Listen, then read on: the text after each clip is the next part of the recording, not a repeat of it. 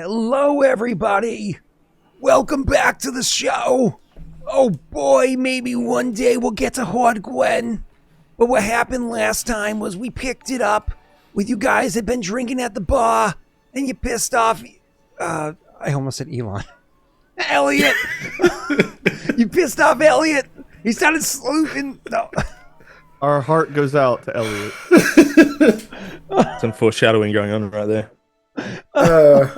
Oh shit, I thought about Superman again. God damn it.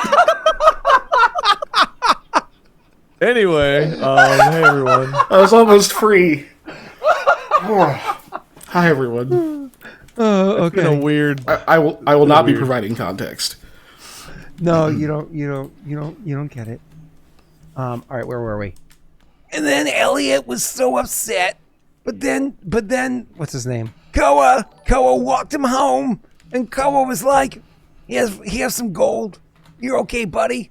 And Elliot was like, oh, thanks, shucks, man. I'll live in your bedroom. And they lived happily ever after.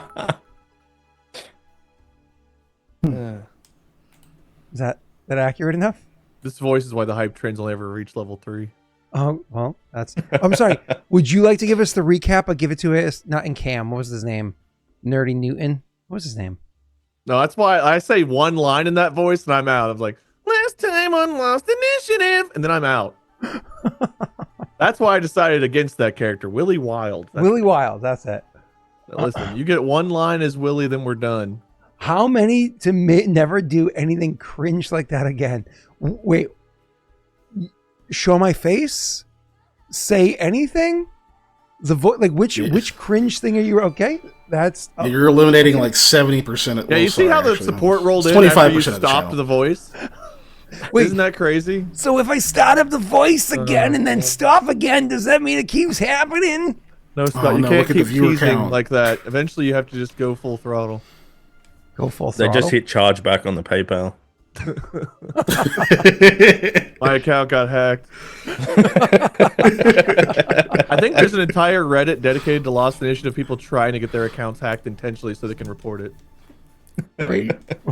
What? Yeah. So they can My get their account money was back. hacked. Also, I'd like to file a police report. Yeah. That's crazy. Oh. Anyways, yeah. Keegan played a lot of music. Yeah. Aldo. Well, Mikhail did. Mikhail did. Okay. I was like, Keegan, I know you were Aldo an / instrumentalist. Jaaek pulled some amazing maneuvers.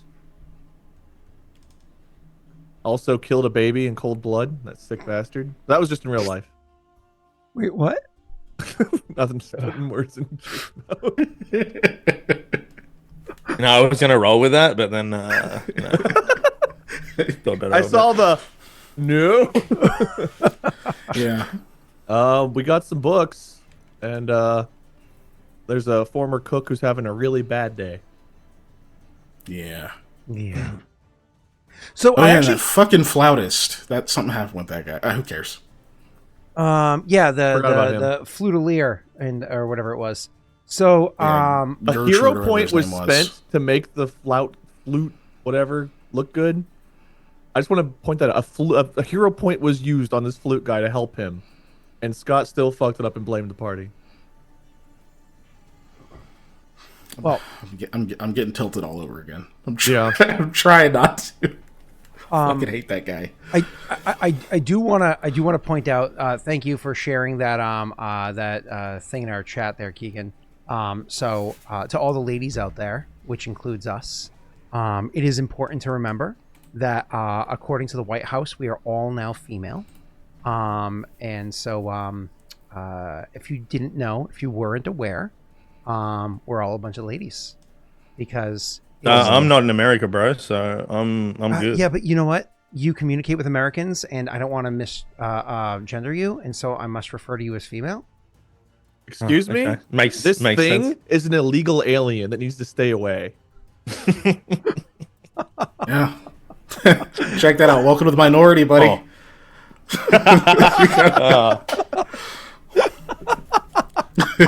Oh, politics. We have fun here. Oh, oy vey. Nearly went full Elon just then.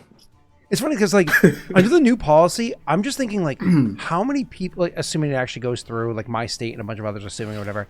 Like so many people in my life would not be citizens. Like so many people, they're either they were just born here, or like only one parent was a citizen, and so on and so forth. I'm just like I don't know, maybe a solid 20% of the people that have been close to my life would not be American, which is so nuts. I don't know. Yeah, it's Maybe fucking more. wild. Yeah, I don't know. But hey, we got TikTok back. We did. All right, so who wants to immerse themselves into fantasy where there's heroes doing heroic things to take our minds away from all the corruption and the chaos and the evil of the real world? Why don't we focus instead on the heroism? Okay, get off your high horse. Kraleen says the good comes with the bad, Scott. Kraleen does say that. So Wow. Yeah. you wrote Steep. that. So how about you get off your fucking high horse? Because you made this corruption, and you made Kraleen. Forensically, because of inflation, the answer is yes. By the way. All right, cool. Awesome. Looks like we're about to complete this with hype train level 1, so you guys are going to get 2+1s, which is wonderful. Thank you, everybody else, everybody who has contributed to get to the hype train where we are. And we know where we left off. So Wade, I'll let you go ahead and say something nice to me, and then we'll get started. Excuse me. This Dutch individual is saying you have to be nice to me and you can't take Greenland. I was nice. Oh, damn it. Okay, one that... Pay to win. God damn it. Well done. Well done. Excuse me 1 second. Dutch guy, does that count? Am I free? It says be nice to DM. It doesn't say nice things. I'm checking the rules on this one. Give me 1 second. I get one lifeline. Hold on. I'm probably gonna get Britted. Oh, Britting is when somebody doesn't answer the phone but then calls you back right afterwards. Ah, okay. It's what she's known for. No. All right. Never mind. Wade, it's approved. You're good. Let's move on. All right. So last session, you have Aldo. You had gathered the 4 books successfully, and I have no idea where we were even at when it comes to this hype train at the moment. But I don't know either. You had successfully gathered the 4 books, and you had brought them back with you to 3 complete. to the your residence, I assume. You know what I mean? So I don't know if you just would have brought them in with you and like throw them underneath your supplies in your room, if you would have hidden them somewhere inside the estate or whatever it might be. But I assume you grab them and you're gonna stumble your way back in, and you don't want to get caught by your friends along the way. Yeah. How long has he been out? Because I think did Koa stay or did Koa go back to the bar with Mikhail? I think he did. He went back. Oh yeah, because I he went chased Elliot out, and then I think you went back to the... Yeah. Or yeah. Yeah. So he's being super But annoying how to long get has you it guys out of been the house. is a factor, because when you went back to see Mikhail was more or less like, yeah, I'm pretty much done. Let's bounce out of here. So I think it's a pretty good chance that you guys would already be at home. And he's Whoa! I don't remember them ready to bounce. I'm pretty sure they were going to stay and have fun. Keegan. I don't know where this bouncing come from. What? With time is Mikhail, it definitely depends on.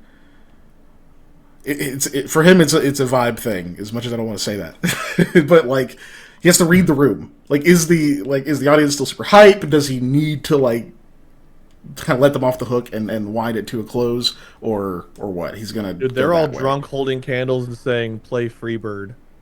You got Yeah, but if people are starting to fall asleep, then yeah, you play Freebird and get the fuck off the stage, right? But as you're doing the solo, Don't you start like, a whole back new out set. the door. I wonder how Freebird would sound on one lute. I Probably not literally great. know one person I could ask. Probably really bad. Didn't they have like 3? Probably guitars? really sad. They have 2 or 3 guitarists. I think it was 3. There's 3, yeah. They had piano, 3 guitarists, a bass, and drums, right? Mm-hmm. And of course a Skinner? singer. Jake looks like he's typing. He's checking it out. He's looking. Yeah, I Freebird searched on Freebird singular loot loot. cover, but there's nothing coming up, unfortunately. What about What? Freebird Cowbell? I know one. I know one lootist by proxy. I don't know him personally. There is one that says Jesus playing Freebird solo. You sure it's Jesus? That's the not internet I Jesus? know. No, I think that he's is the in internet I the know. clouds, so I don't know. He could still be Jesus. Yeah, I don't Jesus know. could just be on an airplane. You know? What song did he turn into Freebird? I had some like Drake R. Kelly jokes, but I didn't make them. I just want y'all to know that. That's a good one. All right, so anyways, Keegan, that's I thought good, I yeah. recalled you saying that you wanted to call it in for the evening when he got back to you. But if you're saying that you don't recall that and nobody in chat is saying that transpired. Oh, if Koa showed up, he'd probably start winding down. If he sees Koa show up. But winding down yeah. doesn't mean leaving. Winding down can be done playing, having another drink or two, chatting some more, and then heading out like a while later. Because a drink or two at the end of the night could be nursed, Yeah. right? That could easily be another hour and a half or so. You know what I mean? So Yeah. I So, will yeah, say it'd be- Koa's plan was to not get super shit faced because we do have stuff to do tomorrow. how about this? Yeah. Let's say there's a 1%, there's a 5% chance that you guys are home when he gets there. I'll let Jake choose somebody in chat to roll a d20, and if they roll a 1, Okay. Is Joey here? Joey is here. I saw him say, I saw him yell at me earlier, but that's Joey usually plays video games and then yells at me. That's how he watches this. In the old days, he used to be in like Discord and have side chatter with people, but now he just yells at me and plays video games. Yeah, he's getting older. He has Well, less he's friends rolling. now. I'll be right Yeah. back. Well, we play during while Steve's working, and and he's usually Joey, Ano, Steve, and somebody else. All right. Yeah, we said a D20. Yeah. Just, yeah. Mao, though, we'll get you next time. Nope. Okay, cool. So, Jake, when you get back home, there's no hiding or anything like that. Where do you, even if you're cautious coming into the house or whatever first, there's nobody there. Where is it that you stash these away? The DM is not asking for a specific location for any particular details. For any particular reason, I mean. Did we lose you? No, I'm back now. Oh, okay. No. Oh, where do you... You did for a good like 20 seconds. Oh, okay. Sorry. Yeah, I've been there. Yeah. So we where would you have put the books? Just having a look around in, I don't know, the room I'm sleeping in, really. Is there any like loose floorboards, anything that I can kind of pry open or something?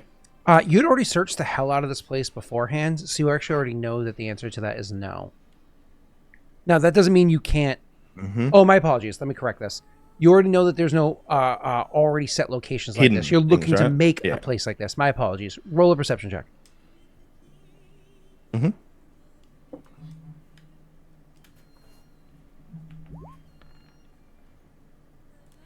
Did Lance really roll an 11? Awesome. 19. So looking around, yeah, you can find floorboards that you'd be able to pry up and do this. You're not 100% sure how well you'd be able to cover them up afterwards because you have no carpets or anything like that to throw over it. But unless your friends are actively looking for floorboards or somebody else, it's very unlikely. You're going to go to an area that's kind of like off in a corner or whatever it is. Not many people are going to be stepping on that spot to feel the looseness of it. You're going to be wise about it. And you're welcome to do this, of course. Yep.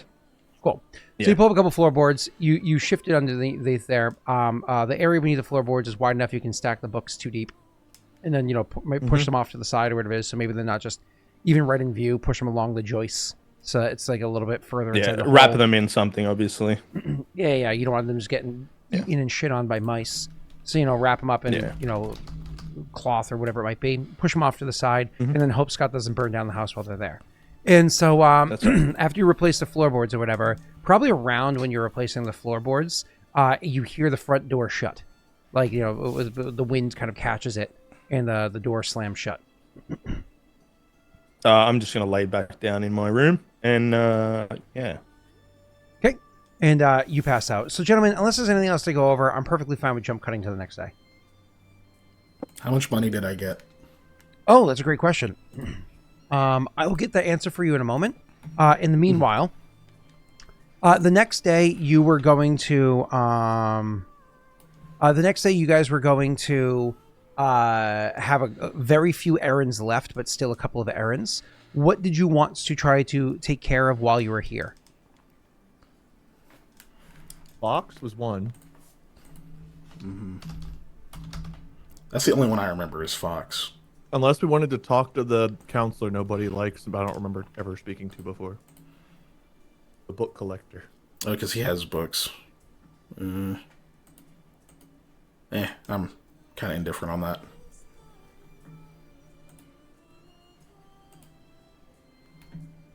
I mean, I also am probably, but would our characters be is the question. I don't know.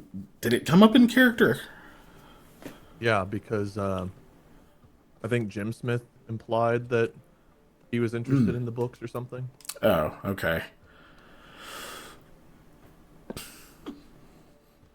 I don't know that Mikhail would want to push that right now. Okay. Sorry, I dropped out again. What he is discussing? Oh. You need to reset your router or something, or are you good, sir? If it happens again, I will do it. Okay, cool. We'll see. Been being a little choppy. Go ahead, gentlemen. Sorry for interrupting. We're talking about visiting the asshole counselor, whose name I never remember. Starts with like a K or something. I don't think there's a point in visiting him because we know he's an asshole and we know he wants the books.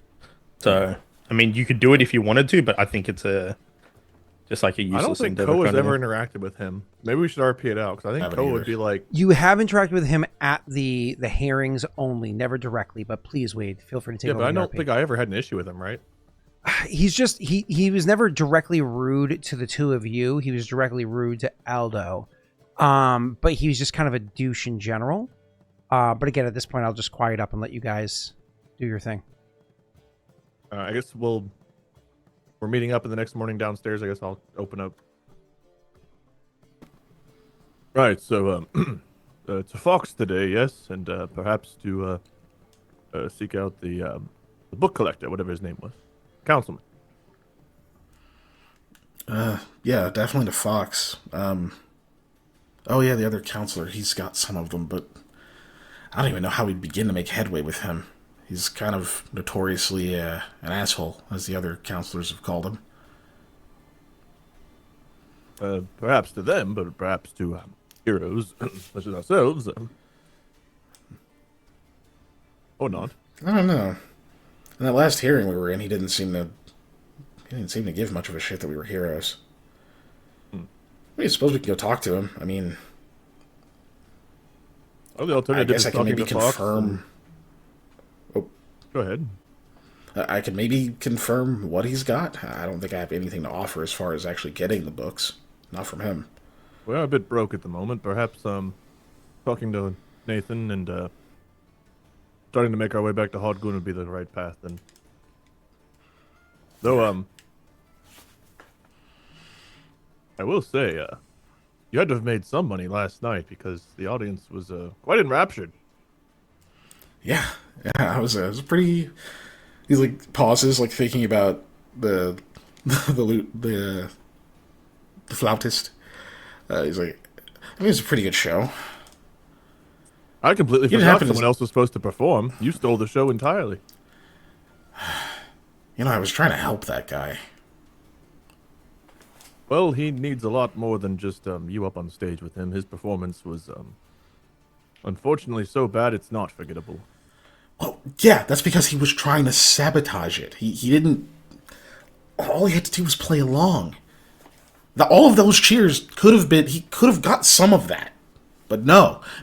He decided that his vendetta was stronger than his ambition. No. He had to try to play something that really doesn't work on a lute, unless you're me. Fucking idiot. Last time I tried to help him. Vendetta's It's like I'm a stronger man of than my word. ambition. I have to write him a stupid song. It's very poetic. Vendetta is stronger than ambition. I like that. You're welcome to have it. No one really owns words. What'd you say? Yeah, no one really owns words. No one really Just- owns words. I thought you said Leon, which reminds me. I've not spoken to Leon. He's in Haudh-Gwenn. Leon? Yes, Well, I don't really know him. But I met him in a bar, and he seemed interesting. And he was going to go speak to the healers in Haudh-Gwenn. Something eating away at his very soul, I think. Oh, yikes. Oh, I was actually intending to go there myself, maybe see what I could learn about medicine. I feel pretty hopeless at it right now, and it seems like we could use it. So We maybe could, I'll and, send him your way if I see him. Another thing to speak to Gwen about if you two chat, because she helps supply the hospital with some things, so even more things to uncover there. Just nods. But first, today, Fox, and I guess we can talk to that other guy. If you Scott, want what to. is his name? I don't remember it. I shared it in other chat, councilman. but it's You did? Torgen Curve Rock. Curve Rock, thank you.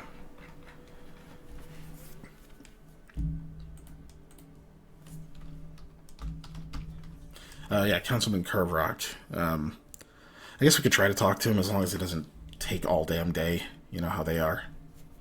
Do you think if we called him Curvy, it would assist our endeavors or make him mad? You know what? You're welcome to. Maybe he likes the cut of your jib. Many do. Not all, though. Yeah, who knows? I've been turned down once by that Fox girl. Yeah. No real shame in that. I feel like that probably would have happened to anyone. I mean, you've done a fair bit of turning down yourself recently. Yes, Krelian, forgive me. I don't know what's going on. Something about this. I don't know. Perhaps it's all the adventuring. Or just one Gwen. That might be it. It doesn't make... perhaps. We don't need to go into it again at the moment. We should go speak to Nathan. Hey, look, plenty of great heroes have been brought low by the wiles of a lovely woman. There's no shame in it. So I should avoid Gwen at all costs. I don't want to lose the ability to be heroic. We have quite a task in front of us. I don't think you'll lose the ability. You might even be more heroic. Who knows? Only one way to find out. Sometimes I feel that you speak in riddles. I think you're telling me one thing and then you have some greater purpose in mind. Yeah. Sometimes I'm just talking. But no, I don't know. This seems like it could be good. You seem happy after you spend time with her. So Well, you should. Unlike our other endeavors, it doesn't involve near death usually. It's probably one of the positives. Though I am thankful I don't have to sand down entire shops very often. But you would if she asked you to. I'd rather fight the gnolls. Yeah, okay. That's fair. Aldo, you have anything else we need to do today before we head out? You look over at Aldo, and he is like slumped against the wall, like hands in his like cradling his face. And he's just like, "No, when are we going to Haudh-Gwenn?" After speaking to at least Fox, but we can only have that conversation. We can save Curvy for after. No, just I don't quite think. right. I don't think there's a point in talking to the other counselor. He won't give us what we want. But yeah, you can speak with Fox. Are you? I might go see the other one just to see if I can get eyes on the books. See what kind of filigree they have. At least gives me something to work with. I can go with if you wish, but if you wish to do it alone, that's fine too. I'm Fox, hoping it'll be quick. should we all go see Fox? Aldo, are you up for this? Do you need some time to rest, recover? Aldo, you go ahead and make me a bluff check, and the other two can go ahead and make a sense motive. I'm not going to give him the usual +5 I give people who know each other well, because it's kind of assumed that you're actually hungover. Oof.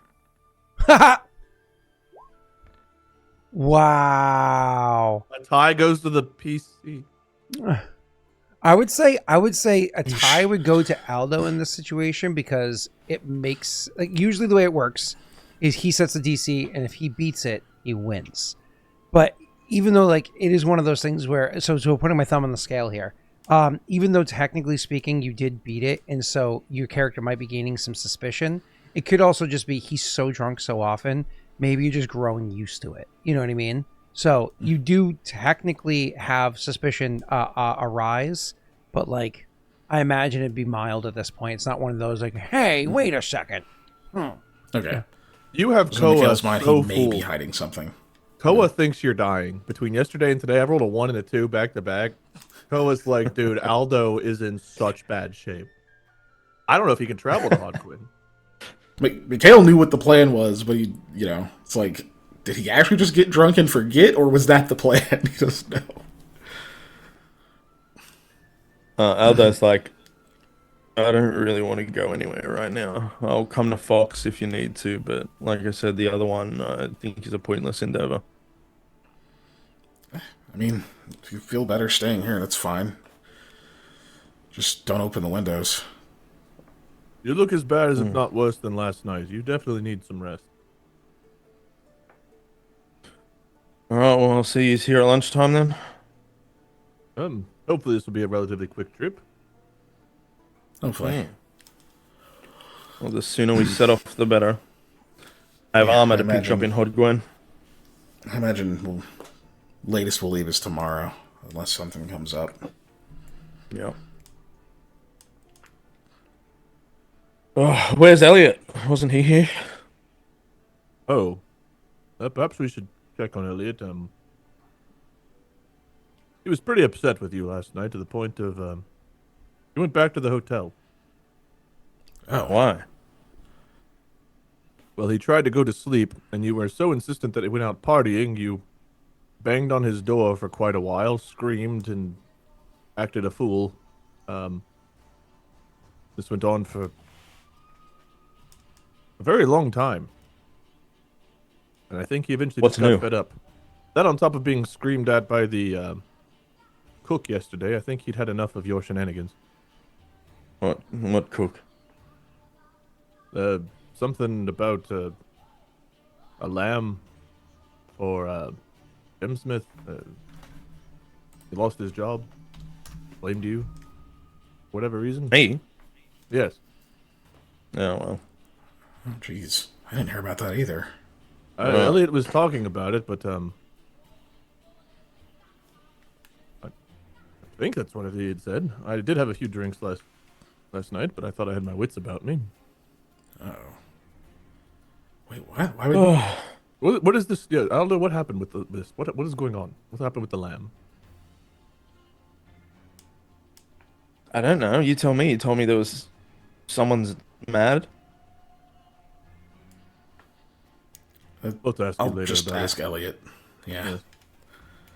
Probably see if he'll come back here and let him know we're going to leave soon. Do you know where he was staying? Yeah. Same place as before? I had followed him there, so I'm assuming that's where he went back to. Alright. We'll talk to him, then we'll talk to Fox, and maybe the Curve Rock. That's getting less and less important the more tasks we pile up. I suppose I agree for now. Eventually we may have to if we want more of those books, but it also means more to carry around with us, so perhaps waiting would be fine. Koa, fortitude save with -1 to your circumstance modifier. Fortitude save -1.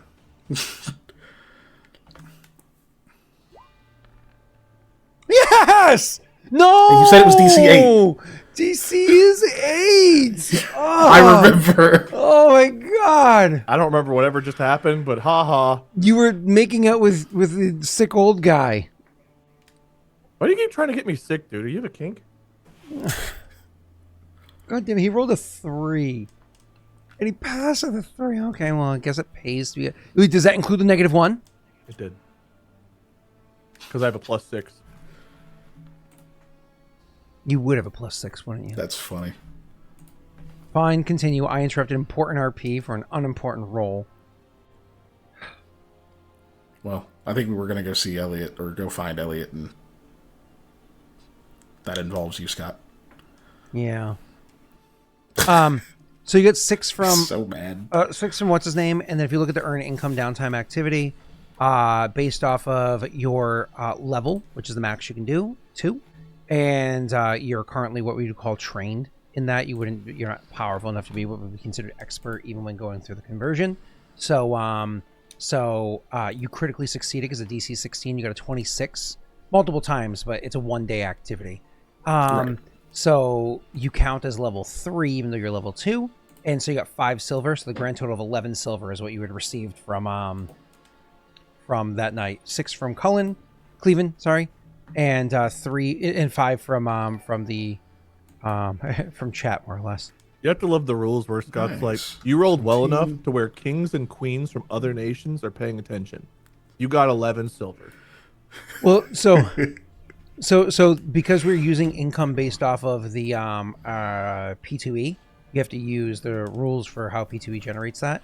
The other one is absolutely true because think about it, he did well enough for that, but that doesn't mean that the audience around him has the disposable income. I get it. It's too. just funny. Yeah. Other planar beings have noticed your existence. Yeah. Here's a copper. Yeah, but that makes sense though. Most performers are poor until all of a sudden they have a patron, right? Until they're dead. Yeah. Fits the concept. After they too. die, then they get the wealth of, so on. Like, think about it. How wealthy was Leonardo? How wealthy was Michelangelo? Okay, they probably had some pretty comfortable lifestyles, but you know what I mean. Yeah, they probably did. Yeah, you know what I mean. I gotta go perform at the Flurrian, god damn it. Cool. So let's you guys are gonna head out to that direction. You're heading over specifically to see Fox. Is that what you said? Yeah. We're getting Elliot first. Elliot first. Okay. Because he ran off, yeah. Yeah, Elliot was pretty pissed with how much of an ass he was, and so on and so forth. So he ran off. Let me just make sure I get my ducks in a row on this one, because you guys came back, and what did he say? He just wanted to go to bed or whatever. Mm-hmm. It was the gold. He was trying to go to sleep, and then got that. That's what kept getting interrupted. But this isn't the same time as the gold piece conversation, right? This was a different time. Different time. Yeah, that was already squashed. Yeah. Like this was Koa and Aldo came back. Aldo was like, you guys should go back out. And Koa's like, would you like to? And Elliot's like, it's tempting, but I should probably just get some rest so we can read the book. Yeah. And then Aldo harassed the shit out of him for like an hour. I remember because the gold piece conversation Mikhail was there for. Downstairs, granted, but still there for. All right. So you guys go to where Elliot was staying beforehand. Because you had gone with him to his room before to collect his belongings. So you literally just kind of go into the inn and head over to where that room is and give it a rapidy tap. And a few moments later, a woman opens the door. It's not super early in the morning, so looks like she's prepared for the day or whatever it is. Opens the door and she says, "Oh, hello." Oh, is Elliot here? No. Oh, thought this was his room. Our mistake. It was. Is this your first night in this? Doesn't matter. Sorry to bother you. She gives you like a polite smile and then just shuts the door. This was the room. You're sure? Yes. I mean, this is an inn? This morning and everything shifted slightly. This is an inn, I'm assuming, Scott. It is an inn, yes, sir. Okay. Probably go ask the innkeeper. Okay. So you go downstairs and you ask the innkeeper more or less like, "Hey, is Elliot here? He was staying here before in that room." And he says, "Oh, yes, came by last night. He was looking to grab a room. And unfortunately, he came by kind of late. And with things as cold as they are, all the rooms are already booked up. I offered him to, stay out in the stables as to not let him be out in the cold, but he said that he would just check another inn." No. Okay. You didn't happen to see which inn, or do you know anywhere else that had vacancies at the time? That boy can talk. Last night he wasn't saying much. Yeah, I guess he was in a pretty bad mood. Okay. Where's the nearest inn? How many even are there in the show? There's like 3 or 4, something like that. And so he gestures and gives you the direction. We don't need to play this out each one at a time. So you go to the second inn, and they didn't know. Sorry, they did know who he was because he's been around Leshev off and on before you guys ever came by, long enough that they knew who he was. And he's like, "Oh no, I couldn't spare a room for him, but I told him he's most likely again next inn." So that you go to the third one, and it's kind of a similar story. They do say that there was not enough room for him there either, because again, with being as cold as it was, everybody was like, "Let's get places." There's no camping outside of town or any bullshit like that you would normally do if you were travelers through. And Leshev is very much a pass-through town or what have you. Even if a sailor was coming down, you're not going to stay on a boat. Like, it was too cold for you to stay on a boat last night. You're going to go and grab a room.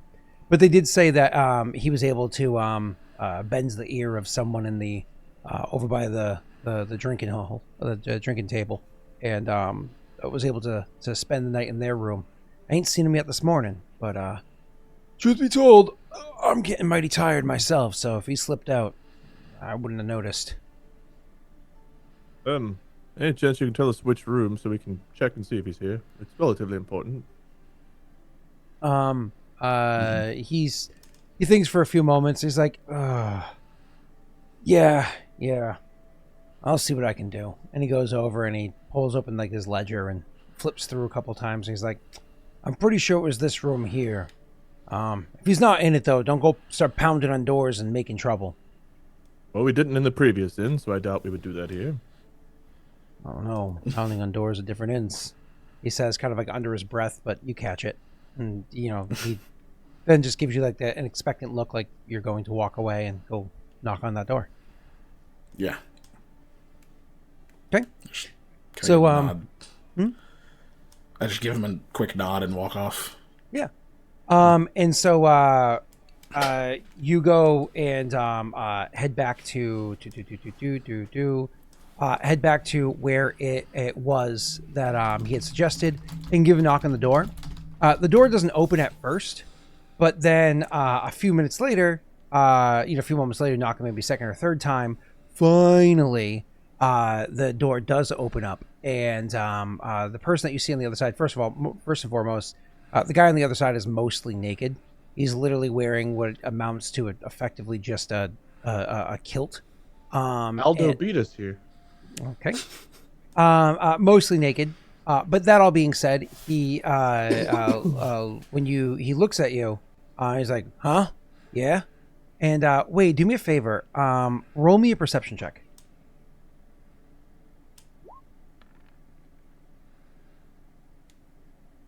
Nothing jumps out to you at first, so I will let it pass. So go ahead. You can just RP if you like. Yes, we heard you allowed a gentleman to stay with you last night, and we're looking for him. Elliot's his name. So I'm sorry. You say looking for Elliot. Oh, wiry little guy. Typically. Yeah. Opens the door a bit more, and you can see that the floor has several people sleeping on it. Oh, you ended up being the shelter today, huh? He gives you a smile and says, "That's all right. We know how to have fun." Cool. I give Mikhail a look like that does not sound like Elliot's style. Right? He shares it for a second and just goes, Elliot, you awake? You actually hear from, as you kind of call in there, you hear several groans of people none too happy about all the the yelling out or whatever it is. But eventually you hear, "Huh? Oh, thank God." And it starts trying to push himself up, but it looks like some arm is draped over, not over him, but in his way or whatever it is. And he kind of struggles for a second to get up. And while it's semi-entertaining, if you will, that he struggles to get up, still fully clothed, travel cloak and everything, he does gracefully step over the various bodies to get there. And he's like, Dude's a dancer. Yes, he is a dancer. Does gracefully step over the bodies to get out to where you guys are, and he's like, "Morning." Good morning. Glad you found somewhere warm. This was terrible. You should have just come back because this. The guy looks at you as before Ellie can respond, and he's like, "What? You got a problem?" I like to stretch out. He says, "I do too," and then he kind of like steps forward, like into the doorway more aggressively. He's like, "But at the same time, one does what they must to survive." Yes, I see nothing wrong with it. It's just Elliot here had well, it's not important. Thank you for being a gracious host, but if you don't mind, we'll be on our way. You think Elliot, you grab can? your- You think you can con Dyson to me, huh? No, I don't think he does.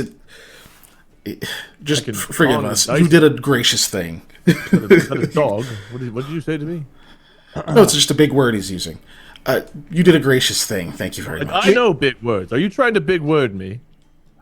When he says it's just a big word or whatever, like being a full-on douche like that, he is going to throw a punch at Mikhail. How is that being a douche to him saying he used a big word? Well, I'm again, being a douche to Koa. he throws the punch. There's a logic behind it, but he does throw a punch at Mikhail. So he goes to like take a swing at Mikhail's face. Now, I don't get to just Yay. free on do that. We do have to roll Really? an Do you want to initiative fill? to see. Huh? Let the fill. That was a surprise round. You guys weren't aware. Next time we get the drop on somebody, just remind us it's an insta kill. All right, just go ahead and actually let me clear the tracker. I'll put it up just for the sake of simplicity. But why don't you guys go ahead and roll your init real quick. Okay. You know what, Forensic? I'm starting to think you're right. This guy's secretly a mule. Right? I Aldo, fucking are you told there? you! No. Unless he came in secret. Did he, oh, he stayed back? Okay, sorry. All right, that's fine. So, Sorry, DM, Mikhail, paying you attention actually get to act first. So this guy goes to throw a punch at you, but I mean, Mikhail's probably just going to move away from him. yeah, kind of like just like further down the, like, if there's like a hallway or something. so like, hey, what the hell? technically speaking, to what disengage action, A withdraw. withdraw. Yeah, that's it. You just like withdraw, like kind of like duck back and just like a back way up or whatever it is. Yeah. And then so if you do that, like you just withdraw back, you say or do anything else, or is it just withdraw, move back? Just shout, hey, what the hell? Okay. As I'm moving. So under his breath, he'll be like, "That's what I thought," and then he'll look at Koa like challengingly. Oh, I imagine like simultaneously to him stepping back, Koa's grabbing the guy's head and like pushing it against the door frame to like hold him in place. Sure, that sounds So like it's a like grapple. a bit of a grapple. Yeah. So he's unarmed and doesn't have improved unarmed strike, so he does not get an attack of opportunity against you for doing that. You can just roll a CMB. That's a pretty solid roll. Give me 1 second. That definitely passes my my CMD. So yeah, you kind of like grab him and like you said, push his head against the wall, or maybe grab his arm, whatever it is, to have him in place. And do you say anything as you do this? Oh yeah. You throw a punch at one of the Valiant Few after I thanked you for your kindness. I don't care what big words you know, you're an idiot. I'm an idiot. There's only two of you. And he's struggling to pull free, which I'll roll for. That's good math, friend, but perhaps go back to sleep. As he struggles to pull free, he says like one of those like he says, "Two can't be a few." Pulling free. Unfortunately, I don't think I did high enough to roll out. I got a 14 total. What's your CM to the D? It is a 14. Ooh, that means I actually did go high enough. I didn't think that was high enough. Cool. That means he did roll high enough to break free from the grapple. Okay. I mean, I don't know if does that mean is that all of his turn, or does he do anything else? That's his action. I guess what he'll do is that's his action. He squares off, and he can't really. I'm not going to say anything else because it's kind of he already said words. Mikhail, it's you if you choose to do anything, or you can wait. Is it just us and this guy in the area? Like, or is there a bunch of other random people? I mean, there's a shit ton of people in the room behind him, but they haven't gotten up or anything like that yet. Okay. And I'm, like, out of the doorway so they wouldn't see me. All right, I'm going to cast Daze. Nice. What's the DC on that one? On the guy. 13? Okay. It's a will save. I failed hard. Imagine if there were, like, crit fails on saves. Failed by Oh, 21. jeez. Yeah. I just literally, like, snapped my fingers really loud. It's almost like a loud crack instead of the normal sound of snapping. And that's what I do. Okay. And so, you do this, like, loud snapping noise or whatever it is. And he is disoriented. So dazed, Wade, in case you don't know, dazed means he loses his actions, effectively loses his turn. Okay.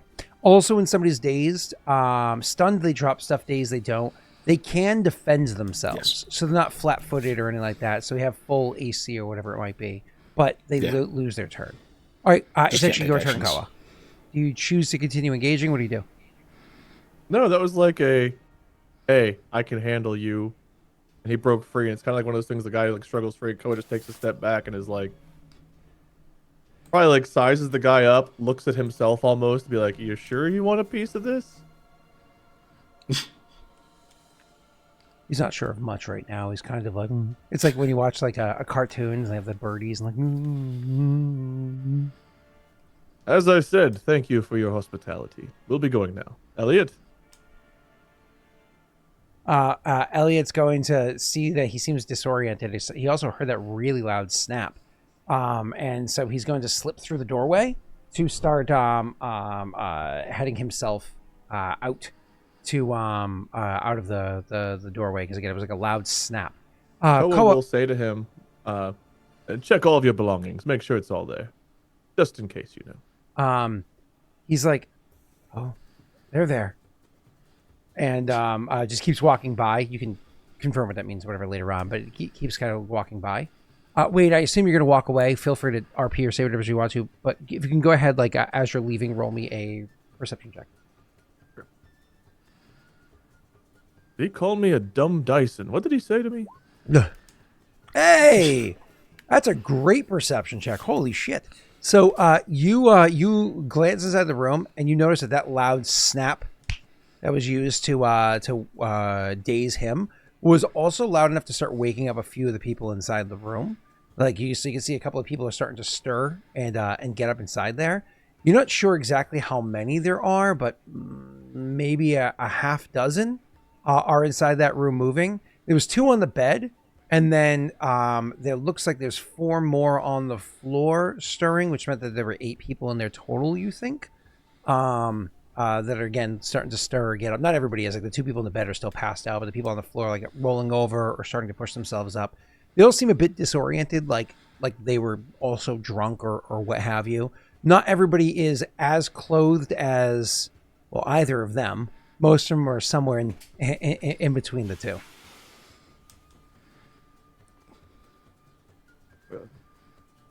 Good morning and good night, everyone. Continue to rest. Good day. Cool. And you walk off seeing that. Something does catch your eye as you're walking by. Nothing to necessarily address, but you did see in the bed, just as you, like, literally as you're walking away, catches the corner of your eye, so maybe your eyes shift or whatever it is, and you see of the 2 people in the bed, one of them was a male hobgoblin, stands out, bright red skin would stand out or whatever. It was dim in the room. They looked vaguely familiar, but again, it's one of those, probably don't want to stick around to see how well you handle 7 people at once. You know what I mean? Sure. And so you can turn into... Well, now, hold on. I don't want to now. Move over, Gwen. You've been replaced. Oh, I was thinking fist fight myself. But... Oh, I thought you lucky 7. Okay, never mind. Yeah, fist fight, not a sword fight. But anyways, so yeah, you walk away and are able to head downstairs. And you can see Mikhail as Elliot, walks up to where you are or past you or whatever. He's just like, worst fucking night of Yes, I understand why That guy you... was so sophisticated, he turned condescend into 3 words. When you I say still that don't know to what he called Elliot, him. it gives it. Sorry, because they were down the hall from you. Fine. When you said it to Elliot, it actually gives him pause as he was saying like a curse under his breath, like Arenda give me strength kind of a thing, or Arenda give me patience, and you were like, oh, blah blah blah blah. It actually gives him pause, like full on, like he looks at you almost confused for a second, and then we can have Koa like approaching as like there's that moment where you say a joke and it clicks a second and a half later, and then he gives like a ha ha. Like you genuinely catch him off guard, and he actually gives an audible laugh, and you can see he's tired. The poor guy is very tired. Go ahead, Koa. I bet. That man called me a Dyson. What did he say to me? He doesn't know how to say condescend, which means to talk down to someone. Dyson. Oh, I see. Yeah, he's an idiot. But It was so stupid I couldn't pick it up. I thought he was calling me some kind of animal I'd never heard of. he might have thought it was an animal. Who knows? Either way, that didn't go the way I expected. There's a hobgoblin in there that... None of them came back with us, right? From Redstone? No, I don't think so. Looked very anyway, neither here nor there. Hobgoblin we met here was shit. What was Tariq's guy? His right hand dude. Yeah, name is escaping me at the moment, but I know who you're talking about.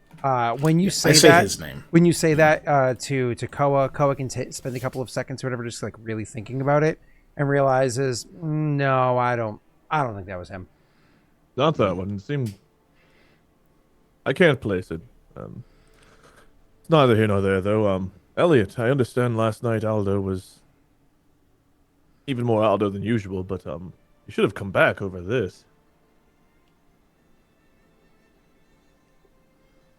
He thinks for a second and he's like, it was cold.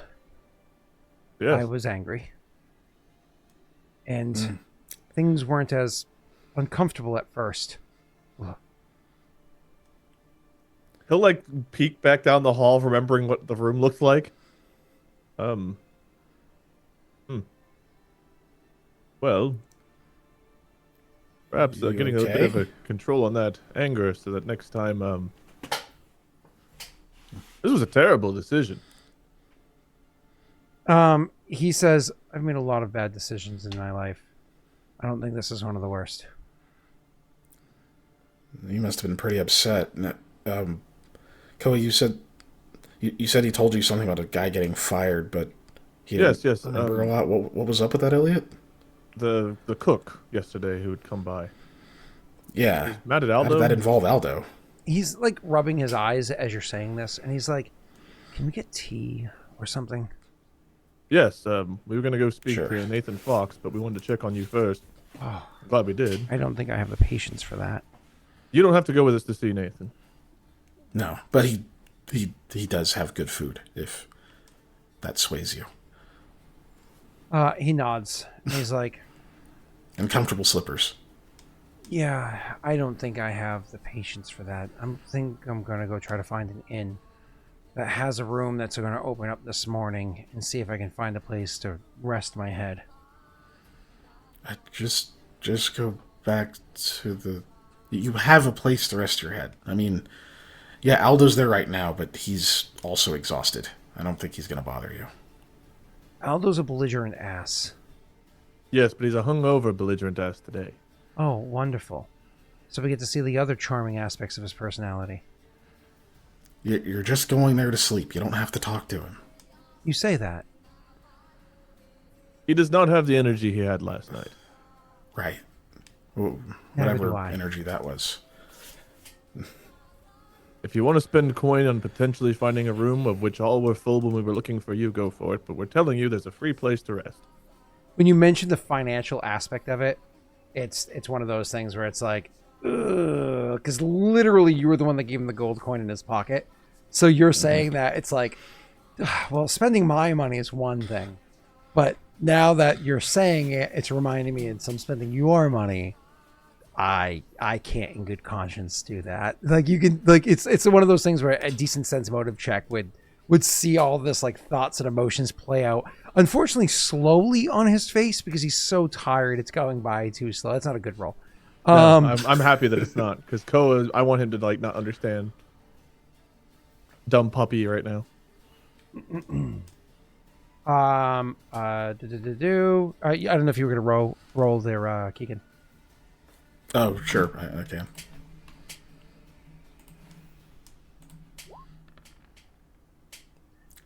Cool. Yeah, I would say that's good enough that you'd be able to see it play out in his face. So you kind of like see that play out, which is, and you know about the coin, so that you know that kind of makes sense. And he's like, fine. Do you want us to walk back with you to ensure that you don't have to interact with Aldo? I'm not sure how big this grudge is growing. I appreciate what you're saying, but I'm an adult. I can handle a child. Koa raises an eyebrow, and I don't think it's that hard to see that he's like looking around the decisions Elliot made last night. Oof. It was an unintentional just let out by Koa, but he's also a kid who's like, dude, I'm 18 years old, and I feel like I'm looking at a bunch of play children today. If you're just going to rest, I feel confident in that. I still don't feel like I have the full picture. I mean, if it was just Aldo being an ass, I mean, just him being an ass. This seems deeper. I suppose if we're going separate ways, something about you visited. I don't remember. You visited somebody yesterday, and councilman Aldo had asked him to make lamb or something, and that it got him fired. There's more details, but I honestly I don't remember. I don't care right now. I'm sure to make lamb. Why would he make lamb if Aldo told him to? If he wasn't supposed to make the lamb, wouldn't he have known that? He shrugs and says, "Maybe it's maybe Billy told him." Billy. Yeah. Why would he? I guess he could have convinced him, but even then, I don't know. That's maybe he's just mad and lashing out. He didn't That's even go to hard eat to any of say. this lamb. He was with us all day. Yeah. I don't know. That's still. I mean, that sucks. Getting fired over lamb. Yeah. None of this makes any sense. We'll have to talk to Especially Aldo when rich he's guy's feeling better. lamb. Try to get his perspective on this. It didn't sound like he knew what was going on either. That's also true. Oh well, it's not either our way. concern right now. Let's go talk to Mr. Fox. Yeah. Okay. And so shoot. Oh, god damn it. When you accidentally press the win key on Windows, and like it just causes everything to fuck up. Yeah. All right, I cool. saw us disappear. Yeah. All good. So he walks off and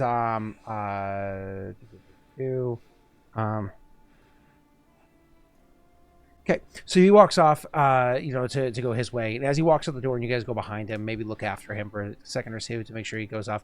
You see that he ends up stepping on an area where like the snow drift.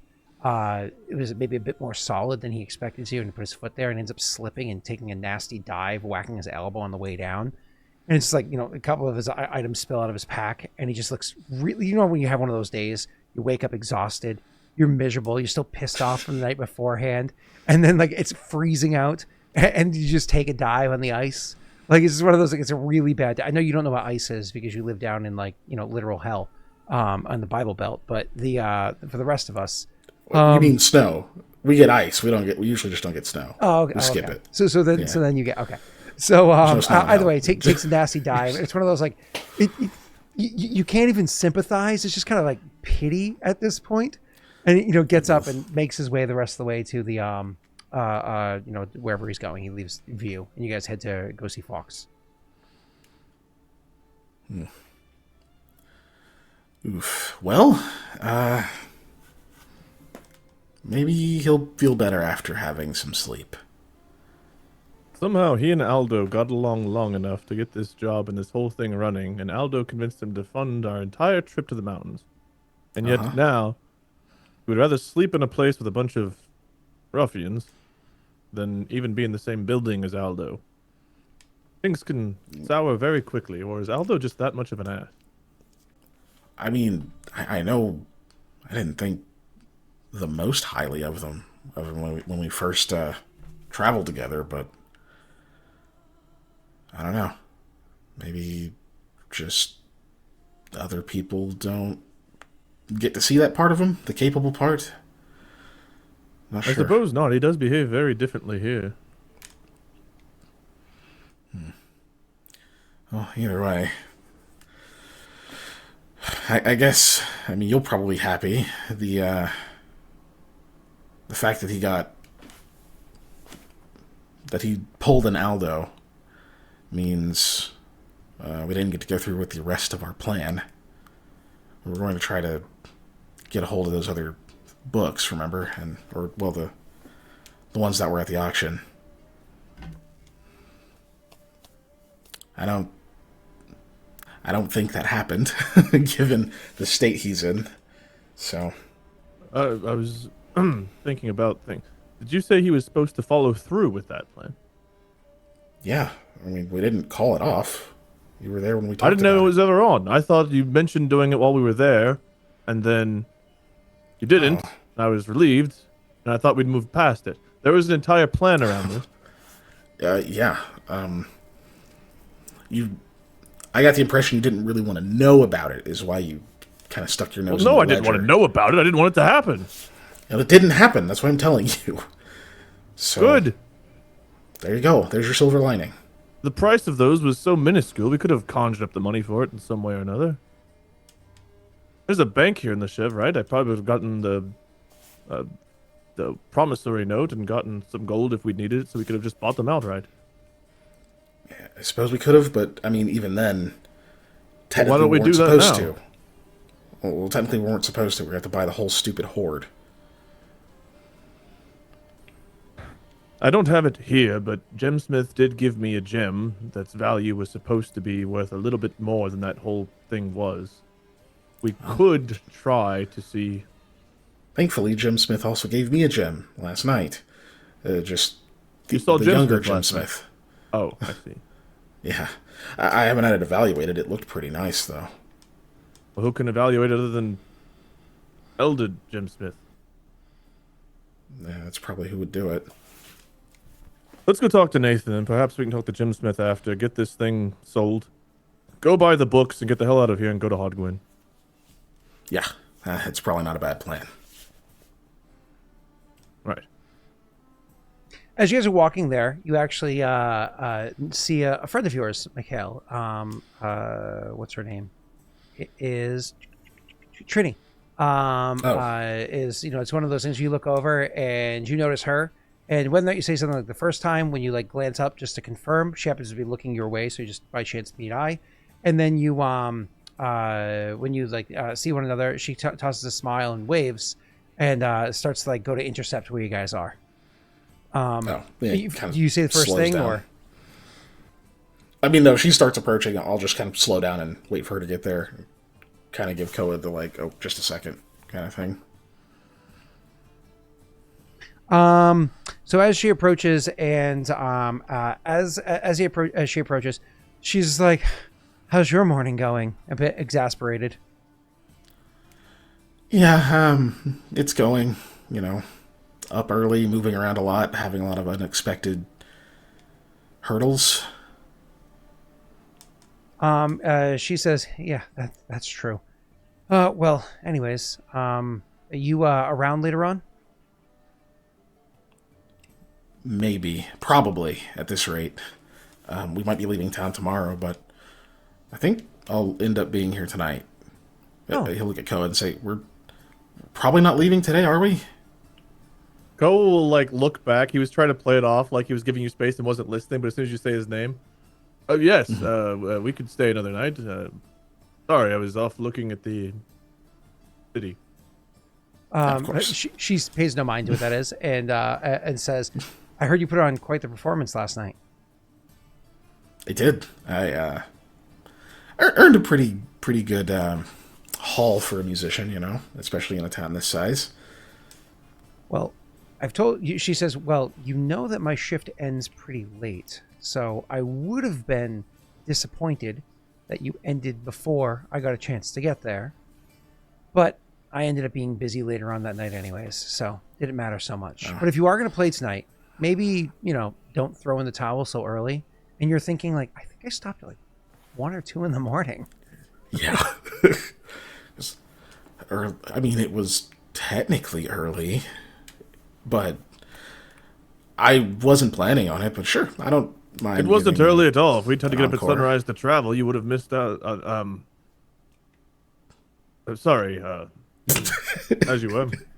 No, you say sorry. She's like, no, it's fine. At least you got the opportunity to sleep. Anyways, I can't.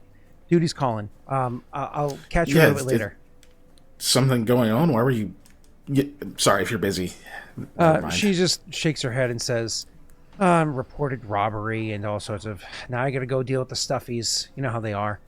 Anyways, I'll talk to you later on. He looks like he really doesn't want to ask because it wasn't the auction, is it? Because I was hoping to buy some stuff. She says, word really does travel fast. Do people really talk to you that much? No, I was guessing. Shit.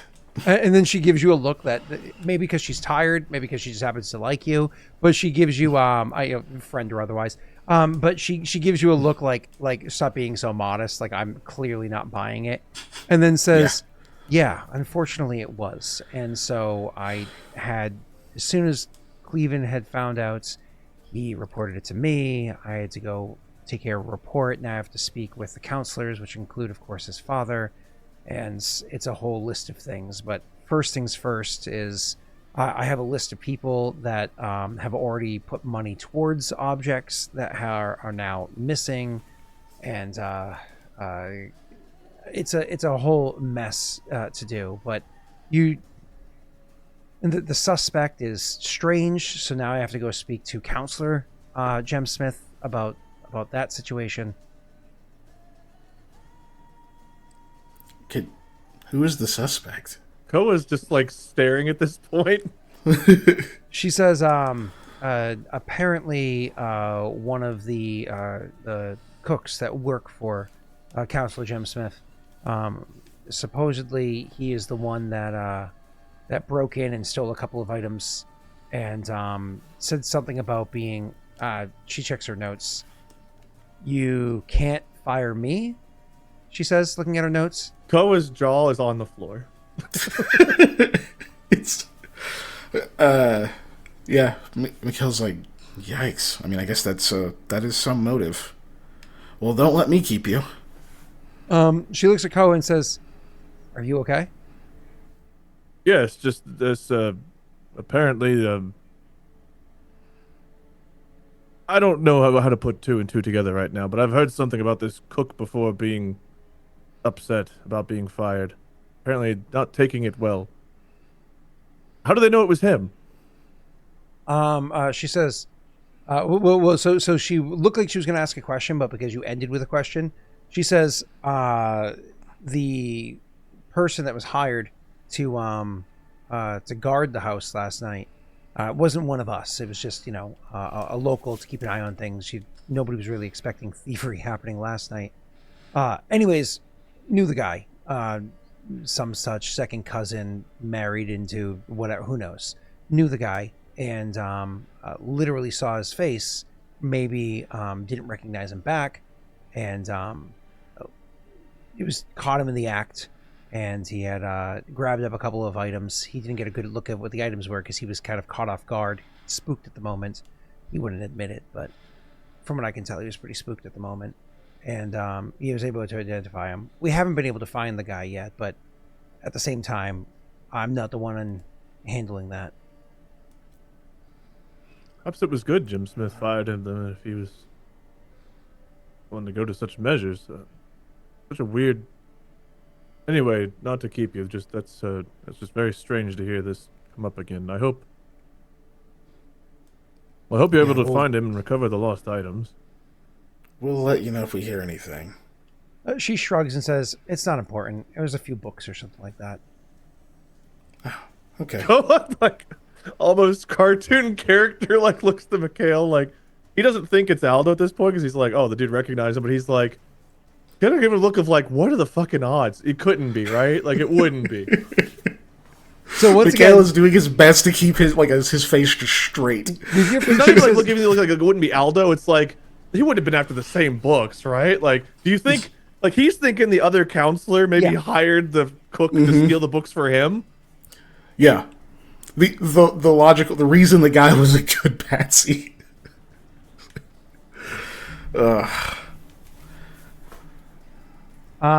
Books. Yeah. It figures. Huh. If there's anything we can do to assist, let us know. We're at least in town today. I think our goal was to leave today or tomorrow, but well, because I was letting you guys kind of like discuss for a second, but she was going to ask. She says, "Koa, do you know something?" I don't know much. I know that whenever we were over at Jim Smith's yesterday, apparently something happened. I don't know. Aldo had talked to somebody about having lamb, and then I guess the cook made the lamb, but he wasn't supposed to make the lamb, and he got fired for it. And apparently he came over to our place to yell at Aldo, but Aldo wasn't there. He was very upset, according to Elliot. Very, very upset. So, there were a couple of books that we were hoping... He went over to your place. Oh, that's right, she says, looking to Mikhail. I forgot. You live in this district now. Technically. We have no furniture or any possessions, but we'd actually gone over to look at some of the items ourselves, and we were hoping to put a bid on a couple of the books and things. In fact, we were going to talk to Jim Smith today to get a gem valued so we could get it cashed out to put a bid on some books, but we were also told that someone else in town here is interested in some of there's a bunch of books. They're probably different ones, but just a weird coincidence.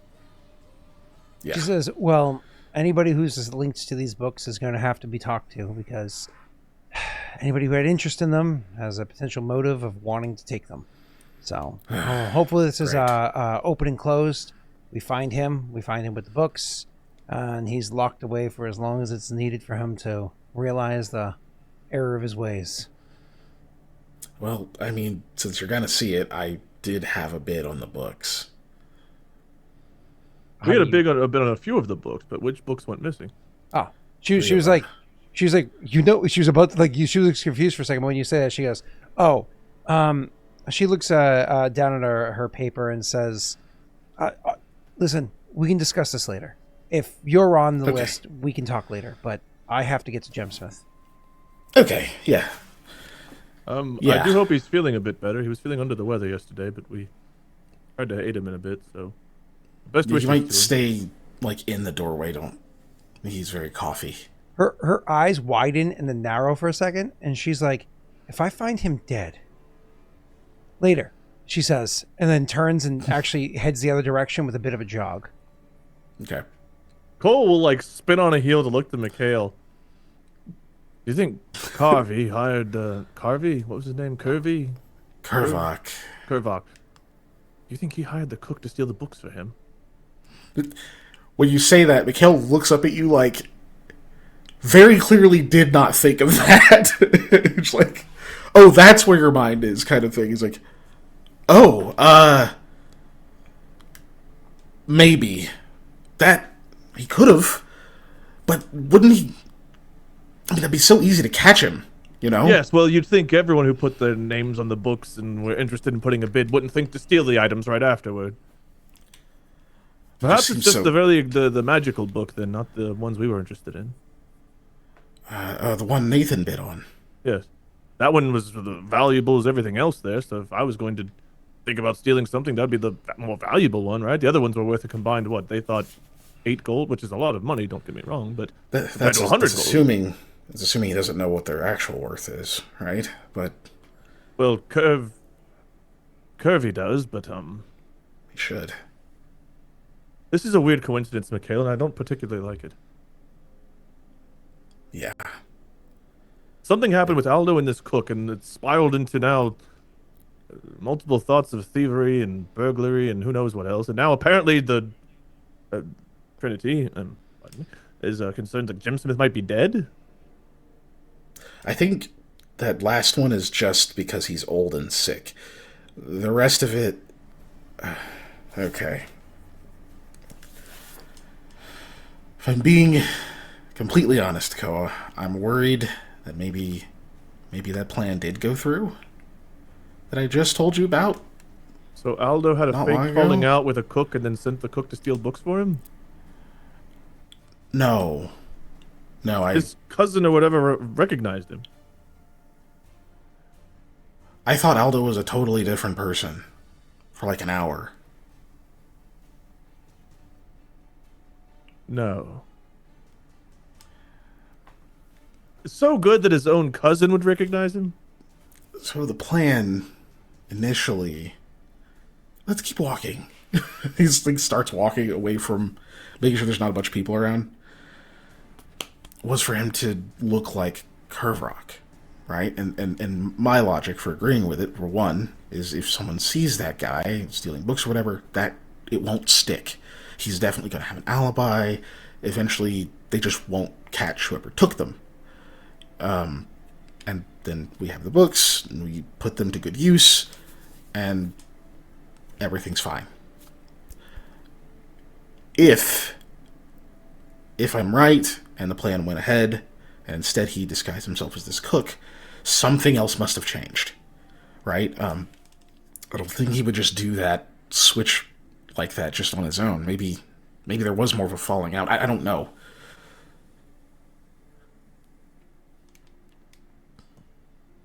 I don't understand this cook's involvement in any of this. That's the weird part for me too, because I'm not sure.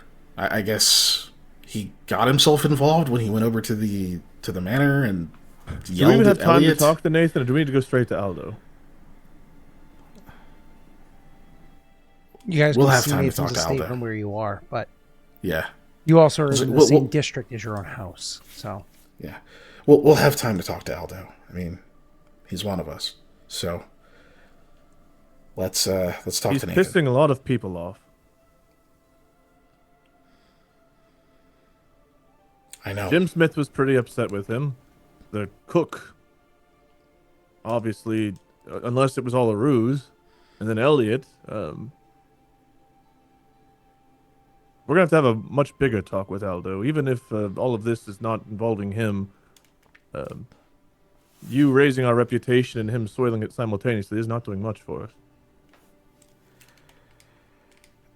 Yeah. What? I find I'm not myself even sure where to defending Aldo start. because in perilous situations or out and about, he's been excellent. But something happens to him in the towns where I don't know. We shouldn't assume anything until we've spoken to him. Perhaps there's something Correct. else going on that he knows about. Or perhaps he was just drunk and passed out. I don't know. He seemed I mean, he looked awful. pretty gone whenever you were walking him out. I wasn't sure at the time if it was the ruse or not. I just really wasn't sure. So, I don't know. We'll have to speak to him.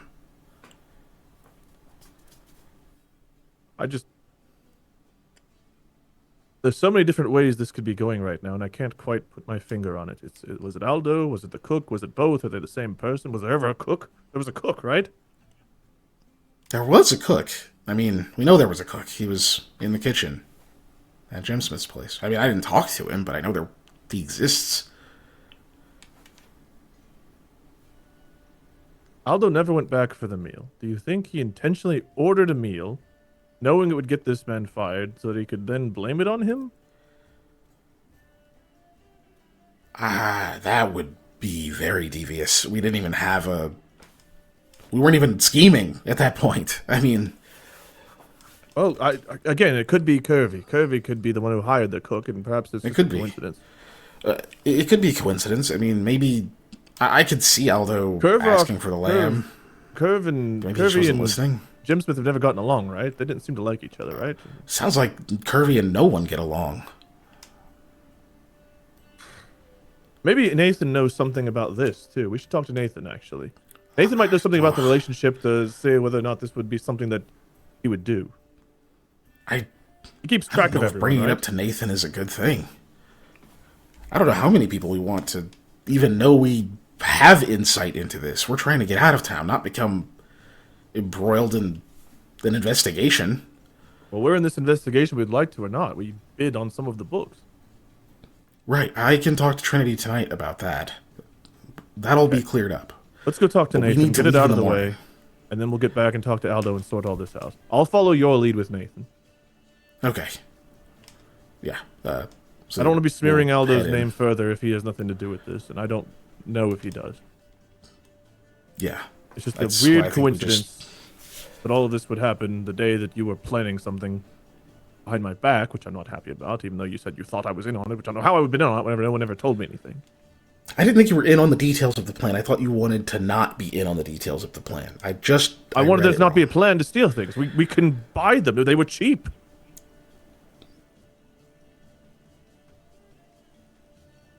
We could have sold the horse that Elliot gave us and bought the books. At the time.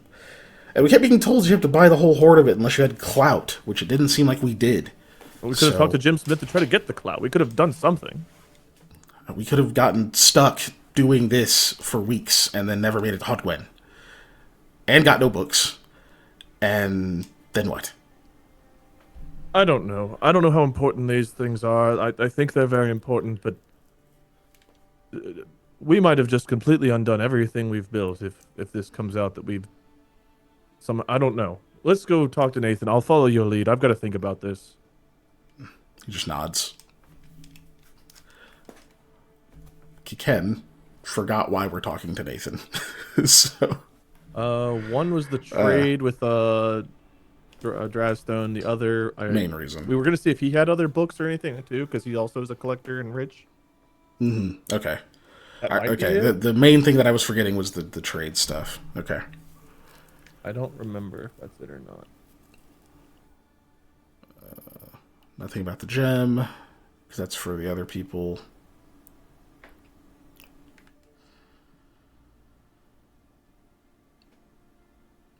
Yeah, we'll figure it out.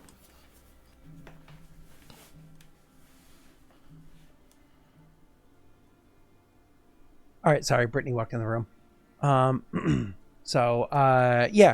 guys are gonna go ahead to Nathan's.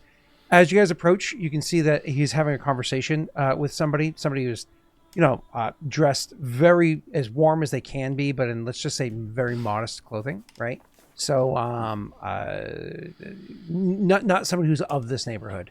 Either way, so when he finishes having the conversation, where you can see he's the one standing in the doorway having the conversation, you can see he looks slightly disappointed.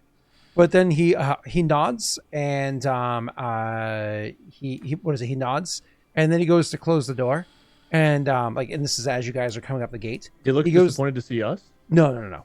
He goes to close the door, but then he notices the two of you coming and he says, "Oh, never mind. Here." And you actually hear him say, "Oh, here." And he reaches over and grabs a coin and hands it to the boy, and you guys have both of his eyes sharp enough to notice the pale color of a silver coin that he hands to the person, not boy, but the person that was standing there. And they seem delighted as they turn and go walk by.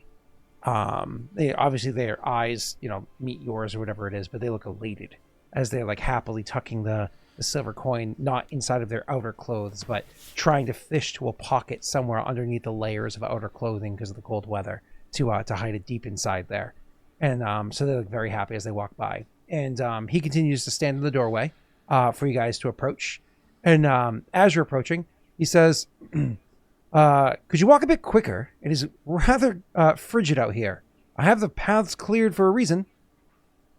Oh, what do you say? Just hurry up. Let's right. Start jogging. On our way, sorry.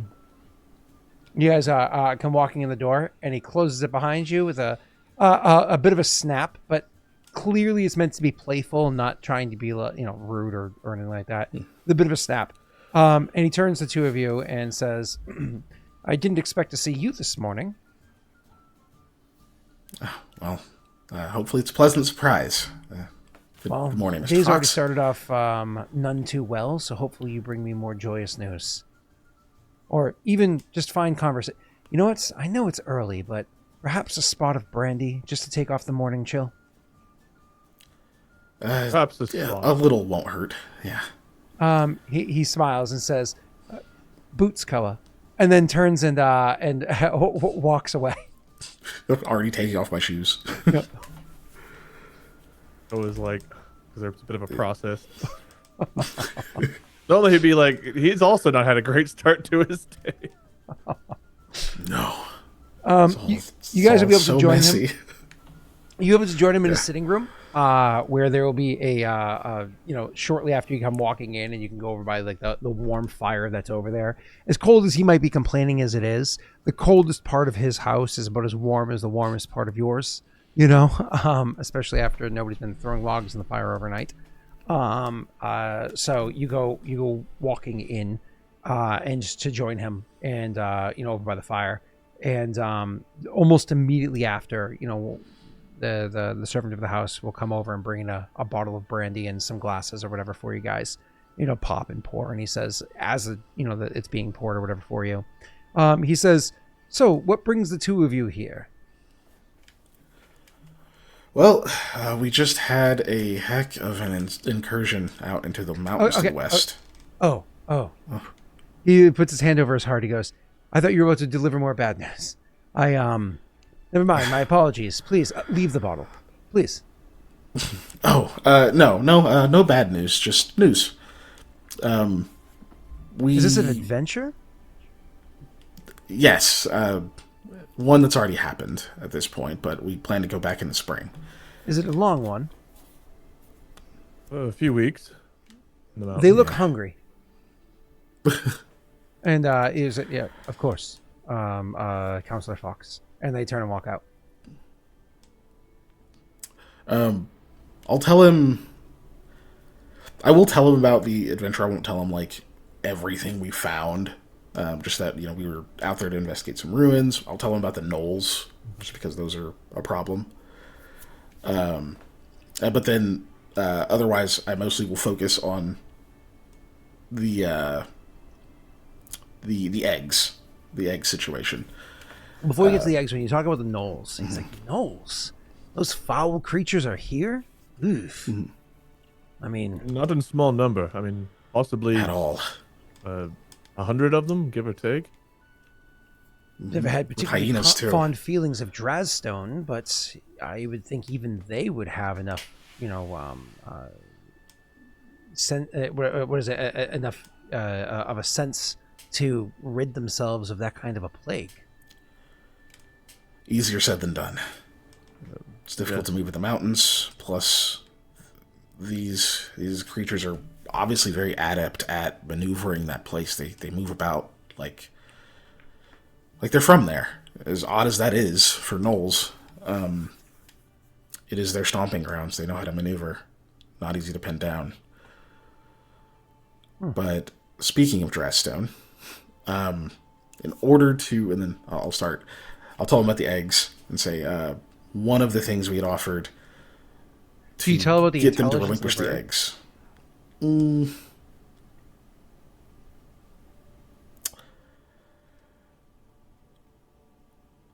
No.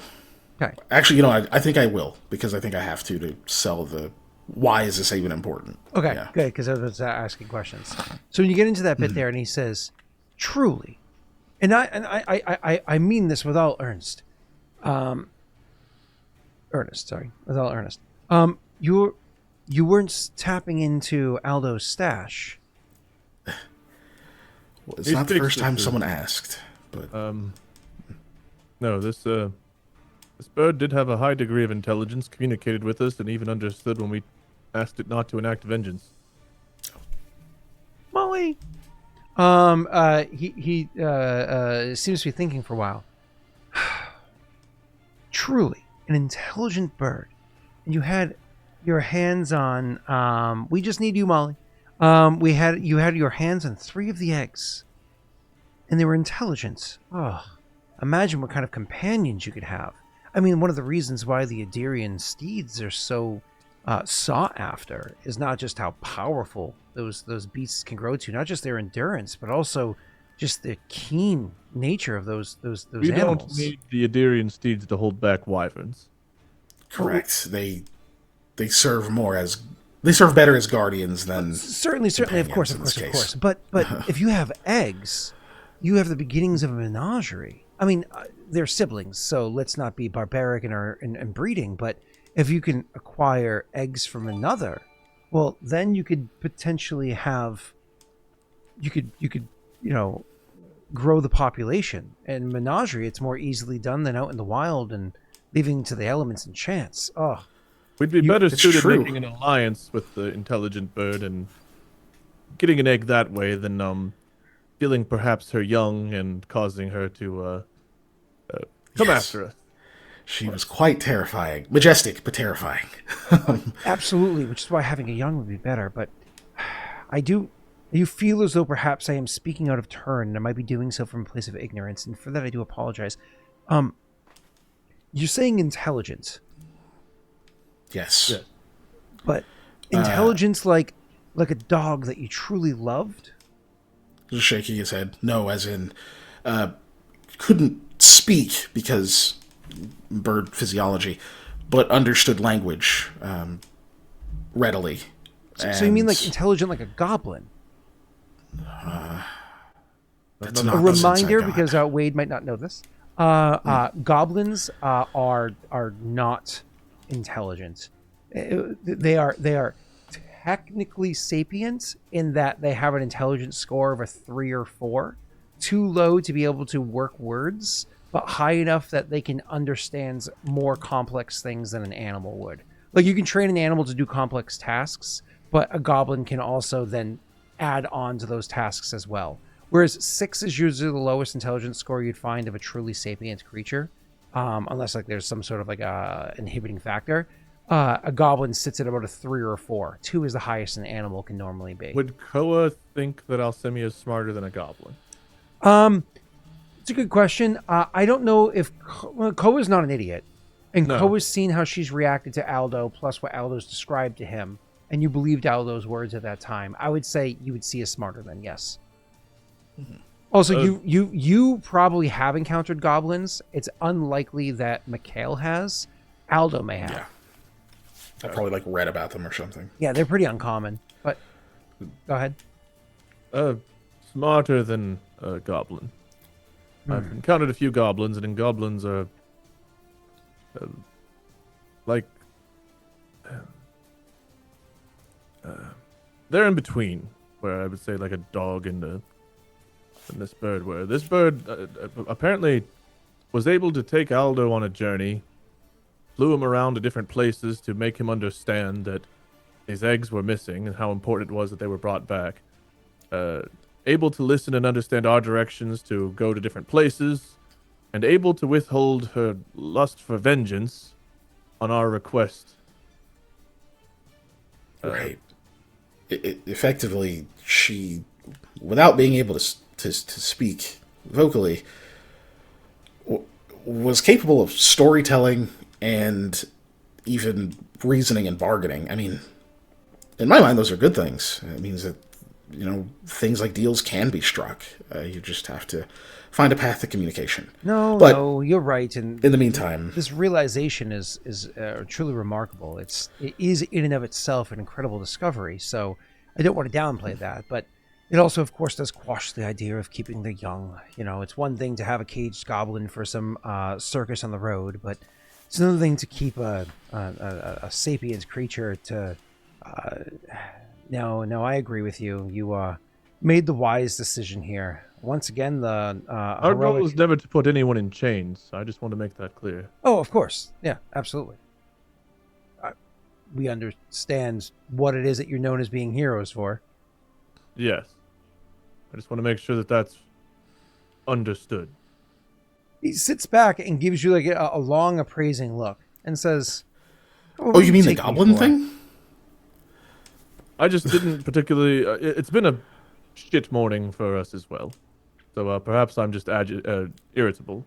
Be that as it goblin may, in perhaps the be circus was a bit careful upsetting. with how quickly you're willing to throw out accusations. Right. I apologize for my rashness. Again, been a bad morning. Apology accepted. We'll blame it on the brandy. And we've had people jump to conclusions fairly recently about us, so yeah, easy to be snappy. But right, so he kind of continues talking about what led us to get to him, which is we're supposed to try to figure out some kind of trade between here and Drastone, or at least bring it up. That's interesting, because Drastone does mining, and so most of their trade is going to be either around things that they craft with the raw ore, or the ore itself. And so predominantly their trade is going to be with Paradel. Paradel always is at war, and they can always use the resources, and specifically the region of Paradel that they trade with, which is hold on.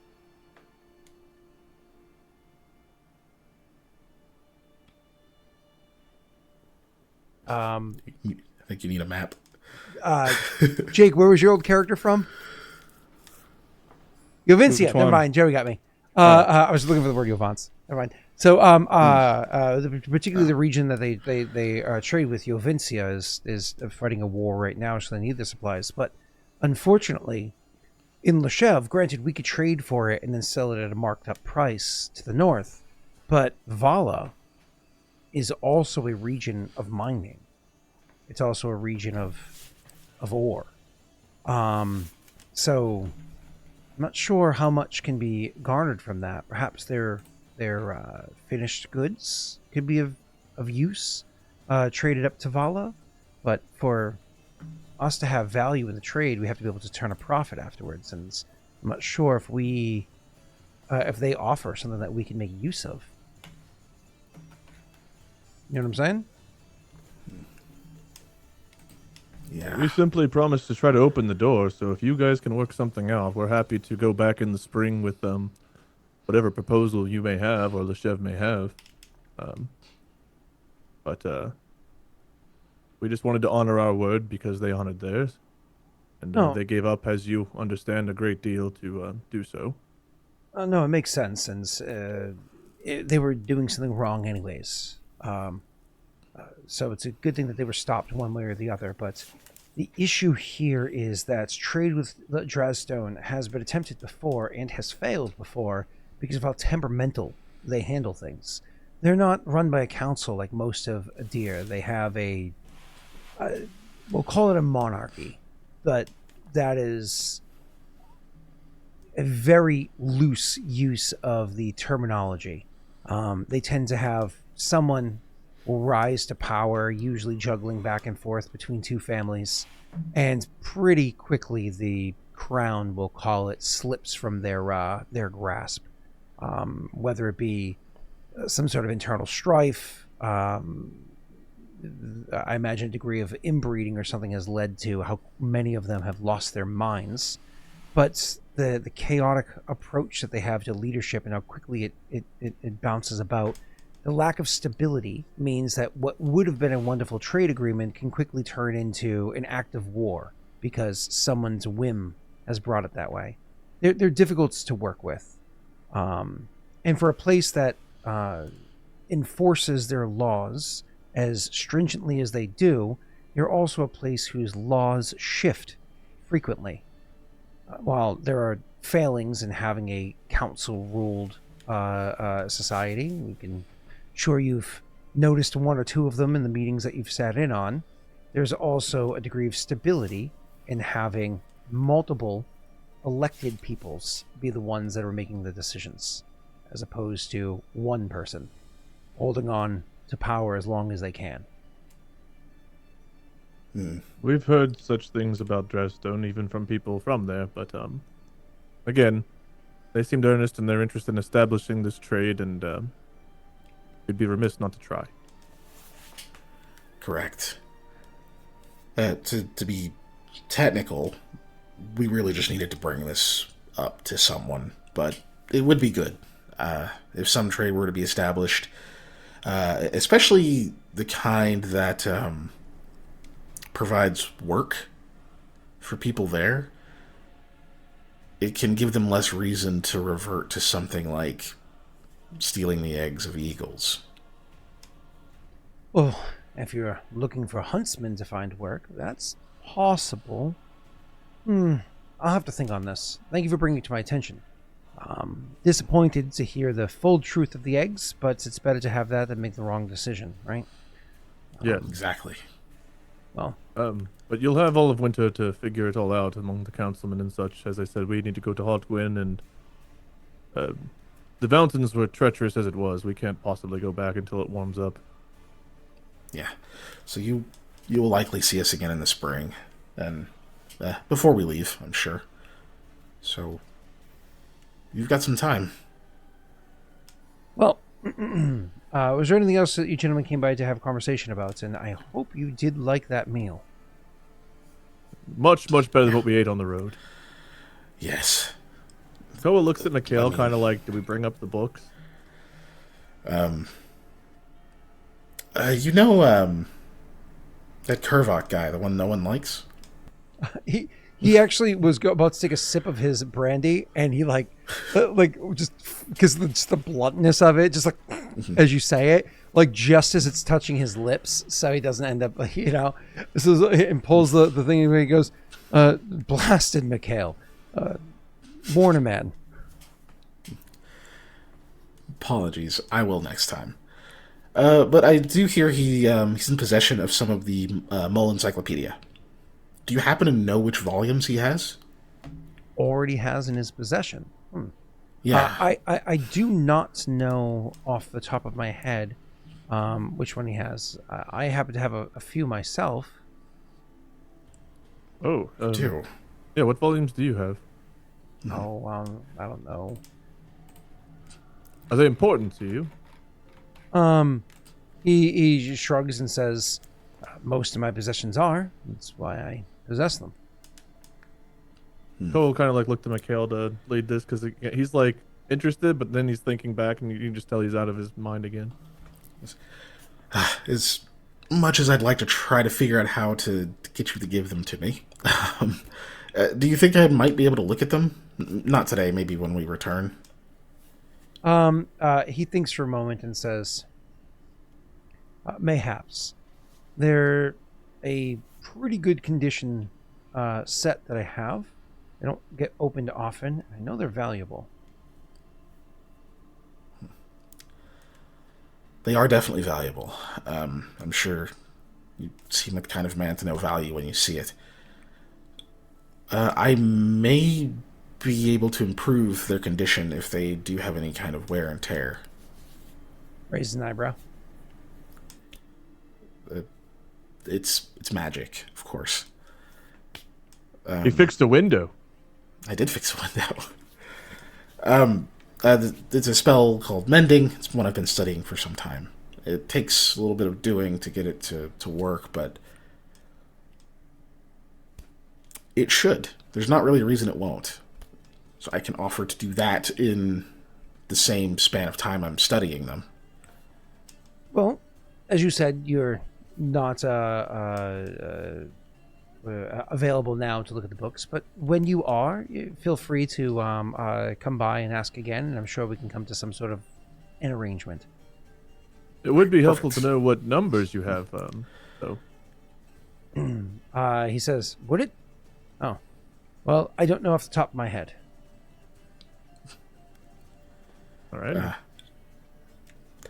Would I be able to take a quick glance at them just to figure that part out? He says, kind of cataloging. "I'm sure you would at another time, but whereas your stopping by was unexpected, though pleasant, it has gone on for some while. That was a long story. Appreciated, but I have other matters to attend to, especially since my own morning was disrupted. Thank you for filling the small gap of time that I had available with joy and education. Much to ponder about and possible opportunities." I appreciate the meal and the brandy. While we're in town, is there anything we can help you with? We're planning to leave tomorrow. Heading to Haudh-Gwenn. Oh, you have business in Haudh-Gwenn? Traveling. Always. In the winter. Always business. Yes. Trying to get there before the worst of it. There were some things there we needed to study, some obligations we need to follow up on, just stuff we want to do before the spring when we leave again out into the mountains. To be honest, we also need to find some work. Our venture into the mountain, while fruitful in some ways, did not put coin in our pockets. So, hopefully more opportunities in Haudh-Gwenn. He says, no, it is no small estate, and I'm sure you're trying to find furnishings for it, so perhaps a little bit of coin would go a long way. If you're going to be heading to Haudh-Gwenn in this weather, the few people I know that make that trek tend to do so on a boat. It's can be a little uncomfortable on the road. Not only is there the dangers of the cold, but people tend to get a bit more desperate this time of year. I'm familiar. Yes, they do. Well, gentlemen, thank you again for coming by. It was pleasant. Yes. Always. Thank you for your hospitality and your time. No. And Make our way out. yeah, he'll walk you to the door. Ko will put the slippers down and grab his boots. You guys, of course, can head out. Yeah. We get kind of far enough away. I wonder why his morning was so shit. Perhaps he knows something of the books as well. Maybe the one he was interested in is in fact the one that was taken. Or one of. It was several. Yes. He I had a didn't bit like the on way he talked about that goblin in the circus. Sorry for snapping about it, but putting something, even if it's not that intelligent, something like that in chains is... I will say that some people, you might... Koa might, because he's personally encountered them, he will likely know that there seems to be something more there with goblins. You truly believe that there is. Some people believe they're as dumb as animals. Some people believe that they actually are animals. But Koa would, especially since he likes to see the good in people, Koa would, kind of know better. Maybe even when you were younger, you would have thought that, but you know better. There again, the difference between them and animals is so small that it's not that it's forgivable, right? But you can understand why somebody might overlook it. But if the fact is presented to you, then it's been presented to you. We just came back from talking to a ghost that only I can see and a bird that understands us. I feel like having a little bit of faith in a goblin isn't the biggest stretch of the imagination we've had lately. No. Granted, Mikhail's response is did you get upset if a dog's on a leash? Or maybe a normal bird in a cage. I mean, in a way, it's feel kind of bad for their own putting safety. Nightstorm in a stable. So it depends on the situation. Sometimes a fenced-in area or a cage, as you put it, is acceptable. But for something like Alcimia or one of her children, Oh, I have no argument against that. I just mean for a goblin, it's not that different. goblins are a bit different than just watching an animal run around outside. I mean, they dress and use tools and things. You're just saying that because they're humanoid. I mean, it's different than their actual intelligence, right? I've not seen something even non-humanoid wear clothing. I've seen people put clothes on animals before. Usually it's kind of cute. Yes, but they don't put them on themselves. I bet you could teach a dog to put a shirt on. Do it. And then I'll believe you. If it's not a mule, I might try. Point being, just, I don't know, something about that. It's been a shit morning, and I've got a bad feeling that we're not done with it for the day. Yeah. But, yeah, I'll keep it in mind. I think we've kind of crossed everything else off the list at this point. Except for I Kirby. still need to talk to Trinity. But I think it's time to go talk to Aldo and get all this mess cleared up. Yeah, I don't think I want to talk to Curve Rock. I don't see... If Nathan wouldn't even let me look at his, I kind of doubt I'm going to get to look at the other ones. You guys see another guard go jogging off in the distance from where you are. You see them go jogging by and heading, like see them kind of like go by in view. It takes a moment. You maybe even continue conversation as you see this of the eye, finishing whatever sentence you're saying. But then when you realize like which way they're going, you're like, that's actually where Trini was heading earlier. Mm. Wasn't she heading to Gemsmith? That's what she said, right? Mm-hmm. Yeah. Huh. He seemed like he was in a hurry. No, Trinity already talked to Gemsmith. Why would more people need to? Perhaps we should stop by. She said something about him being dead. If this cook is as terrible as he may be, maybe he did something else. Oh, it's... Okay, but what if it's bad news? We'd have to... Can we just save that bad news for a day that's not as shitty? Someone might need help. Gemsmith might need help, and he's been more than kind to us. We're going. Should we stop and talk to Aldo on our way, or should we go straight there? I'm not sure he'd be welcome in Gemsmith's right now.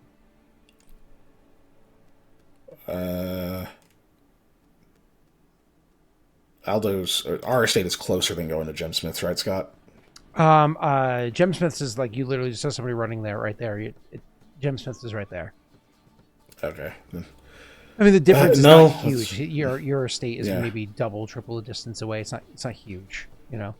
Oh, yeah. Mikhail's like, he doesn't really care that much which we do first. He just would be like, yeah, let's do the thing that's closer. Which would be which one? Gemsmith? Gemsmith. Okay, so you guys head over to Gemsmith's place, and the door's not like open or anything like that when you get there. I assume like you knock on the door, and a few moments later the door opens up, and the servant of the house says, "Oh, welcome back." Looks past you, and then the other way past you, and kind of like straightens up, clears her throat, and steps through the doorway to look around for a second, and says, "My apologies. Just us two. Please come in." Oh, you say just us two? He goes, Yeah. "Indeed," and then steps out of the way for you to come in. Sheesh. We're just have to name this campaign "Everybody Hates Aldo." Jesus. Not everybody, but this particular house was just pissed off literally yesterday. That's fair. Is everything going all right? We thought we saw guards heading this way a couple times today. Oh, Yeah. yes.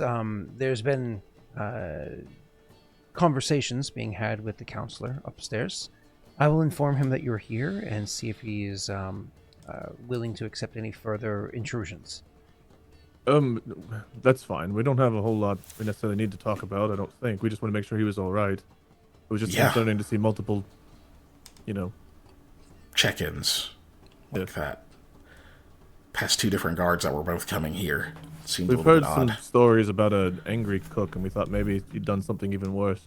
You say that, and his generally pleasant face kind of like drops to being less pleasant. And he says, "Well, if you'll excuse me, I will go and confirm." I didn't mean to offend. I apologize. You didn't defend me. And he turns and walks away. Mikhail looks to him or Koa looks to Mikhail. Who did I offend? Maybe he'll be offended that we think he might have died. Not gonna lie, I was worried he We maybe had didn't a say reaction to that. my attempts to make him feel better. Oh, right. Glad that was you and not me. I think I did a good job. It's just spreading like a ointment. And it seemed like you did. Apparently I'm offending everyone today. Perhaps I should have stayed home. It's not even nighttime. Koa's face drops and he just looks at you. He just looks away like he said nothing. He can't even argue though, because literally everywhere we've gone, he pissed off the dude at the door, he pissed off Nathan, now he's here, and the dude dropped his expression, so he's like, 0 for 3 today. At the top of the stairs, he says, "Gentlemen, this way." Approach. Okay. Leads you guys over to outside of his bedroom door, but from outside the door, he does stop and say, "I'll have you know, we were close friends, and while I'm surprised that he's been so willing to take these kind of actions, I'm very upset that he was pushed to the brink of doing so." We don't even fully know what happened. He says, apparently. Then he like kind of thinks for a few moments, and he shakes his head and says, "I've said too much." And he'll step out of the way for you to go in the door. They kind of give Koa a bit of a worried look and then step in. Okay. When you guys go step in, you can see inside there, there's, as I said, another guard who is having a conversation. And Is he this says, his bedroom still? What was that? Yes, he's still in his bed. He says, but I've taken enough of your time. Thank you, counselor, for meeting with me so quickly. Allow me not to... Oh, he looks at the two of you and says, "Oh, hey, how the two of you doing?" Been a shit day, but otherwise relatively well. Yeah. He goes, Just a "Yeah, little confused. it's been a bit of an interesting morning. Sorry, sorry that you guys got impacted too, but, you know, it is what it is." We'll sort through it, right? That's Yes, all right. indeed. Justice will be swift. All right, well, I have the next to speak to, so good day, gents. And he turns and walks out. Gives a nod. So he goes and he shuts the door behind him, and the counselor from the other side says, "Oh, welcome back. Not feeling any better yet. It's morning." I apologize. I thought for sure that bomb would. Oh, different. that's right. I forgot about the bomb.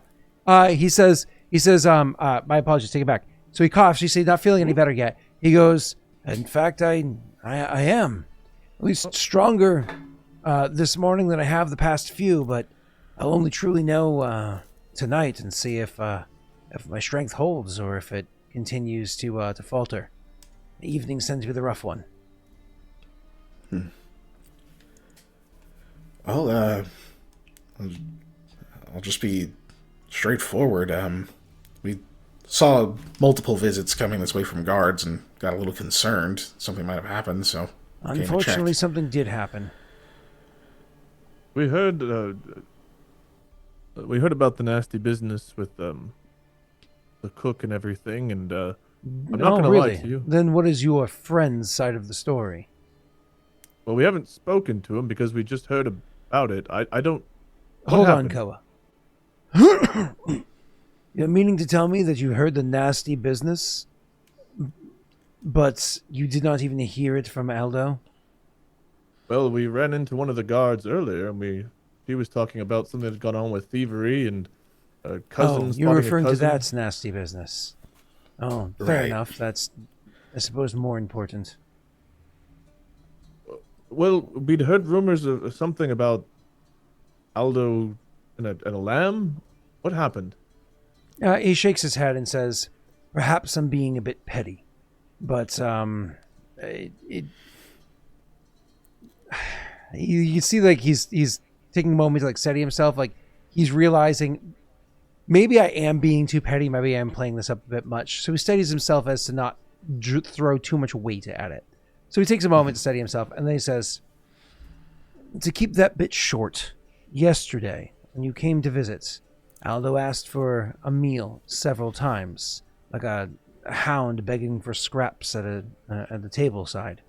I Right. told him he may have whatever he'd like, but just to not touch the to touch the lamb. Simple instruction. He doesn't even know what he asked. Simple instruction. Jake talks well.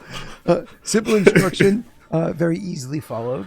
He then immediately proceeded to go downstairs and insist that the lamb is what I wanted to have cooked. I wanted to have cooked. Now, this might not seem important to you, except for the fact that that was hand-selected, a lamb that was raised and recently butchered for an important meal that I'm going to be hosting. And now, unfortunately, I no longer have the, let's just say, it will not look as well diplomatically. I can go and acquire another lamb, it won't be of the same quality, and so instead I must serve something else, and talks won't go as easily. You've come to speak to crotchety old codgers a bit more often lately. I'm sure you know how they can be. I did not know that lambs were so important to diplomatic matters, but if there's anything we can do to assist, let us know. It's not to most matters, but it was to this one. The important thing is that your friend is an ass. On that much we can agree, though we've not spoken to him. I can only hope perhaps he misheard you and thought you said to request the lamb, but knowing Aldo, it could be either one. It could have. I should have made certain he heard your instructions clearly. He waves away your apologies and says, "My ire is growing as we talk about this further, but this is not your fault, and even partially, my anger with you is partially to my blame. He would not be a friend of yours, or at the very least a companion, if it wasn't for my interjection. Perhaps this is just the gods punishing me for the heavy-handed way I delved punishments to him in the past. So, one way or another, I will find some expensive way to make up for the misstep in this meeting, but it will cost me a not small amount. I suppose I can choose to hold that crossbow ransom when it returns, but then it's a mark on my own honor." Well, we are glad to see you're at least feeling a bit better and you're well. We were worried when we saw multiple guards heading this way throughout the day that perhaps things were even worse than whatever books were stolen and then this business with the cook and the lamb. Well, again, put that aside. I'm sure, again, I'm being a tad ridiculous on this. Let's speak of the other matter. Apparently, after being relieved from his duties, gentleman, my employee, decided to take some sort of action against me by striking against my son. The auction was a responsibility of my son's, and that is not just that it's ran well, but that it's secure, and so on and so on. Apparently my son did not hire the best of guards to oversee the matters, so if the loop isn't closed well, it's a mark against him, and so therefore against my family. He knew to strike well, that's for certain. Well, either way, I've just received news that not only earlier did I hear who it was that did this, so at least we were able to quickly identify, but we were able to find him. He was actually simply inside of his own home. He was taken. Apparently his family was surprised, so perhaps he hadn't told them of his nighttime endeavors yet, but he is now in custody. We are just questioning him and his family as to where he would have locked these things away, where he ferreted them. Did he have Did anyone vouch for his whereabouts during the timing or anything? Is it? I don't know. Those matters I don't. Those details I don't have. That'll be the guards that are handling that. But they came to inform me that he was arrested. His family was not, of course. It's assumed that his wife and children were not a part of this. Despite his boy being a bit rowdy, he's not. I don't think the kinds to do this, and certainly didn't seem to have a motive. So. But he is in custody, and we are looking for the stolen goods. If they can be acquired, then at least Cleven's name will be washed free of this matter. If not, then it's as I said, a small mark against my family. Right. Well, I'm glad they at least found him, and hopefully that means no further business goes down, but we'll probe around and see what we can find out. The whole thing is so strange and such a big escalation, but most importantly, I hope your health continues to improve, and sorry for taking your time. Again, we were just concerned when we saw multiple guards coming by that something else had happened. Koa, please, never be sorry. You're not taking my time. I openly offer it to you. And Mikhail is growing quite the reputation around town. I wouldn't be surprised if you have someone approach you soon. He kind of smiles and says, well, I guess we'll see. Who's looking for him? He says, someone willing to offer an opportunity. Just perhaps keep an open mind, he says, very obviously kind of dodging answering the question, like, very obviously, like, amused with not answering the question fully for you. Oh, but a good I opportunity then. see. Someone looking for you for a good thing. That's good. Seems so. Well, Councilman, if you have their ear at some point, you may tell them to hurry. We do plan on leaving for Haudh-Gwenn in the morning. He just gives you like a knowing smile, but says, I'm sure all things will fall as they must. For instance, the fool that's messed with that mixed up my personal plans and chose to engage in robbery last night. It turns out by happenstance that he didn't just grab a couple of quick items. The items he grabbed were not of small value. One particular item apparently was worth a fortune. With the value of the things that he chose to steal, that is quite the sentence that he's going to have to suffer. So I hope his act of vengeance was worth it to him. Interesting. As do I. Well, maybe they knew what they were doing.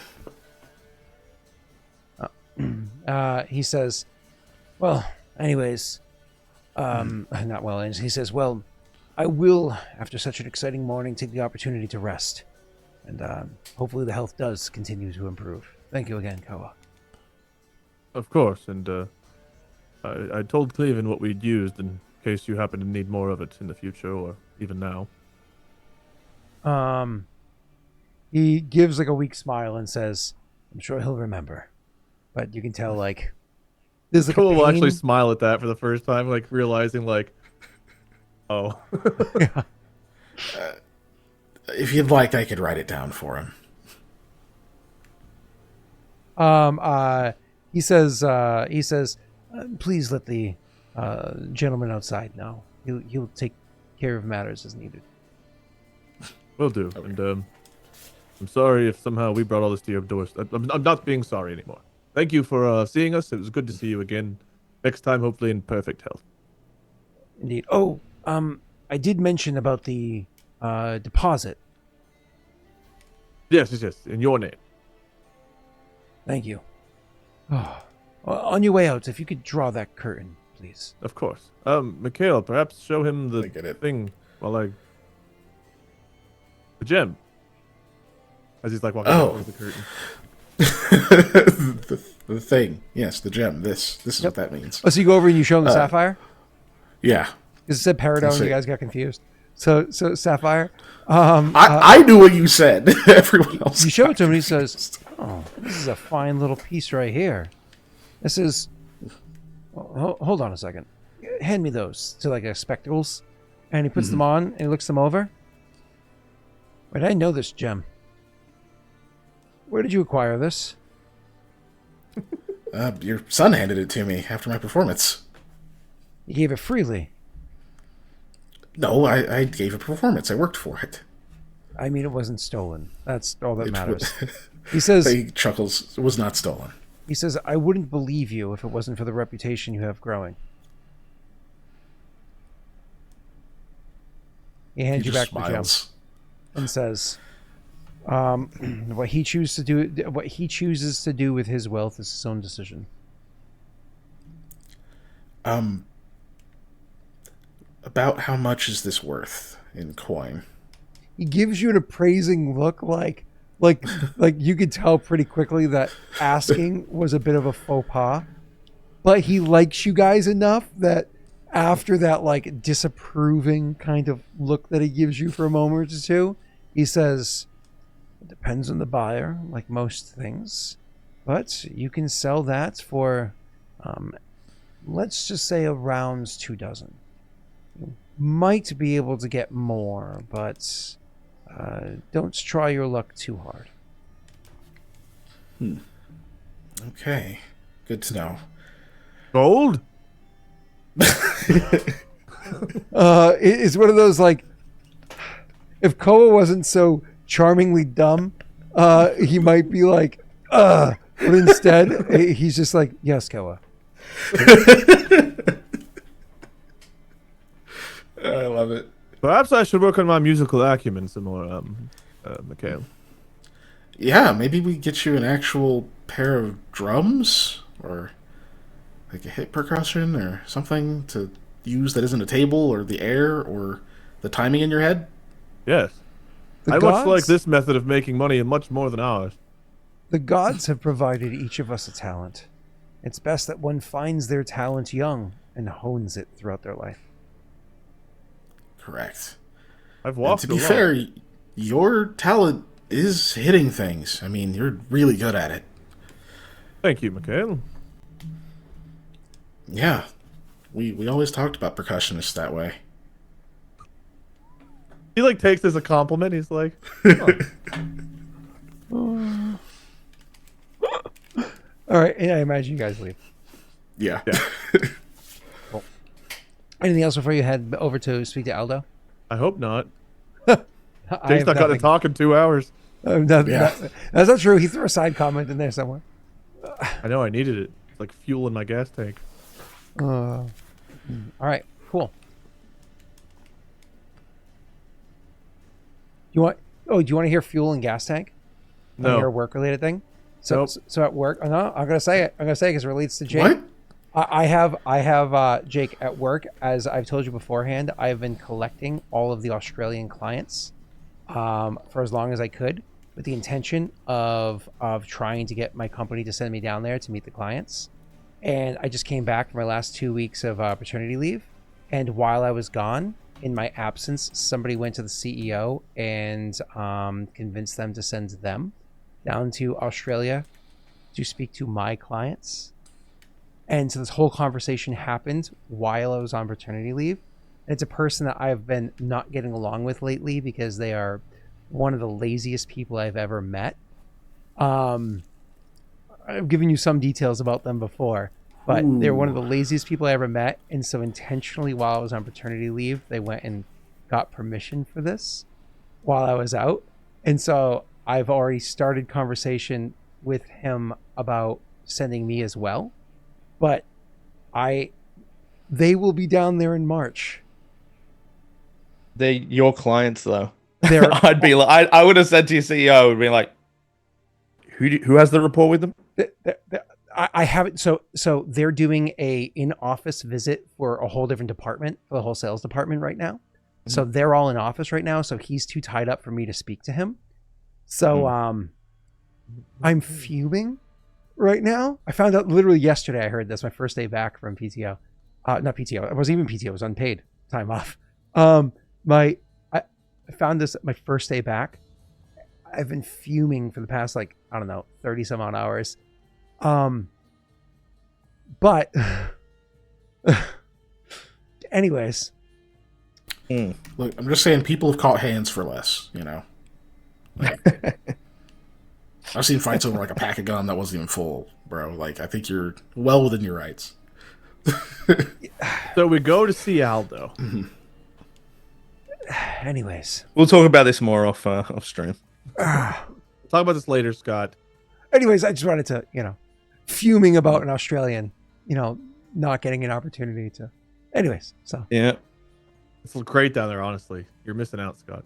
If I could travel anywhere in the world I've been, it would be Australia, New Zealand again. Not to rub it in, but it's pretty cool down there. I hear you, man. All right, shit so we either. go to see Crazy. Aldo. Yeah. Oh God. Okay. You guys are peace, so I can have a moment to calm back down from saying that out loud. Sure. Okay. When we open the door, is Aldo downstairs? No. He's at the bar. Perhaps he went to And lay the down. roomie's Did we in. wake him? I think so. I mean, I'd just rather get it over with, honestly. We should try to keep it down somewhat. Elliot is resting, so if you do go to knock on his door, trying to disturb Elliot any more than he already has been. Okay, I won't throw my entire body against it, I guess. But, okay. Perhaps it is best you knock on his door, then. I am the percussionist, after all, and it's a bit dark in here. Yeah. I'll go knock on Aldo's door. Although it's Mikhail, I'm knocking so that Koa doesn't scare you. Mm-hmm. Aldo gets up and opens the door. Yeah. So, I'll just cut to it. We keep hearing your name around town connected with this cook. Koa's downstairs, by the way, so this is just you two at the moment.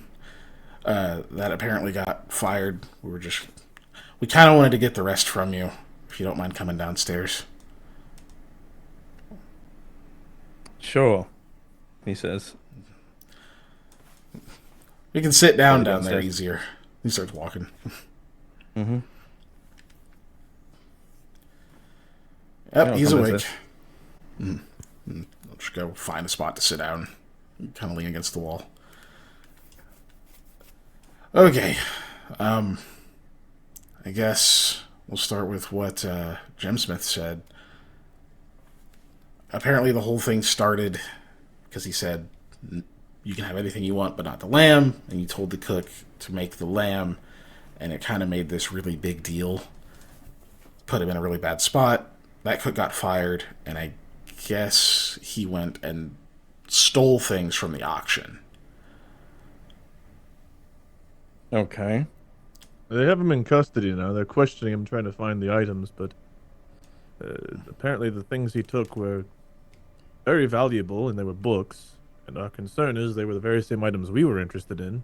And it just seems an odd coincidence, unless, well, not to throw accusations out here, but unless you were involved, or unless the other councilman, Curvy Rock, was involved. Yeah, Curve Rock. Mm-hmm.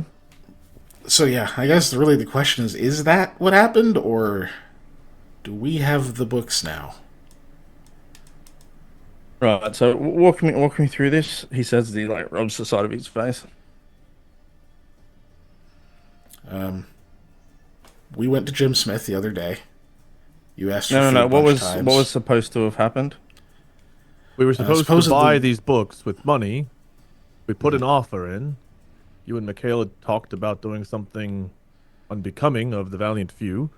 Mikhail tells me that that plan went even further beyond what I knew and went into the potential of last night, where, from my understanding, you were very drunk and sick and were here sleeping, and coincidentally, instead of you doing what you and Mikhail had proposed, this cook, who either was very coincidentally happened to break in and steal the very items we were interested in, or was doing it on behalf of someone else who was interested, which would have been either Nathan, who I know has the coin to not have to do this, you would think, and Curve Rock, who we don't really know. People don't really seem to like him, but it's possible that he's involved.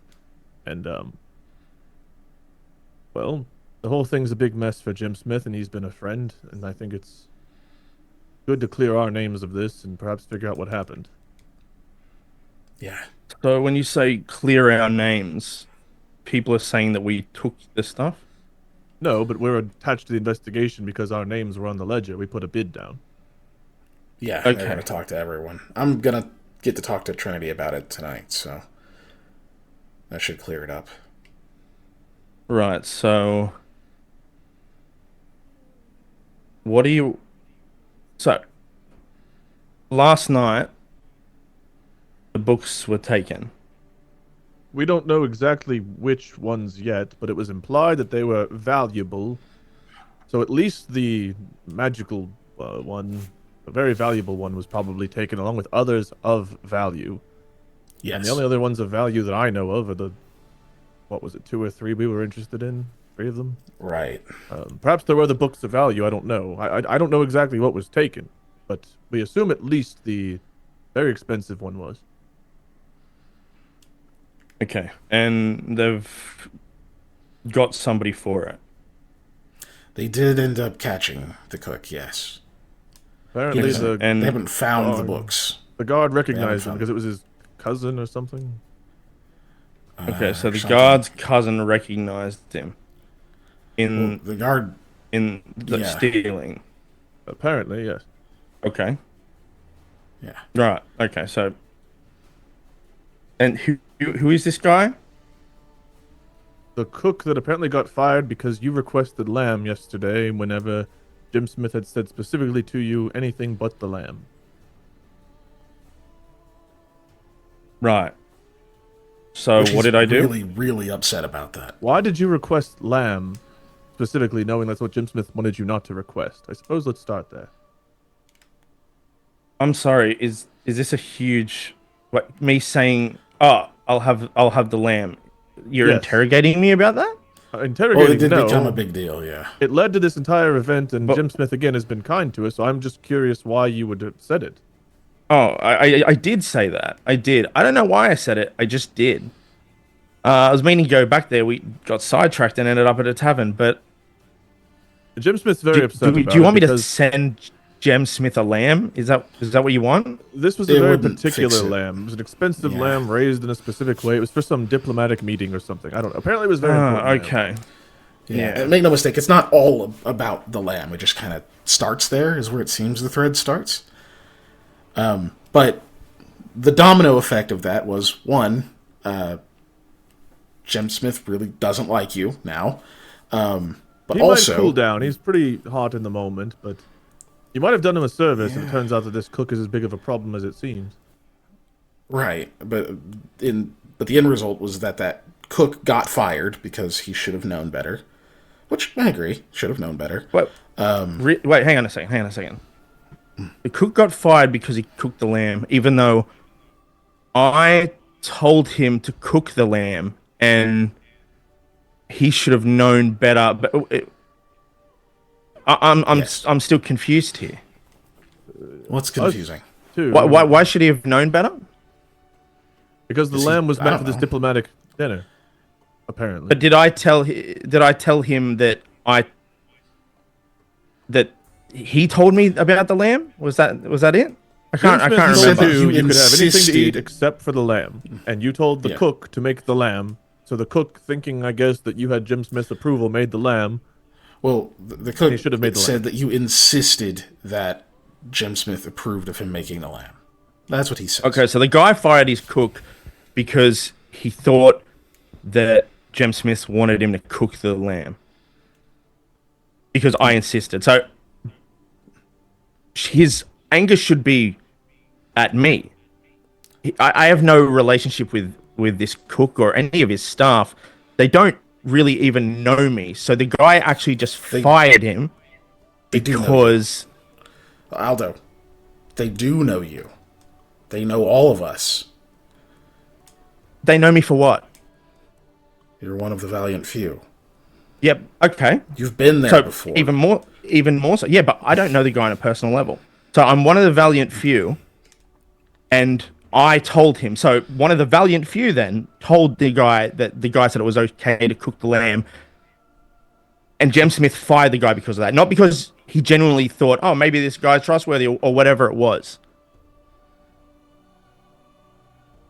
I'm not. Am I getting this correctly? I feel like we're moving the goal a bit, but yes, ultimately he ended up fired because he believed what you said. Right. Okay. And Jem Smith All right. is mad at you. He can't fire you, but he can't trust his employee now. So he fired him. Right. And okay. now that guy's been fired, it seems he decided to So that's take setting a things out precedent on Jem of Smith's son. nobody can say that that Jem Smith said anything. It's got to come from Jem Smith himself now. That's a rule that he must have, right? Maybe You're now. right. That seems a strange thing to get fired for. I'm going to be honest. It was a very Regardless, important it's a lamb. fact of the matter. I don't know the specifics of what is going on with their rule set. I'm not sure, but ultimately, what we know is Jim Smith said to you anything but the lamb. For whatever reason, you told the man to make the lamb, which was rude and foolish, and Yep. may have caused all this. The man made the lamb. Shouldn't have made the lamb. got the heat for making the lamb, got fired, and apparently after he got fired, got upset, stole these items, very peculiarly the same ones we were interested in, and is now in custody, and they're trying to find out where these items are. Seemingly every guard in the Chev is working on this because we've seen them all scurrying about Jim Smith's house today. Right, okay. So he stole the thing. He went to the thing and stole it, right? That's what you're telling me is the next thing? He got fired because he thought Jem Smith more or less gave him an order, but it wasn't Jem Smith. So Jem Smith fired him for thinking that it was. Koa just looks to Mikhail at this point because Correct? it feels like Aldo's hurting his brain. He goes, Aldo, you're. I'm what? I know No, you're because following what I this just better than said. this. No, I'm Why are following we doubling it back to perfectly, things and I we've just laid it established? out. Why are we following? Because I just want to get where this is going. Where Okay. it's going is we had a plan to get those books. And Yeah. I don't know if we have them now or not. You two had a plan. My plan was to buy them. Right. I don't know what our status is. I don't know if they're here. So, because you okay, pulled something. just hang on. I don't know if the cook actually did steal them and we don't have them. I don't know what's going on. But there's guards involved and a man is in jail and apparently has a wife and kids and stuff. But we're both very confused in the town. Some of the town people are angry, including our friends. You're the only one who can clear it up. Okay. What is there to clear up? Because from what you just said, the guy was seen taking them. It's just a weird coincidence. Our names are on the ledger, and we want to make sure our hands are clean of this because it's awfully weird that you two had a plan to steal these, and the same night they do in fact get stolen, but not by us. It's just a strange thing. And as Okay, Mikhail so the guy pointed out stole them. earlier, What do you want? Mikhail even Were you pointed the out guy earlier, or was the guy the guy? or were you working with him for some reason? So Were you actually drunk? guy- Did you go steal the books and wear his face, which was not the plan? Right, so I didn't get drunk. I dressed up as the guy, stole the books. Yeah, that's what happened. Is that the truth? Like, why did you say it that way? Because it just seems funny, is all. It just seems a bit odd that the guy was seen taking them. Right? I get we had a plan, but we have lots of plans. And where do they end up when we drink? Beside the point. This That's why guy I'm apparently was confused. seen taking them. And Yes, but right, you I have see. looked like someone else in the past. Mikhail pointed out earlier, and I couldn't shake myself of it, that you are good at that which- sort of thing. And he's like gesturing. He's like, which was part of the plan? You were going to look like Curve Rock or whatever, but So no say, one was say ever I took buy them. that. Say that I took them. Then what? What do you want to do? At least We have to- know. We would have to do something. Yes. And if there's an innocent man that's about to face perhaps the rest of his life in jail for something he didn't do, we have to do something. If he did do it, then our names should be clear and there's nothing to worry about. But our reputation as well as someone's freedom are on the line for this. And if all of this is some domino that fell because you asked for lamb, I don't know. To be honest with you, it's been a shit morning and I don't know. We just need to Well, figure something out. We're supposed to I mean, be our- doing good here, and I don't know what the hell we're doing. Our reputation's really only on the line if it gets tied to us. If we just leave it be, honestly, that won't happen. But If everything is as it seems to have been, and this man acted alone, stole these books, and whatever, then whatever have you. But our names are on the ledger, and we will be questioned to some extent, especially if they don't find them. If they find the books and whatever else, then perhaps it's all whatever, but... Okay, I don't so know. say no. I really want to know where this is going to go though. Say I took them. Say that that's what happened. I don't What do you want want to to have do said about that. it? What do you want to do about it if that's the case? We have to okay, do let's what's play right. that out. No. What's right, Koa? We have not purchased them, so we'd have to return them. And there better be a good reason why you would have them in such a way. And then we'd have to clear this man's name. But how would we do that? You two devised the plan to steal these books. Yes. I was not involved. And now, all of a sudden, you, theoretically, have these books. What are we going to do about it is a funny way of asking. Well, if I had the books, I would be keeping the books. I'd just keep them.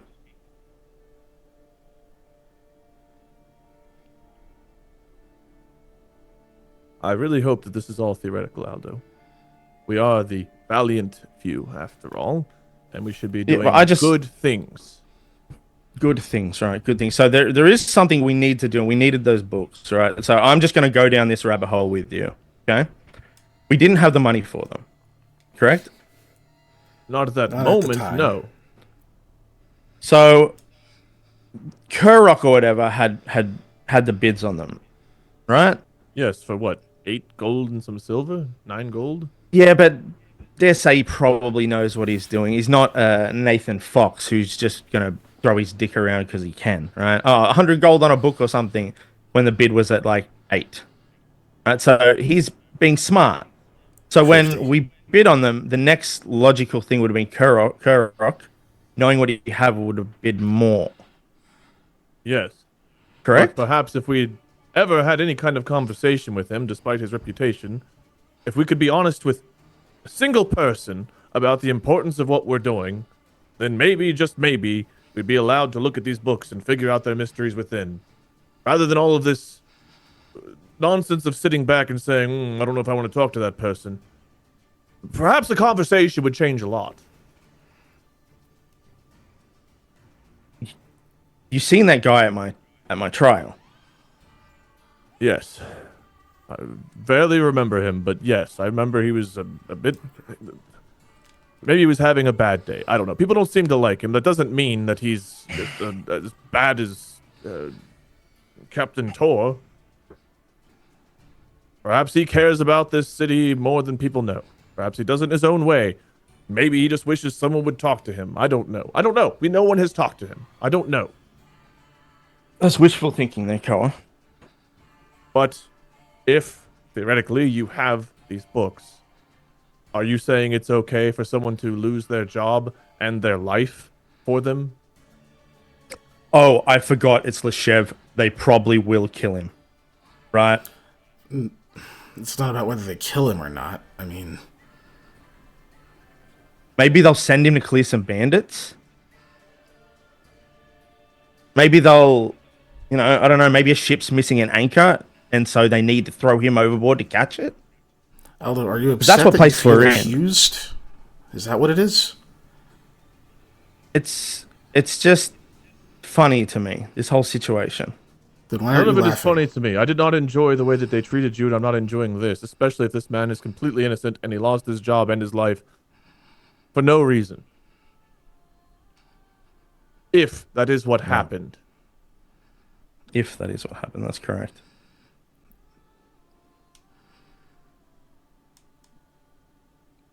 So Aldo, you have a... Do you feel like we're accusing you of something? Is like, why are you upset? That's exactly what you come in here and did, despite all the evidence which would lead someone to think this guy did it. Despite everything. Wouldn't you find it suspicious in our place, Aldo? Is it not suspicious that we needed these books? You two had a plan to steal them and then they get stolen. Well, no, I mean, if we're just following the logic, you're talking about evidence, and that depends on perspective, Aldo. And we have a lot more information than the general public does. For example, you and I did have a plan to take those books. You were supposed to disguise yourself as someone and take them. And I was in on that. And I kept Koa out of it because I read that he didn't want to know what was going to happen, but knew what we were doing. Or that we were going to steal the books. Which was my mistake. He looks at Koa again. He thought it was over as soon as we left the room. Knowing that, amongst the three of us, and all of us knowing your supernal skill at looking like other people, it really adds up logically that it could have been you, doesn't it? But I asked you. You did. We didn't come in and say, Aldo, you fucking crazy person. Why didn't you follow the plan? Aldo, you bastard, you've pissed everyone off. Aldo, you've undone all of our hard work. We didn't come around doing that. We tried to talk to you about it. Anything. And you've run us in circles. You got the man fired with the whole lamb situation, which is the start of this whole event. It's possible. That's the crazy thing is I just still don't know if that happened. Did you take them or not? Part, right? Like I said. What if I did? Then I would ask you, why did you change the plan? Because Curve Rock, no one's going to buy that. It just means that your face isn't seen. It causes confusion. We get the books. We get the hell out of town. We don't have to have this moral quandary. I really wanted to avoid the moralizing. I fucking hate this because I don't understand it. And I don't want our reputation ruined. Beyond our There's reputation, something we need for... I watched a man slain next to me who was a father and a husband and a good man. And if this cook is a father, a husband, and a good man, and he lost his job over some stupid lamb, that alone makes me want to punch the one responsible. That being said, his entire life being taken from him is too far. Way too far. It is too much. If he's innocent. So I would hope you would figure out some way of rectifying it if you did have these books. Because what we do means nothing if we build our reputation and we build our lives doing the same kind of corruption we've been angry about this entire time. We've got to be above that. There has to be another way. So, glad this is all theoretical. I'm going to walk for a few minutes, as to not raise my voice anymore, as I am afraid I've already disturbed Elliot, who is another victim of your personality yesterday.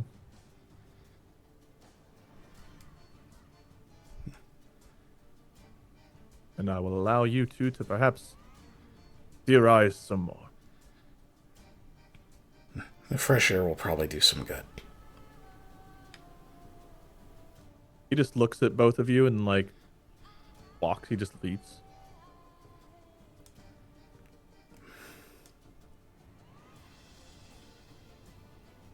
Aldo just looks at you. Why'd you change? Why'd you become the cook? It was too perfect. Yeah, I mean, as a... Knock on the door. Yeah. Shortly after Koa leaves. Talking like a couple minutes after Koa leaves. What, did he forget his key? I don't even have keys. I just get up and go open There's the door. no lock for the door. Koa, you don't have to knock. Open. There's no lock. I open it. I'm just like, Koa, you don't have to knock. So Koa's not there. It's actually funny enough, the same person that had seen you outside of what's his name's the Fox's estate before. They look at you kind of confused for a second. Oh, sorry. Koa just left. How can I help you? Are you looks down at a piece of paper, looks up. Mikhail looks down at a piece of paper, looks up. Kethrel? I am. I came to inform you that unfortunately there was a incident that happened last night. The auction house where some items were being kept was unfortunately robbed, and items that you had put a bid on were unfortunately taken. It looks as though 3 of the items that you had bid on were all taken. So 3 of the items that you put a bid on were taken. They were, and says the name of the 3 different items. Then looks at you and says, but it does look as though you didn't put any money down on this. So I'm just came to inform you of that. Yeah, I didn't yet. Oh, but didn't have you caught the guy that did it? I don't work for the guard. And they say, but I may have heard something. Okay, so there's a chance you might still find the items. They just kind of give you like a look and a little bit of a shrug, like I might have information. He just smiles and says, "Well, let's just hope justice is swift and thorough." Thank you. Indeed. He continues to stand there. He's not going to bribe him for information he already has. Continues to stand there and says, "Indeed." And that was the message I was sent to deliver to you. Well, thank you very much. You should probably get out of the cold. He says, like appreciatively, and he goes to take a step forward. I don't move. I'm still in the doorway. They go to take a step When I forward. say that. Like they move a few inches with their shoulder, and they notice that you're not moving. There's like awkward, like almost like if you went to go like fist bump, someone went to handshake. That awkward, like oh, and so he like leans back and he says, "Oh yes, of course. I should probably get to the next person on my list." You should. Right, of course, for your service. I'll just give him a sliver. He looks at it and says, "Thank you." This feels like it's the hollow. Home Alone 2 guy who takes Macaulay Culkin to like the room and he puts out his hand and he's handed the gum. Yeah, the gum. Yeah. But he does say thank you. It is not it's not like it's a flat thank you, but it does feel hollow. And he says, Yeah. "Thank you. Stay warm." And then he You too. turns and starts walking away. He puts that in his outer coat pocket. Yeah, I close the door, kind of like shake the cold off. Like, everybody wants a fucking handout, dude. Come on. Walk back over. Says the guy who wants handouts at bars. I worked, okay? He worked! He's working in the cold! He gets paid to be whatever he's being, right? Well, as somebody who understands the service industry, there's your base salary and then there's gratuity. You're the one that says, "Listen, I understand it's the middle of the winter and a snowstorm, and so I didn't feel like cooking because it's a snow day. But I'm going to order pizza. Mikhail is going gonna to tip very well. Dollar." No, Mikhail is going to tip very well. Mikhail he's not in the best of moods right now, so he's like, "Go away." That took me a minute to understand what you were. I was like, "Who's Miki Ken?" Mikhail. Oh, Yeah. you don't even get your name right. Mikhail. Yeah. No, Mikhail is a different person. They're very generous. Like, they would Mikhail? tip super high. SirKiken. Anyway, back to your guys' thing. Scott and I are done interrupting you now, right, Scott?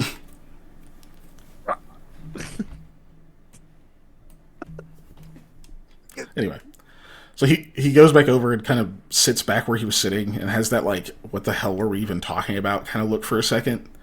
And he goes, "Right, yeah, no, I can see how he'd have been perfect. It does work, but now we end up in this situation." Yeah. Yeah. So say I have the books, right? Say everything you said's true. What do You you gonna sell me say out? You had the books. You have the books. I think it's pretty clear. Right, he looks at you. He goes, "I have the books." Yeah.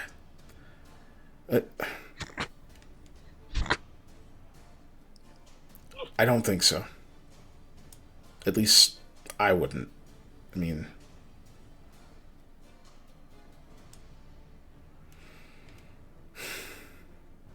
Jem Smith apologized for introducing you to us.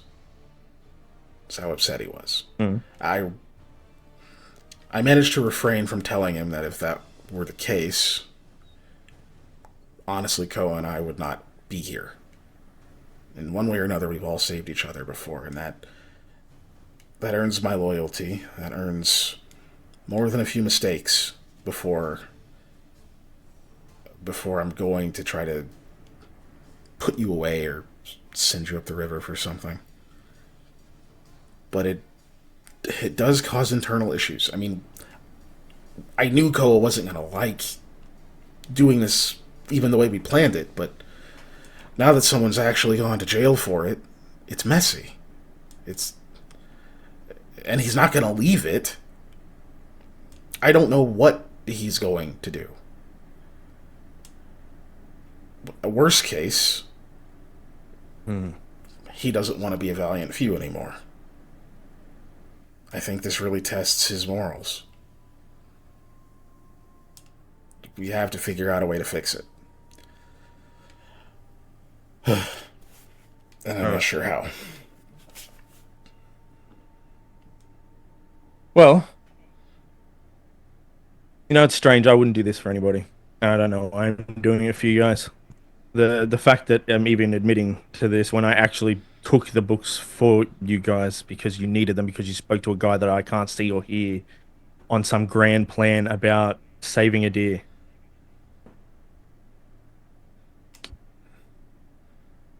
All right, I'll tell Koa I got the books, and we'll see how it goes from there.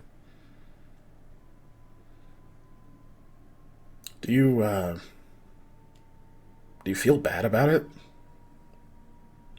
About what happened to that guy? Yeah, of course, but Don't take that for granted. you lived, yeah. He says, Yeah. It doesn't actually come natural to everyone.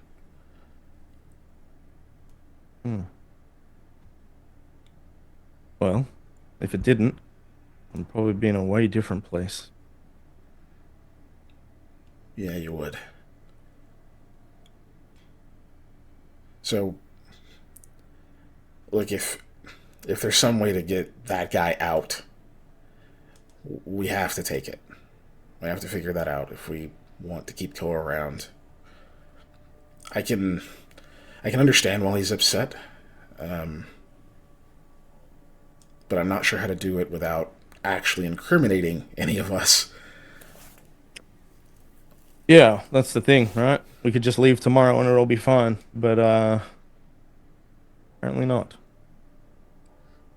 Right. I think it'll weigh on him. I don't think it'll go away. And as much as I owe you that loyalty of, I don't like that you're in this situation because of, wanting to help. I owe him the same. I'd prefer neither of you have to compromise yourselves to achieve our goals, whether they be singular or for everyone. I'd prefer not, but it's hard to judge.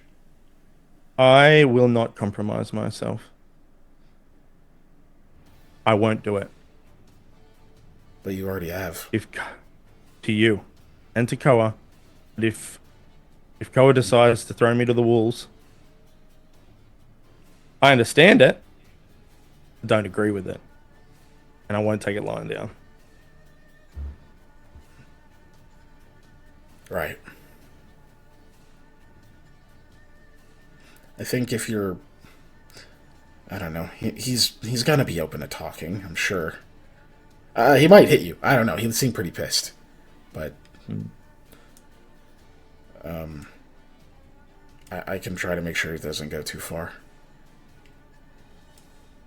All right, well, wait for him to get back then, shall we? There's not much more that needs to be said.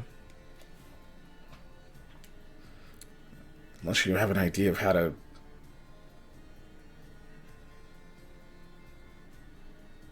fix it. I mean,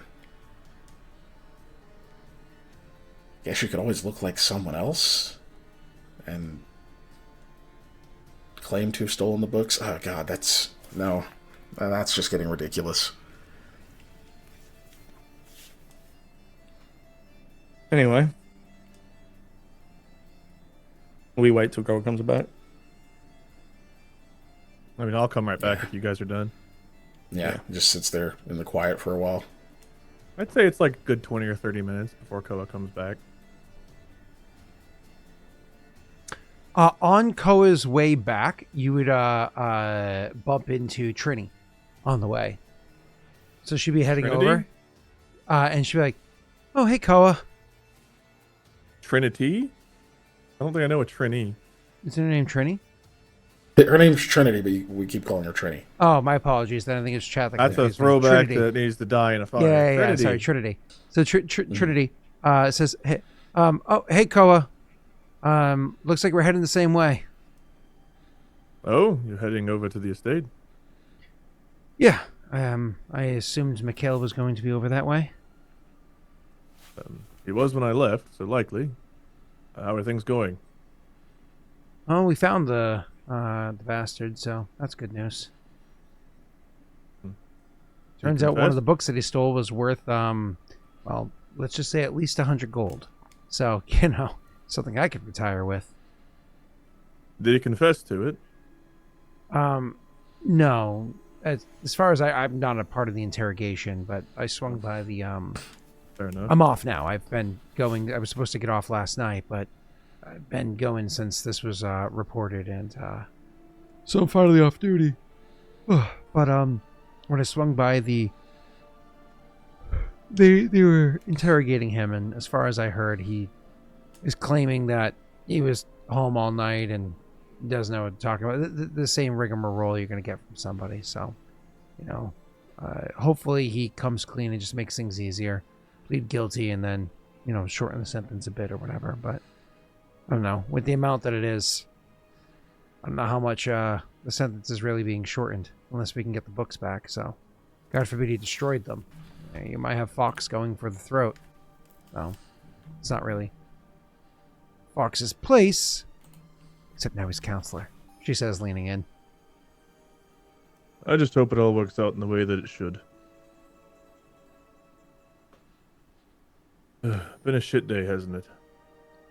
Well, I'm tired, but I suppose after I get some sleep, if Mikhail's playing again later on, at least it could end well.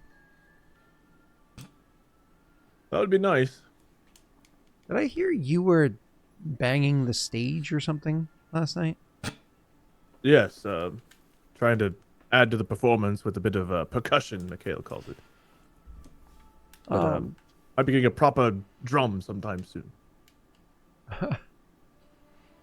She'll chuckle, and she'll say, anyway, I'm awfully tired. You look like you're not in a very good mood, so just, is now a good time, or should I maybe talk to Mikhail later?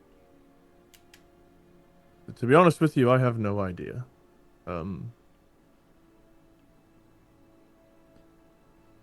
You're welcome to accompany me since we're already heading that way, and you can talk to him. I don't know if it's a good time or not. Quite frankly, I don't know if there's going to be a good time today, so might as well knock it out.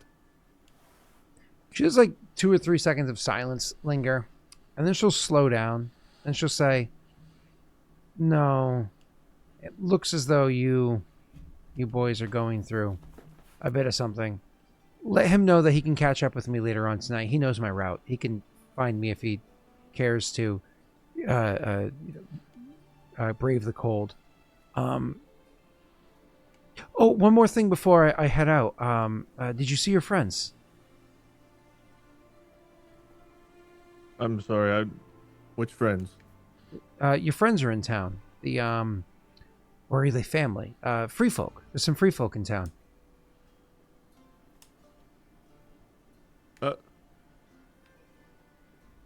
No.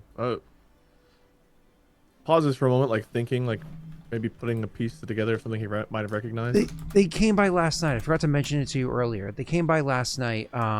Is when they stopped in this town that I know of. They were also being a bit rowdy, though not in the same melodic way that you and Mikhail were last night.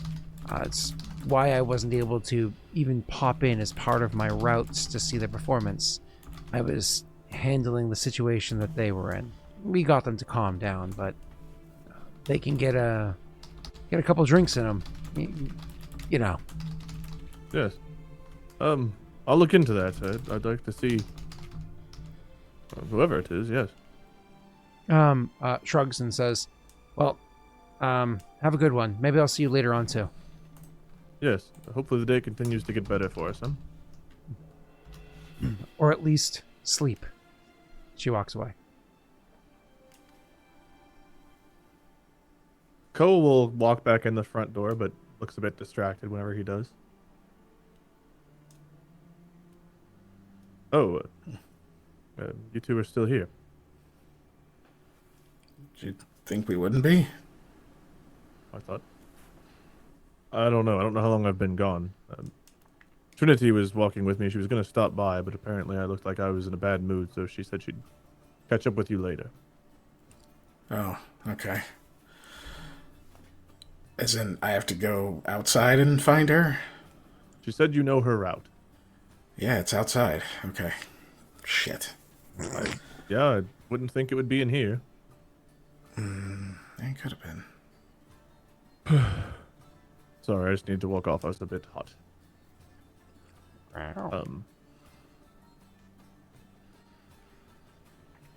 Yep.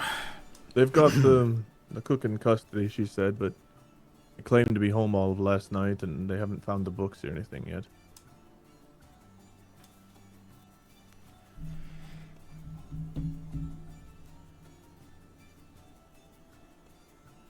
I mean, I could... I don't know. Koa, We did talk. Yes. I have the books.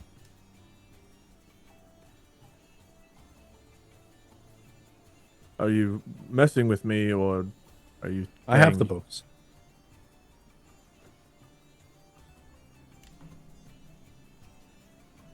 Did you get them from the cook? No.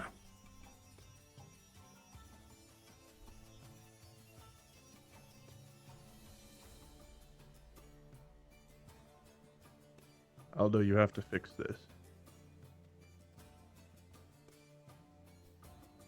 I don't... Okay. I'm cold. I'm a bit irritable. Please explain. Explain it to me. Well, we needed the books, and we didn't have the money. And like I said, we would have gotten a bidding war with money we don't have. So, we decided that I would just take them. And I was supposed to dress up as Kerrock. But when we got back here, there was a cover that was just too good. Too good to pass up. There would be no suspicion on us, which there wouldn't be. And we could have got them, and we could have left. Instead, what happened when I got there and was inside, the guard walked inside and was going to start stealing stuff as I was there stealing stuff. So I took the books and I left, and he seen me. The guard was going to start stealing things. Yeah, he was checking all the stalls. He even said he was going to take stuff out loud to himself.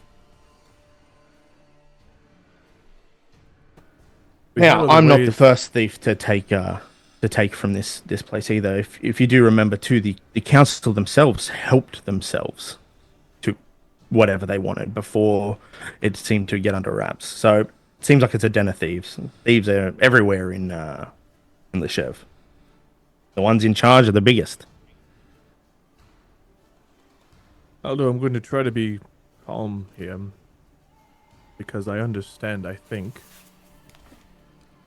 your motivation was because the books are important, we're looking for them, and you got them because we would like to have them and perhaps even need them. The corruption is noted, and we've experienced it, and your sentence was obviously a part of that. I get that. The cook. Yeah.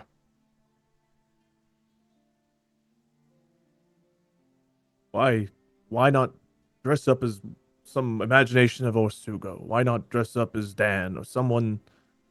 Why did he have to? Because, Koa, it just comes down to... I've lived a lot of lives, been many different people, and generally when you do this type of stuff, you want to erase all suspicion possible, so it can't come back and bite you. And when we got there that night, I had no idea about the cook until Elliot started talking about it, and then it fit so well that that part of my brain kicked in, and it just came almost naturally.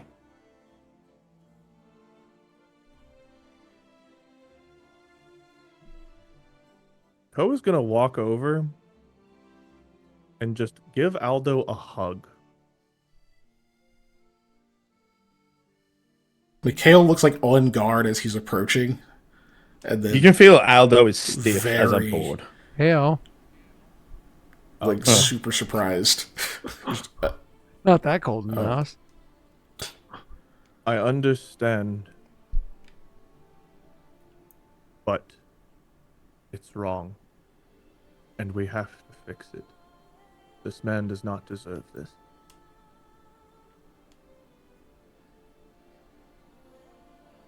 Oh, Koa, what are you doing to me? You did this for You know, us, I had this and I whole- get that, but I had this whole speech prepared for you. You know, I thought this was going to go differently. Yeah, if I hadn't gone for that walk, I might have punched you in the face, and I might not have stopped punching you. I said he might hit you. I understand to some extent your thought process. I've had thoughts about the corruption here and the corruption everywhere else and how much I want to wipe it out. I do. He like starts stepping away. But I don't think that fighting with you would get either one of us anywhere. I don't think punching you would get us anywhere. If I want to convince you that we don't need to be what we're trying to defeat, then perhaps I need to be better about it too. So, Aldo, thank you for considering us. But not like this. I cannot. I will take the books and take the fall for it over letting this man rot. But we've got have an to idea. find a way. I might need Mikhail's help, though. You have it. Well, you guys in custody. I'll dress up much like him as I can. A little bit of a, subtle difference or whatever else. And, look, I'll try and sneak out of town. The only problem is when I get seen by the guards and chased, if I'm not able to get away, could you help me?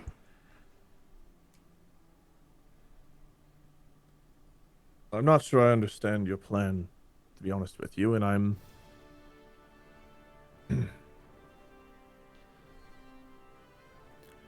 quite upset, to be honest with you, Bill. And I would like to do perhaps good rather than more bad. Is there not another way than me helping you? In what way, I suppose? Well, Koa, I don't exactly... There's nothing for you to do. But if I'm about to be caught, it would be good to have Mikhail be able to sleep the guard or whatever and say he was trying to get me. It comes down to it. Yeah, I could do that. Is this truly going to... What are we going to accomplish here? If he's seen looking like the other guy, Oh, gives I a forgot. lot of- I'll drop the bag, by the way, with the books as I'm being chased.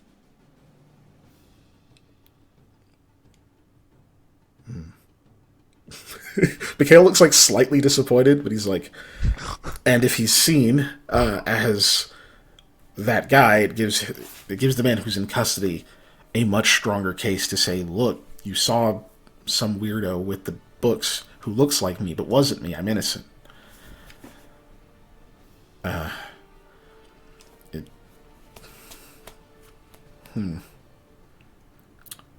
How much time between now and doing that plan?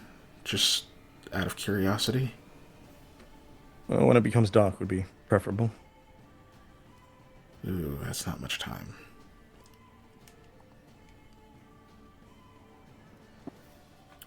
I'll make do with what I have. But look, yes, that would free him and not incriminate us, which would be good.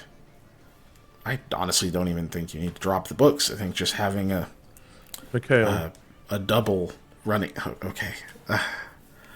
you know... It just, then it seems like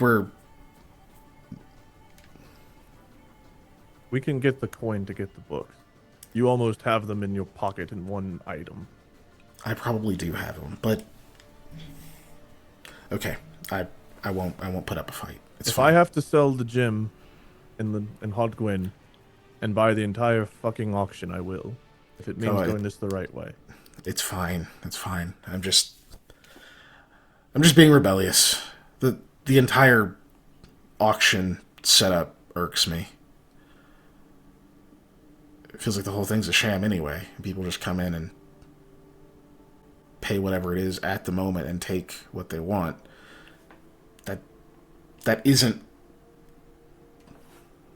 fair. We have to bid. And people can outbid us. Yes, they and then can. we pay The more. serve isn't fair. It's a terrible it place. is not. But So I was not interested in it. being fair. I understand that. I do. I feel it. But we have to be above it. Things don't get better by out-corrupting the corrupt. We have to get into a position where we can change it. It doesn't... We don't have to be saints to get there, Koa. We haven't. I'm not even saying we started do a everything conversation. wrong. This is not freeing slaves. This is acquiring books. I just want to point that out. As important as these may be, it's about acquiring books that Nathan might even have, be willing to let you see, or that perhaps we can find them in Haudh-Gwenn, or perhaps talking to Curvy, we can just see them anyway. That's a fair point. Even if he Reframe wins the what this auction, is. they're not gone. True. And you can offer him the same deal you offered Nathan. Allow me to see them and I'll fix them. They were in shit shape. I got a little blinded by the just general irritation and the temptation. We have of the seen a books, lot of so shit. sure. I understand. I do. And I'm trying to take the high road here because inside I have a boiling rage, but on the outside, I understand. No, on the inside I have... Both things are on the inside. I get it, but also it's not right to do things this way. Not if we want to call ourselves the Valiant Few. If we want to call ourselves the Woodsman Bandits, sure. Cool. I chose valiant instead of like heroic or righteous because valiance is bravery. It doesn't mean you're doing the right thing. It just means you're doing what's brave. I don't know that we'll always do the right thing. I think the right thing is often brave. It's often hard. I think it can All right, be either. we have a possible But listen, plan. Koa, let me just say this. I know you're right when it comes to how we should build all of this. But I don't know that it will always work. There might be times where we can't be the most righteous. Maybe we will need to steal something. Like, if the stakes are higher, I'm not talking about books. I don't even have an example in my mind right now, but if the stakes are higher and it comes down to... We be the best we can either do be it right or... at all times. We have to. If we have an impossible situation, we cross that bridge when we get to it. We don't plan on cutting corners or being that which we're trying to defeat. We cannot accept failure before we've arrived at it. I like that. Thank you. He said in the song. I'd like to think I thought of it myself, but it could be. Okay. Anyway, that's it. We do have the beginnings of a plan. For the record, I don't What think... are alternatives? The point is to what? helping- If these books are found on someone else's person, that person would take the blame. Right. So we need them... We need them found after the cook's double, Aldo, is spotted. We don't have to have the entire story explained. People don't have to figure out the mystery. In fact, we don't want them to. We just need to raise enough questions that it's clear the cook in the cell is probably telling the truth. This guard you said was going to steal. I don't want to frame him if he hasn't done anything wrong, but is there someone else we could frame? Could we put the book somewhere else where we don't have to put so much risk involved? Without it looking Aldo like just raises his eyebrows at that point, and he's like, frame someone? No, I'm not saying frame someone. I'm saying, can we do it without having to frame someone? well, that's what the idea is, right? More or less, the guy that is currently in custody is spotted. Yes, I understand, Chased. but that also involves the risk of what happens if Mikhail's spell misses, or if they do catch you, or something else goes wrong, or he's spotted. Well, is anybody using Dan's house at the moment? I don't know. I've not been over there. We've been everywhere else in this town, but I could- Dan being in custody, having the books at his house also makes no sense. No, it doesn't. But somebody knowing that a house is empty and using it as a staging ground, to store stolen goods might be. Yeah, we already know there were places to stash things there.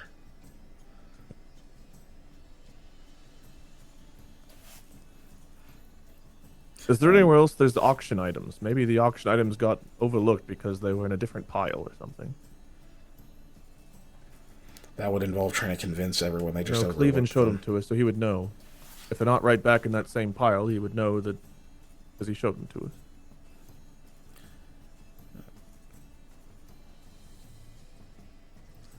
So, look, if things go bad, Aldo gets caught, we figure that out.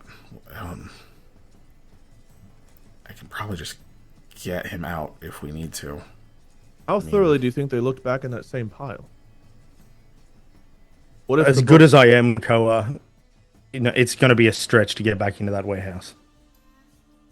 Do you think it's guarded more harshly tonight? Yes. Generally what happens there's after a still break-in. goods. And there's still goods there.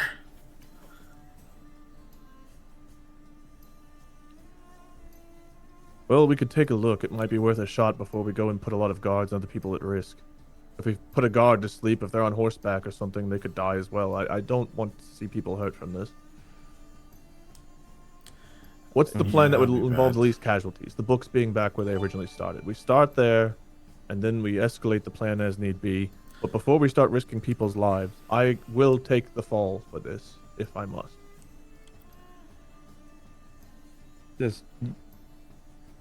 It won't come to that. All right, look, let's try. Let's see if maybe we get the books back where they go. I can try telling. Maybe I'll go see the cook. I'll try telling people. Unless I saw this guy at my performance. Unless you can turn me invisible, Mikhail. I don't know if you're able to do that. The plan Sorry. won't work. I can't. There's no after a burglary, the security will be heightened. There will probably be people inside the actual thing. Like it's just. Yeah, they won't leave it to Cleveland again. Leave it to Cleveland. I heard it too. They won't. Hi, they won't Doxy. leave While it we're to breaking him again. character. Hi, Doxy. Hi, everyone. Yeah. Even Molly giving this. I know. Clearly, And the didn't rest of you, vet the whatever. security very well. Everybody. I'm just saying There's it's spells worth like taking a look. Vanish and the like that could be useful, but I don't even know where we'd get one of those. That wouldn't last long. I don't know. If we can distract the guards they do have there, perhaps, and buy you time to go in there and drop them off, Aldo. Like I said, though, I think there'd be guards inside. I'm not sure. I can That's a try lot it, and then we just move into the second plan straight away, more or less. But they've got to have checked. Like, it's when they catalogued what was taken, they would have looked for them. What am I supposed to put them in a different place? You know what I mean? You'd There's think no way they they're going to checked believe they quite just didn't thoroughly. see him. Yeah, Exactly. There's no way they're So gonna believe I'm that. going to interject here. Aldo, arguing that point makes sense because it doesn't feel like a secure argument. It doesn't feel like a secure way of going about it or whatever, right? But that being said, you do know that people oftentimes will overlook things, so on and so forth. There's little hideaway spots that things can easily kind of like tumble into. You have benefited from this beforehand. Couch cushion coins is a simple concept. Granted, we're talking about books of value inside of the warehouse. So if you're looking at a place where they would be, like maybe instead of them being stolen in the sense of like they're somewhere else, maybe they were misplaced somewhere inside the warehouse. If you're not trying to directly accuse somebody but want to put them back inside there, it's not uncommon. I've discovered this with employees of mine in the past that instead of just straight out steal something and walk out the door, you prepare the stealing by putting it in a place where it is still on site. It is still not officially stolen, but it is easily overlooked, not able to be found, forgotten about, so on and so forth. And then that way, if it's ever found, you'll be like, oh, it wasn't stolen. Look at that. See, it was found right here. But when the hype around speaking of hype, Jesus Christ, hype, everybody. But when the hype around the theft kind of dies down, well, that's when you take it home. I've seen that both in the restaurant and I've seen it in a jewelry store. I literally took over a jewelry store and found jewelry hidden inside of a filing cabinet that had recently been reported stolen. And months had gone by because I was not the person that had that store just prior to COVID. Then it shut down and I took over the store as we reopened and was like, what the fuck is this? But either way, so... I do have an idea, though. Like I said, the guy was planning to steal from the place. Maybe it's found, not right away, but what if I put it in some furniture? You know what I mean? It was moved, someone's meaning to take it, now it's, becomes found somewhere that it wasn't. Yeah, and wait, that guy you said saw you. Did anyone else see you? No. We don't know for sure that he was... We still don't want to frame someone if we don't have to. Unless it's someone as vile as Tor, I don't know that I'm comfortable with that. No, I don't mean framing him for the theft, but it makes him unreliable, right? His testimony. Sure. He's the only witness. And if he was about to try to steal something anyway, it's not like he's completely innocent. Maybe they shouldn't trust him. Sure. I'm fine with that as long as we're putting things back and not putting someone else behind bars that doesn't deserve it. Yeah. I just want to see this made right. He just puts them back, just not where they were. Mikhail, is there magic that can do what Aldo was talking about, that can make someone disappear? Absolutely. I'm just not capable of it right now. Do you think anyone in town would be? Oh, I doubt it. I mean, I guess I could ask around. Well, no. Right now it might be a suspicious question. Or I just meant to find anyone capable of spellcraft in general would be unexpected, honestly. Well, that's fair. I think we see if it's possible to put things back. If it's not possible to put things back, then perhaps we try some version of Aldo's plan. But I do not want... Like I said, though, by putting things back, where do you want them? You want them hidden? Anywhere. Like Anywhere in the warehouse. Yeah, So, maybe like I said, slightly hidden. Okay. Wasn't there like furniture or something? That's what he'd mentioned, was putting it in the furniture. Anywhere that's in there, yes. Yeah. Well, Aldo, I mean, I guess try to think of where would you put it if you were trying to hide it and not take it right away, if you didn't think you'd get away with it. Or like just put it makes somewhere sense. where you think someone might have overlooked it in the panic that is, oh, it's missing, and they wouldn't have found it. That's too difficult. I can't search the thing. I can't see properly. Like, I don't have your eyes, Koa. So you just kind of, you could just toss them into a spot that looks out of the way. Someone easily could have missed it. If only I could get hired to guard as the they place, find I them. could put them in there myself. Why couldn't you? Maybe I could. I think you easily What are you could. going to walk in and say, I'm going to guard this place? If I have to stand guard for a night, I mean, I've already said we're a bit low on coin. But I would do it anyway as a favor to Jim Smith for all he's done for us, so... I wouldn't mention anything about the books. I'm just saying perhaps I could guard for the night. I mean, I can go ask Trinity right now and say, hey, Koa kind of wants to help. He's all torn up about this. Could he maybe go stand guard for the night? Would that return suspicion onto us, though, if the books are mysteriously found after I'm guarding it? Yes. Yeah. But what are they going to prove?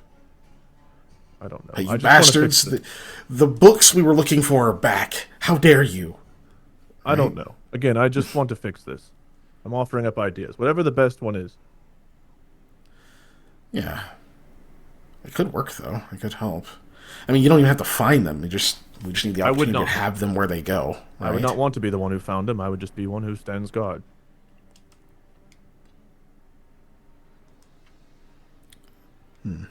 You and I'm sure they probably want more than one person, so it would probably be you and another. Not one of us. It should definitely not be one of us. No, I agree. I'd also have to explain why I have a sack of items that I'm carrying around, because they're not small. I don't think you should be the one to put them back. If you can get yourself on the door and then, figure out how many there are, if you could get them, if you distract them for a moment, something like that. I don't know. Yeah. Wait till they go take a piss and then give Aldo the signal. He'll come put them where they need to go and then get out. I can try to do my part, yes. All right, well, let's move on this then and get it done quickly and quietly. All right. I'm going to find Trinity. I think I know where she is about now. Oh, and Swing back through Aldo, on and let top you of know. all of this, you may want to apologize to Elliot when he eventually wakes up. He was quite upset about the entire shenanigan last night. Yeah, well, I'll put that on for the next thing, hey? Again, I understand, I do. I appreciate your understanding, Koa. Hey, Aldo, I do have a question before I leave. You said you've Yeah. been a lot of people and lived a lot of lives. Are you doing that now, or are you Aldo? That's a good question. Okay. Well, I guess you need to think about it for a while. That's fine. Just, Hey, I'm boys. curious. Billy's here. Turns out that's him. That's been him the entire time. It's been his real self. Yeah, Aldo's actually a persona. Oh, yeah, Aldo's the persona. Okay. But Is it bad I'm Pulls that off we the like mask, Billy he's the better? flutist. Oh no. Oh, God. Have we ever seen him in the same place at the same time? Yes. Yes. No, you have not. You thought you have. Oh, God. It was Tony. It's just Tony with a. It's like with Tony a was flute. Aldo, and Aldo was the Just a flutist. stick with notches in it. That's why it sounds so bad. All right. All right, I'll go talk to Trinity. Yeah. Okay. So you guys go to talk to Trinity. So No. you go find Guys. her what? No, just me. We do not. My It's apologies. not their You go business. to speak to Trinity, Yeah. just you all by yourself, and Yeah. you go to head to her place and knockety on the door. Knockety on the door. Do I knock a third time? Is this where she would be, or because I know her route? Is she? Eventually, here, coming. And the door opens up, and she's dressed like a nightgown or whatever it is, and she's like, "Hi, Mikhail." Bad time? No, come in. Like, if you need a minute, it's okay. I actually had a question. No, And- it's fine. I told Koa I was going to visit you. I'm sure you're just saving me the trip. And then she narrows her eyes for a second as she blocks the doorway as you're about to come through. She says, "Or are you just trying to get out of the cold?" Can it be both? She raises a bit of an eyebrow, like, "Oh." It's mostly the first one, like 90-10. And she'll, again, playful eye roll, but steps out of the way so you can go in. Yeah, I'll step in Okay. and say, just so that I don't forget, let me get this out. Koa still feels kind of bad about the whole theft thing. I don't know why. He always takes stuff personally. He was asking if I could get him on to, like, actually go and be one of the guards overnight to make sure nobody comes back, and if they do, gods have mercy on them. Think you would take my shift? She says, semi-jokingly, but also kind of like with a weak hope in her voice. Yes, he would. And she'll stop and look at you and be like, "Oh, really?" Yeah, really, he would.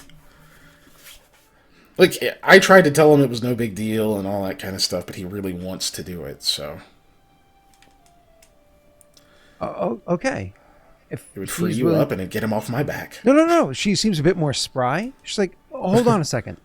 And she'll actually go over and she'll grab from a drawer like a bit of like a parchment, and she'll grab a quill or whatever and hit some ink.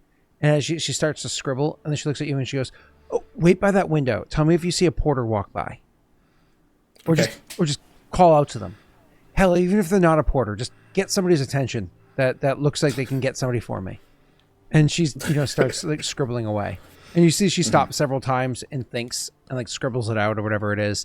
Eventually she has to get another piece of paper and just read like a second draft of what she was originally writing, because spell check and backspace don't exist when you have a quill and parchment. And then you can see like most of the way through it, she gets frustrated and she ends up writing it a third time. But whereas maybe you would have offered to do that for her, you actually see somebody go by and you're like, this is more important. And you actually call over to the person, and by luck, it happens to be a porter that's there. And so, Is he delivering a toilet by any chance? they come in Because it could be a porter potty. and Jesus Christ.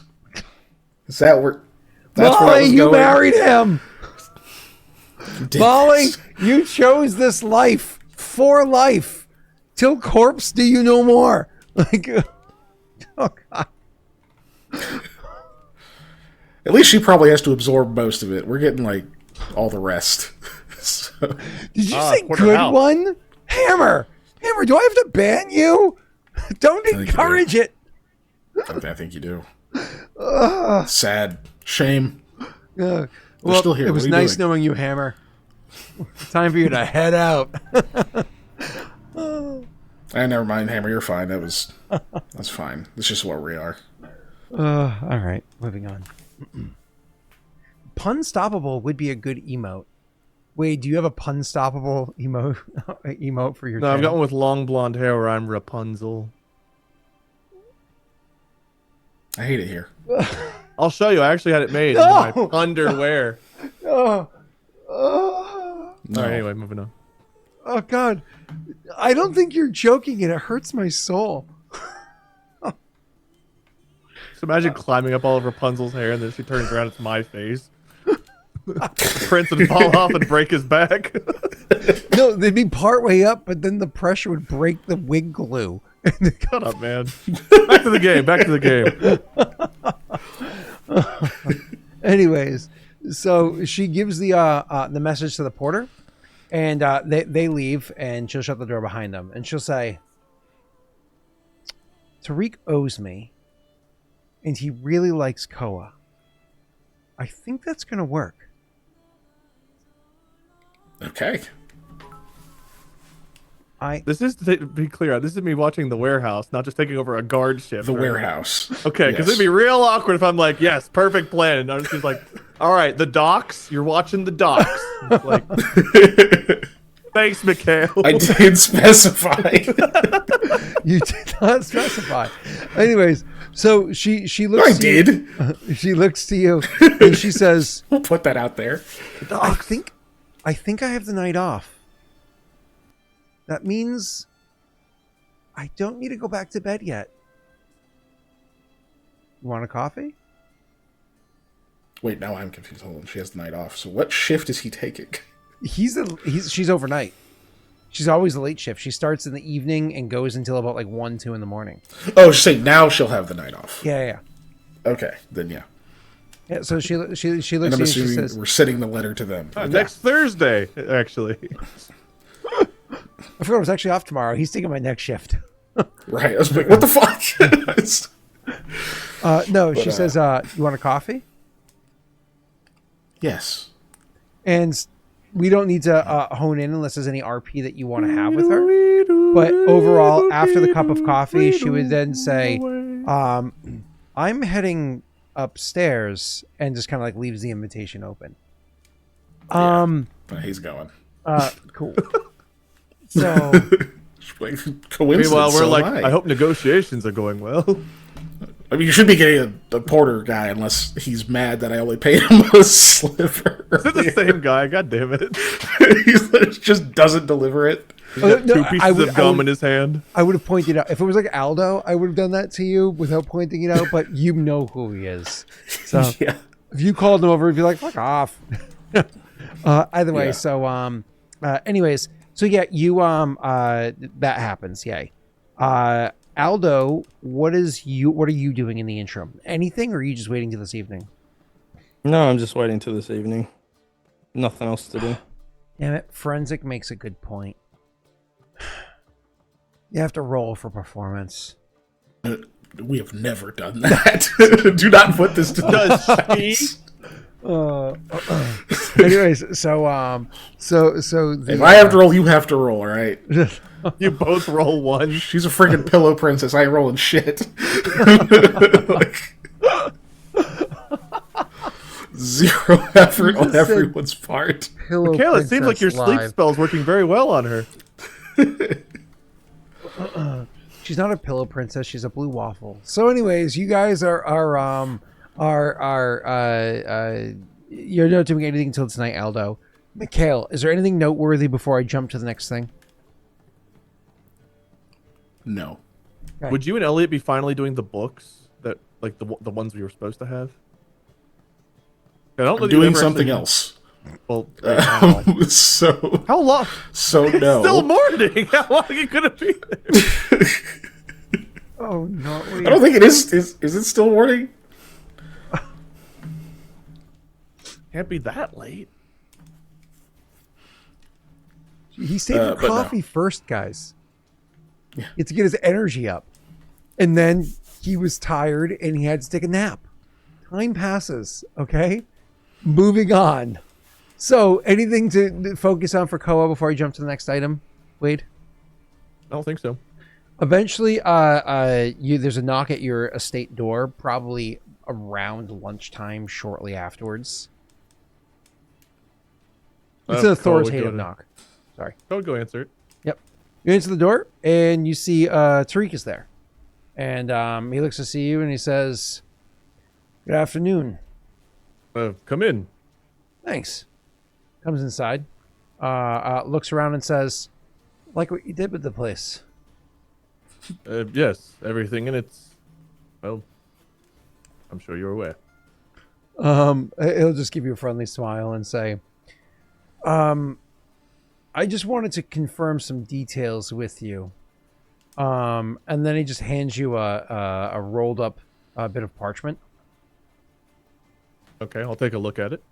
More or less, it is a request from Trinity, suggesting that you were interested in taking over a guard shift, and because more or less just saying, hey, I know like I took care of XYZ recently, would it be fine if, because Ko is interested, him to take over my shift for me this evening, rather than, because he can more than handle whatever her responsibility, sort of thing. And then as you're done like reading it or whatever, or once you get to a point where you realize where this is going and you look up, you can see he's giving you like a unimpressed, doesn't believe this is real, like what the fuck is this bullshit kind of look. Well, I'm not sure I knew I was taking over one of your guards, but I did tell Mikhail that Jim Smith's been a good friend to us, and I said if there's anything I could do to help watch over the place, I was happy to take a shift. I suppose this is how that turned out.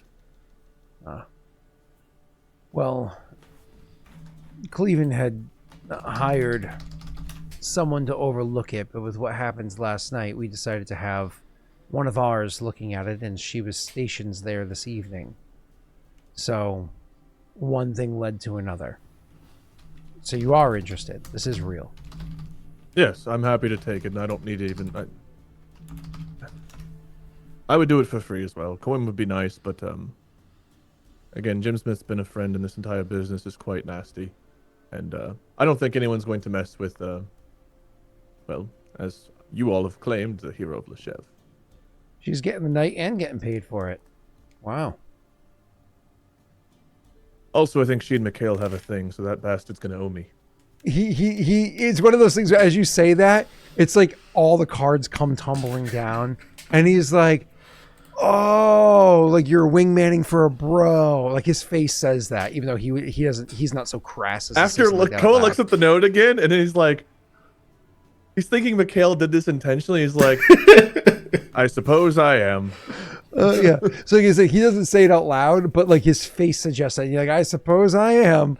And he just chuckles and he's like, I can get somebody to replace you earlier in the shift if you'd like. No, it's fine. I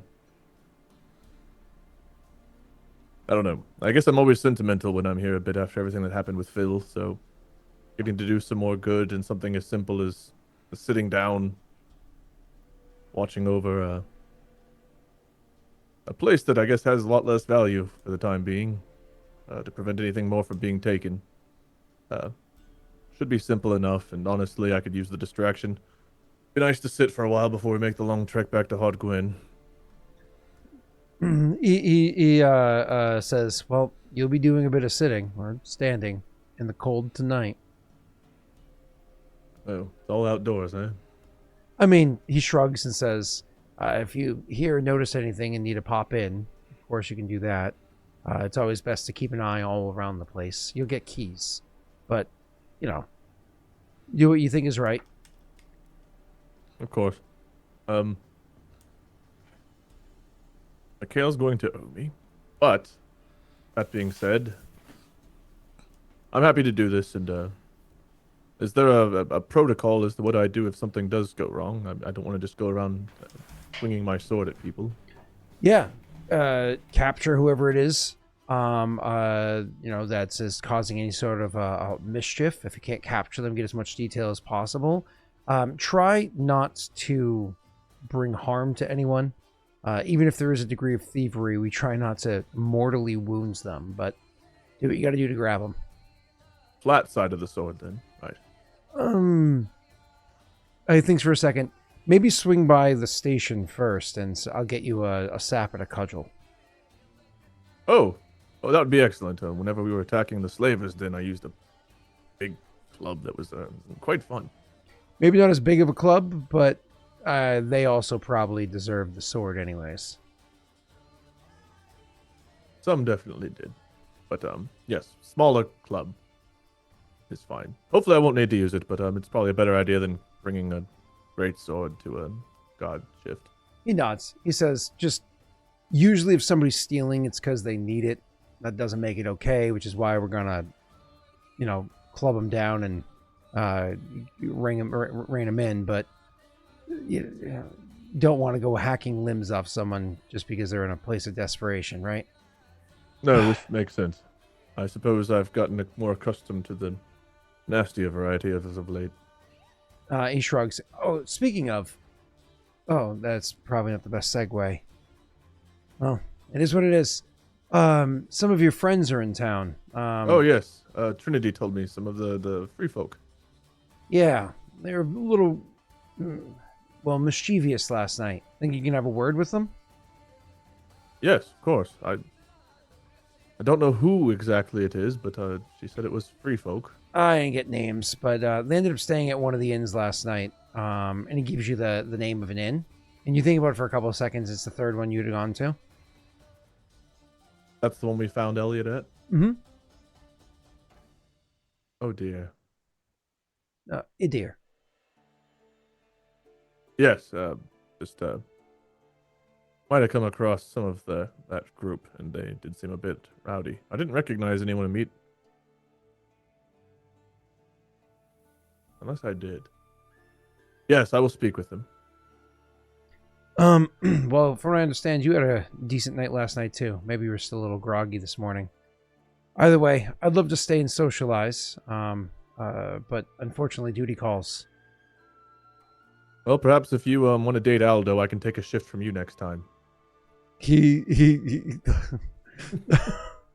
furrowed brow. Koa kind of laughs to himself, like, because he thinks this is ridiculous. He's like, "What are the odds of it being Trinity?"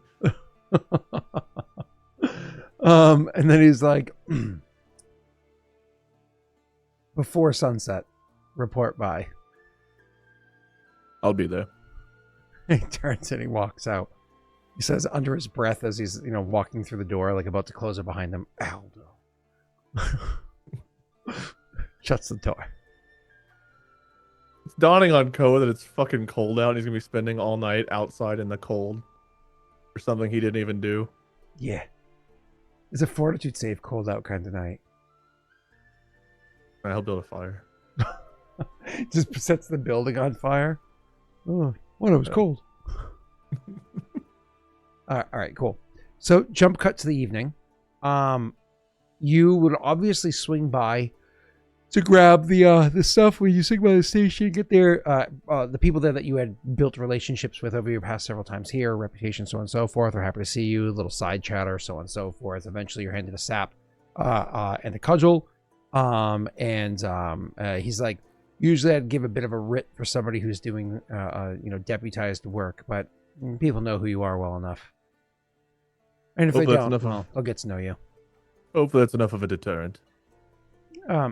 He shrugs and says, desperation.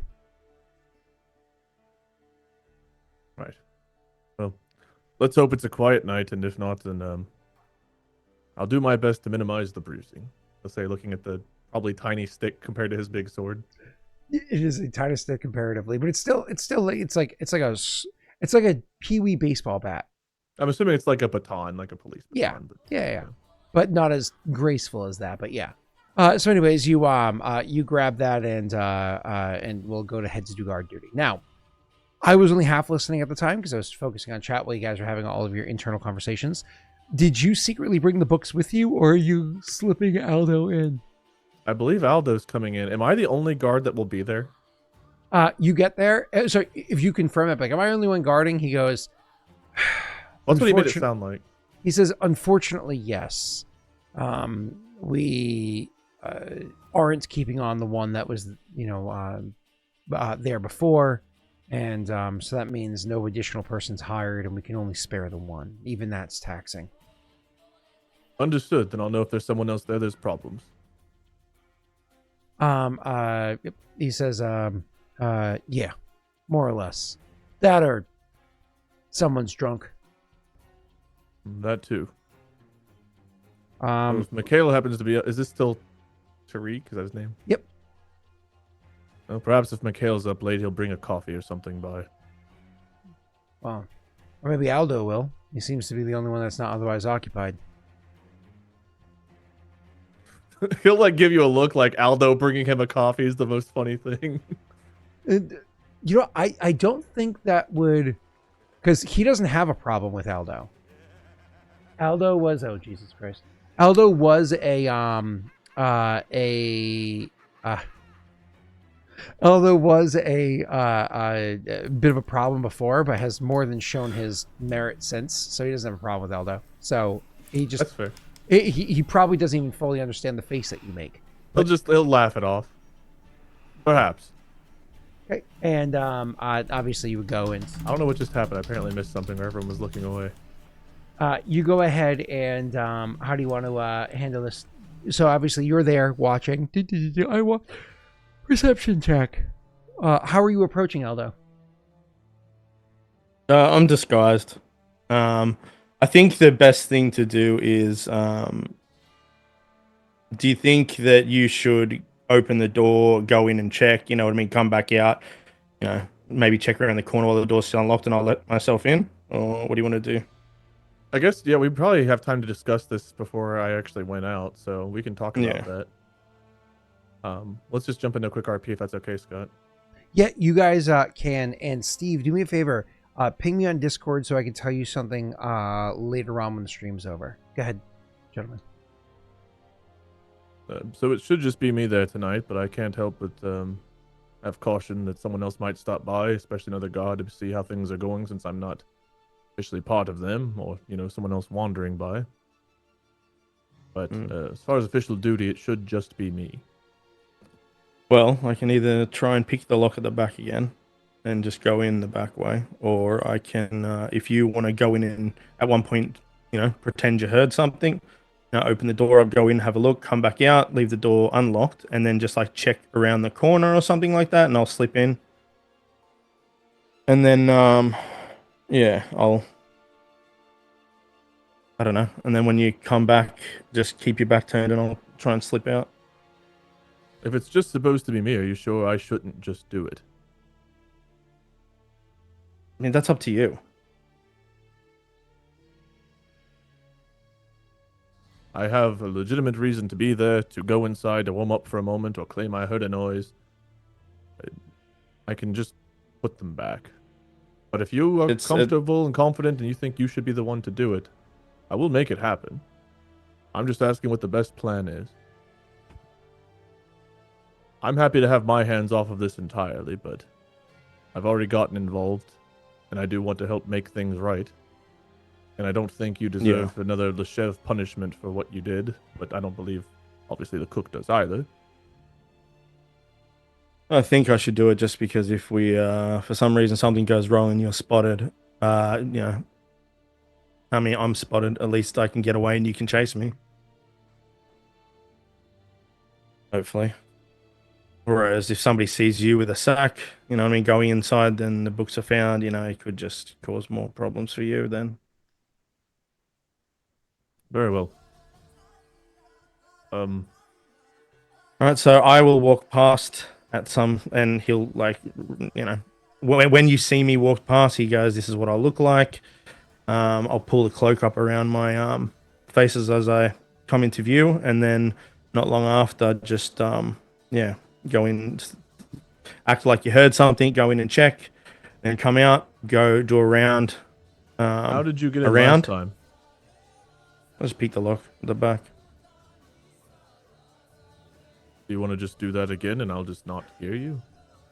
Yeah, I mean, I'll do that. If I can't get in there for whatever reason, for some reason, through at a lock or something, then yeah. If you have any kind of issues, then bring me a coffee. Okay, we'll do. Right. Plus, it might be nice anyway if I'm going to be out in the cold all night. Yeah. All right. Perhaps, unless you can put everything back, if it's in the lock, we need to make it look like there wasn't another break-in. That is important. Yeah. Well, if I can pick the lock at the back, I can relock it. Right. Well, good luck. Yeah. Oh, that's right. Koa does have keys. I could, if I'm sure that I'm alone, I could unlock it as well and just make it easier for you to slip in. That might be best. Or I could go inside, warm up, step back out, go to take a piss, leaving the front door or the main door open, and you could just slip in and put it back. Yeah, that might be better. I don't know. We'll play it by ear. Just make sure the coast is clear. Yeah. It gives you like a tapping sound, like just a little, certain knock thing. Like, and he says, if you hear this, that means everything's gone well. And just move from the front door. Right. He'll we've been there, so I think I know where the layout is. So like, Scott, if there's a good spot where Koa could go to take a piss, that would also be easy for Aldo to knock. He'll describe that location. Like, I'll go piss over here, leaving you to go in, put the books, and if you knock here, I'll probably hear it. Sure. All good enough. That's fine. So, when you get there, Koa, later on that day, you're the only one. So, I mean, there are occasional people that like walk by, but nobody walks like immediately adjacent to this. You're not in a city where buildings are immediately next to each other. It's a town. There are parts of the town where buildings are built pretty much right next to each other, but not everywhere. And this is a bit more separated, you know?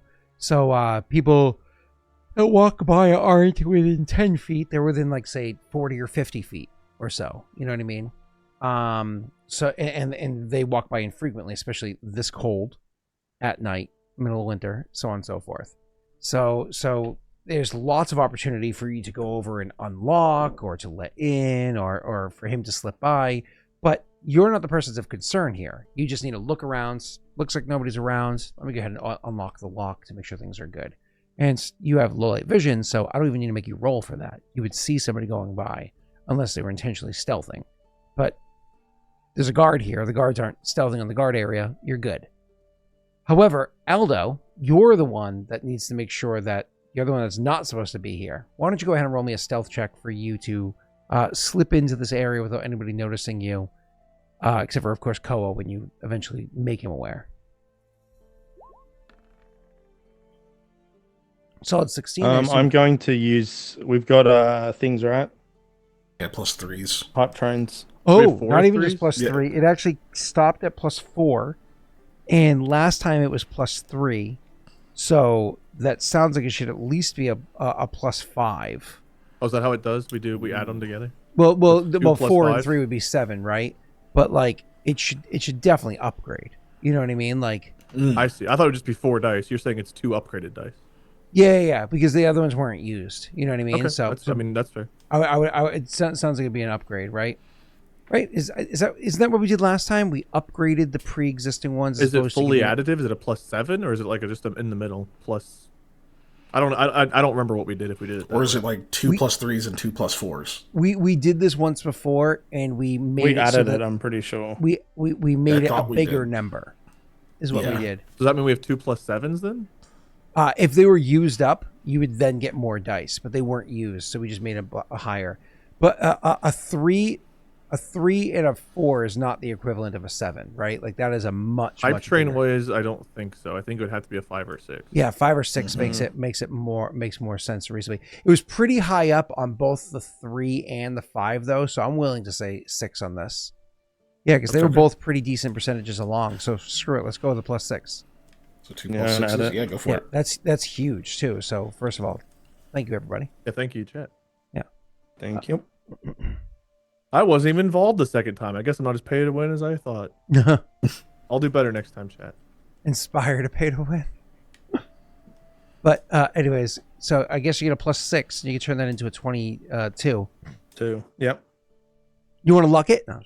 So you go all the way up to a 22, and you slip in there unnoticed. And I believe Wade said he was already going to have it open, the lock open for you in advance.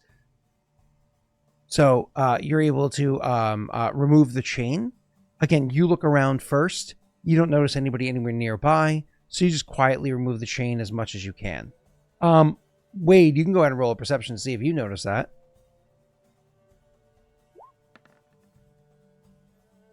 He doesn't. You remove the chain without anybody noticing, and are able to slip into the door. Yep. And this is a chain that's easily replaced to make it look like... My apologies. You explicitly wanted to make it look like somebody didn't break in again. Yeah, so I talked about him going in the main door that didn't have the chain. The front door, yep. I'm just realizing that right now. My apologies. So you wouldn't remove that chain bit. You would just, the door would be unlocked. He would be going around back to piss at about the time that was discussed beforehand. And he would just be checking around the area. Oh, I thought I heard something. Huh, what's that? You know, full on NPC mode as you go slipping into the front door. What do you do when you're on the inside, sir? Shit, I forgot the books. First thing, I just listen. I try and, see if I can hear anything. When I can't, I make my way over to the furniture part. Mm-hmm. Yep. And I'm going to try and stash the books in some furniture. You can see the furniture has definitely been moved considerably from how it was beforehand, but like not. It looks like somebody like moved it. You know what I mean? It doesn't look like all the furniture was necessarily tossed. It may have been. You're not 100% sure. But anyways, go ahead.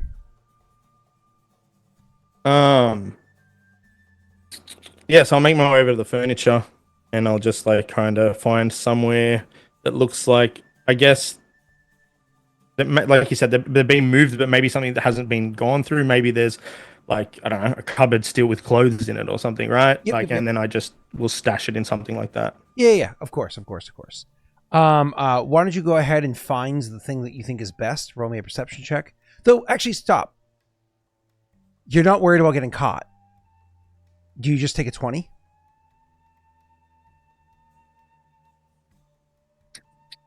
No. Do you want to take a 10 or do you want to roll?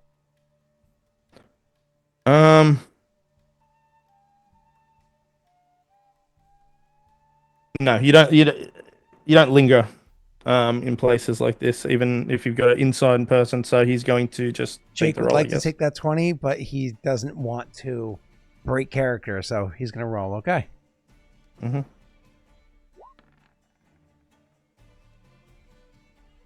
You have another +6 if you want it. Yeah, this is the thing tonight. So, all right, yeah, we'll use the 6.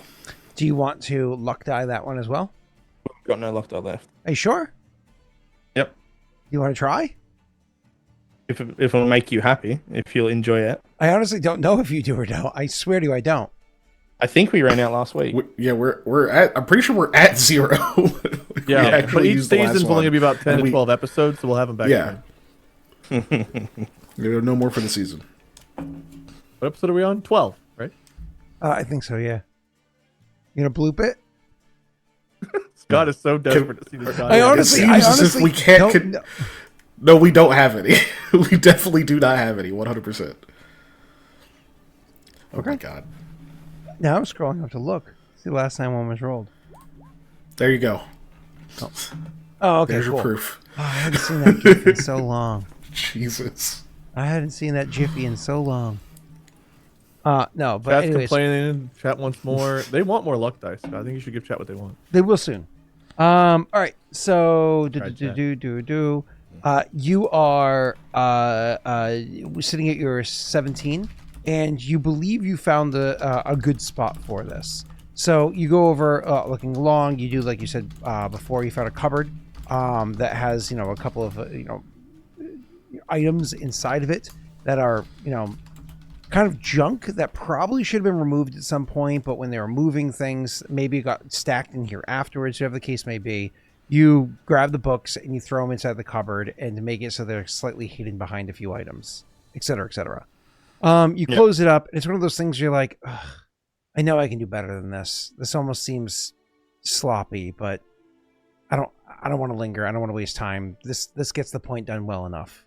And you go stepping out of it. And then I assume at this point in time is where you're going to do the knock, knock, and then slide out the door.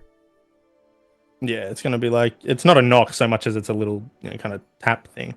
Oh, Wait, yeah? if A little goes... A little boop. Yeah, that's exactly what it is. Yeah. A little boop, boop, boop, boop. And then you head out the other door. Wade, out of nowhere, you get boop, boop. And, ooh. Are able I'll to give head. him whatever the appropriate amount of time is that we discussed to sneak the slip out, and then I'll go over and like step inside to check things out. Then I'll come back out and have a reason to lock it behind me. Sure. You inside and you look at the stack of books and you're like, he didn't put the books back there. Good job, Aldo. And go back out and you shut the door and lock it. Cool. Wade, I need fortitude saves from you. Technically, because of how long you're out there, I am going to need 3 of them. But you have the appropriate winter clothing, so you do get the bonus for that. I believe the bonus is a +3. Yeah, winter gear, it's +5. Oh, is it Huge. 5? Yeah, it's huge. Cold weather outfit is +5. He's correct. So you have +5 to these fortitude saves. Yeah, my PCs were stuck in a winter area for a while. Pass, and fail. So that last one is a fail, not a big deal, because what it means is that you become fatigued and you gain 1d6. Is who did I say earlier? For rolling, I told somebody earlier when Joey was picking something else. Something. I never know the name. I was like, yes, but later on, Mao something. Yeah. I'm sorry, I don't remember how to say your whole name, person. Mao Wow Patao.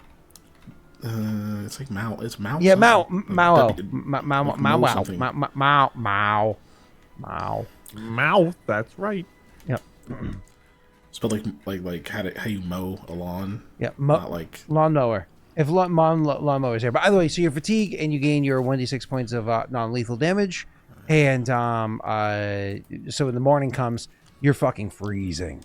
Eventually, I do bring him a coffee at some point. I'll just oh yeah. state that. Yeah. Hey, But it's but Nice I'm you know, I just give him like a everything's okay kind of, you know. yeah, it doesn't like they're here. he looks like Jack Nicholson at the end of The Shining, where he's outside, like icicles growing on his face. Oh my god, it's 3/4 Yeah, he does take out a Kahlua. flask and he says, "You want some of this in here?" Dude, he brings you a coffee, but it's literally 3/4 Kahlua, 1/4 Bailey's. Perhaps not. Not best if I have that on my breath whenever I'm relieved of duty, but thank you. All right. Well, he just gives it to him and leaves. So in the morning, a guard does come to relieve you, and they look very agitated as they approach. But because they're not alone, somebody else that's well enough dressed is with them that you're not familiar with. And they come up and they look at you and they go, "Huh." The guard says, "Huh. I heard you were taking the shift. I didn't really believe it." Yes, it wasn't as pleasant as I'd hoped. It was a long night, but quiet one. It's very fucking cold. He gives like a little bit of a chuckle and says, "Well, if you ever want to join the guard, Tony could use a partner." I appreciate the offer, but if it involves this, fuck no. Not usually, just the winter time. Perhaps I'll work in the summers. Well, thanks for helping out. Catch your rounds. And the other one's like, "If you're done discussing, I think it's time for me to get in there." Yes, I understand. That's Cleveland. Do you want No, me to it's stick not. around while you're in... No, it's not. Yeah, somebody he's not familiar with. Go ahead, Wade. Do you want me to stick around while you check things out? He goes, "You look like you're half frozen. You can head out if you want. You're welcome to stay." I think I'll take you up on the offer to go warm up. Yeah, no problem. I'm sorry. Just give me a second. I'm opening the door. He goes over and he unlocks the door. Oh. And he swings it open. The keys, I hand these... Oh, yeah, you hand him the keys. He unlocks the door and opens it up for the person. When the person goes inside, like very quickly snaps it shut behind them and then says, "Sorry, wind." And turns around and gives you just like an exasperated look.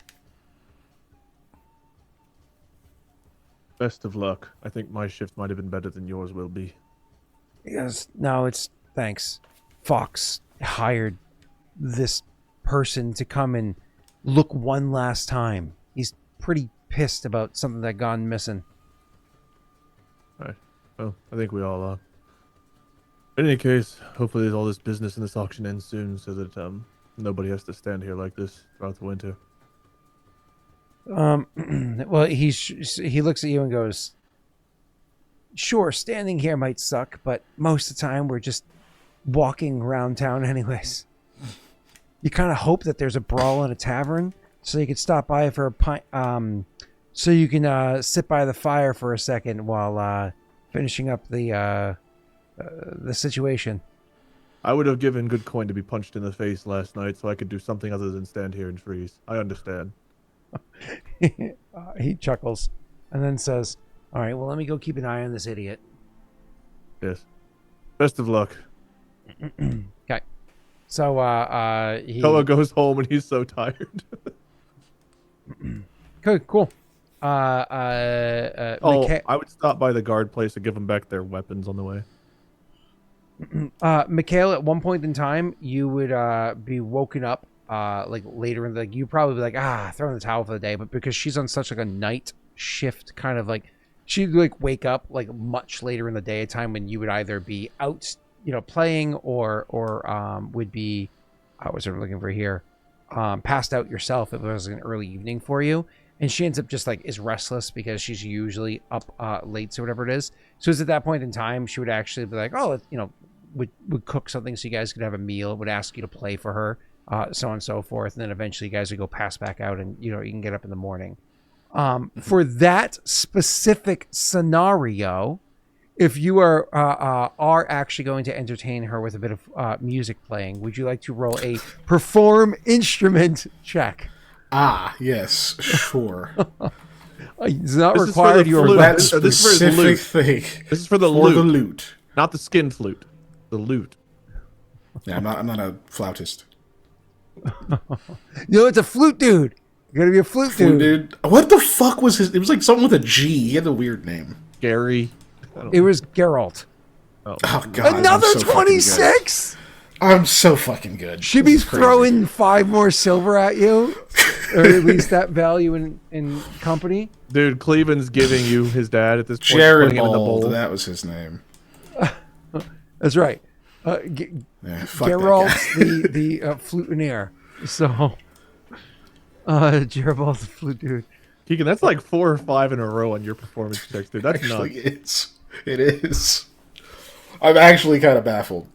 I had a PC roll 3 nat 20s yesterday, but then they rolled also like 5 nat 1s. It was pretty funny. Honestly, Anyway. depending on when those took place, worth. Yeah. Right? Like sometimes Like the nat 20s were almost back to back, and then they rolled 3 of their luck dice back to back were 4s. But if those nat 20s were during Yeah. periods of time where it was like bullshitting versus like a combat or an important RP scene. It got them a magic item. What was it? They got them a magic item. Oh, cool. There you go. Awesome. Yeah. Yeah. Yeah. So it worked out. All right, cool. So back to game. So by the way, your character is able to get up in the morning and eventually go to meet up with your crew or whatever it is. And Wade, obviously your character would eventually go and be like frozen, by the fire. Oh, lethal. How much lethal damage did I take? It was non-lethal. Nobody. We can have Doxy roll a d6 Not because the lethal. other individual is not here at the moment. 1d6? Oh yeah, it's 1d6. Yeah. Or can one of the commenters in YouTube go ahead and roll for? No, I'm just kidding. I'll retroactively give you my temp damage. Yeah. Oh, ouch. Doxy. Wow. Ow, you. Can we get some inspires in chat, please? Doxy doing that kind of damage to Wade. Can we get some inspires? That's in cool. chat? Just max damage. No big deal. Yeah. Yeah, it was I'm really assuming fucking I don't cold. reduce this by 1. Right? You don't what? I don't reduce this damage by 1. No, no, you do not. I did. I don't know if I like it, but I'm taking it. She's bringing you down to her dominatrix dungeon right now. That's what's happening. Doxy's standing over you with leather and a whip. Here's what happened. Aldo stole something, and then I'm in the basement getting whipped for it.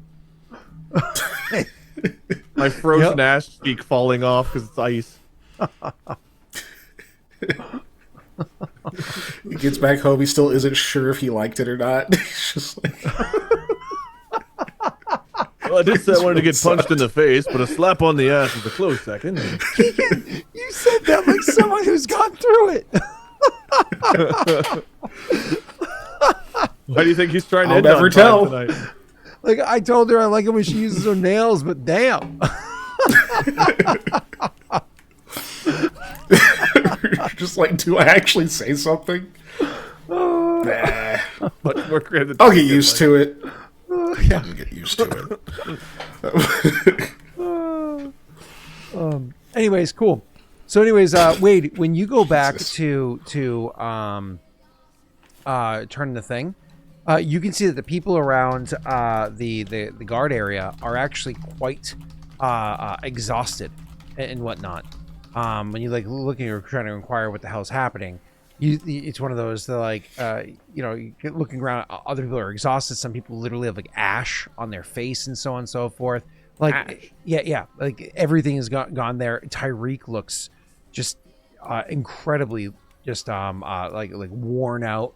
You can see that he actually has bandages up his arm, and you come walking in, half frozen, bringing over your supplies.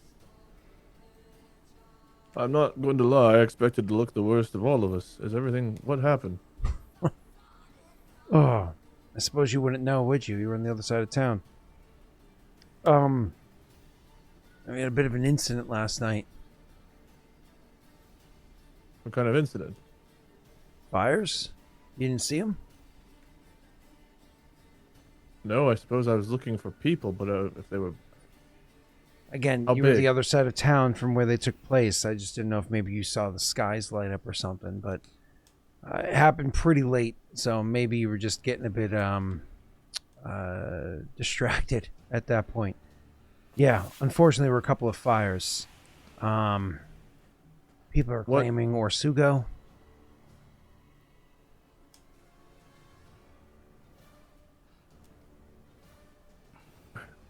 When we were in the mountains, we saw some weird fire ritual. Listen, before you go anything around that, people are claiming Orsugo, but Orsugo supposedly is an orc. What was seen, the reports that I've got so far, ain't no orc I've ever heard of as that furry, right? Ain't no orc I've ever heard of looks like that. So, What did they look like? there's no... people are saying that they saw the person moving away from fires, actively lighting them, was, not short. Was a tall person, wearing some sort of a strange-looking mask, kind of elongated face, covered in fur, but not skins, not furs, like covered in fur and had clothing on it. So, whatever they were.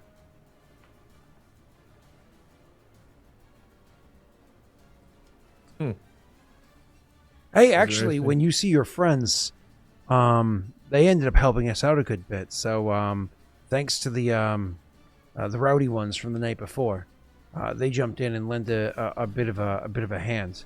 So, Oh yes, I need to see them at some point. Is there anything we can do to help? He'll say looking like pathetic and exhausted but still him. he shakes his head and says, "Not unless you know where I can find somebody wearing a dog mask, covered in fur. But for now, no." If I learn anything, I'll report it to you. Yeah. I'm Well, sorry to hear this. Was anyone hurt? he gives you like a saddened look, long pause, and he says, "Yeah, How many? still counting." If there's an effort or anything, I can come help. What are they sifting through rubble? What is it? He looks you over and says, "If you want to help, go get rest. I'll get work for you when you get here. In the Are you meanwhile, sure however, no one could potentially be trapped or anything right now? I can help. you know how you can help? Go visit your friend and tell him that I need my guard back." Right. Will do. Yeah, we'll be at the estate if you need anything more immediately from me. Do you go get Aldo and talk to Aldo at all, or do you head straight to like where Mikhail is? I'd head to Mikhail first to get Trinity over there to help, and then I would go to the estate to Aldo after that. So you go get Aldo. Sorry, you go to Mikhail first.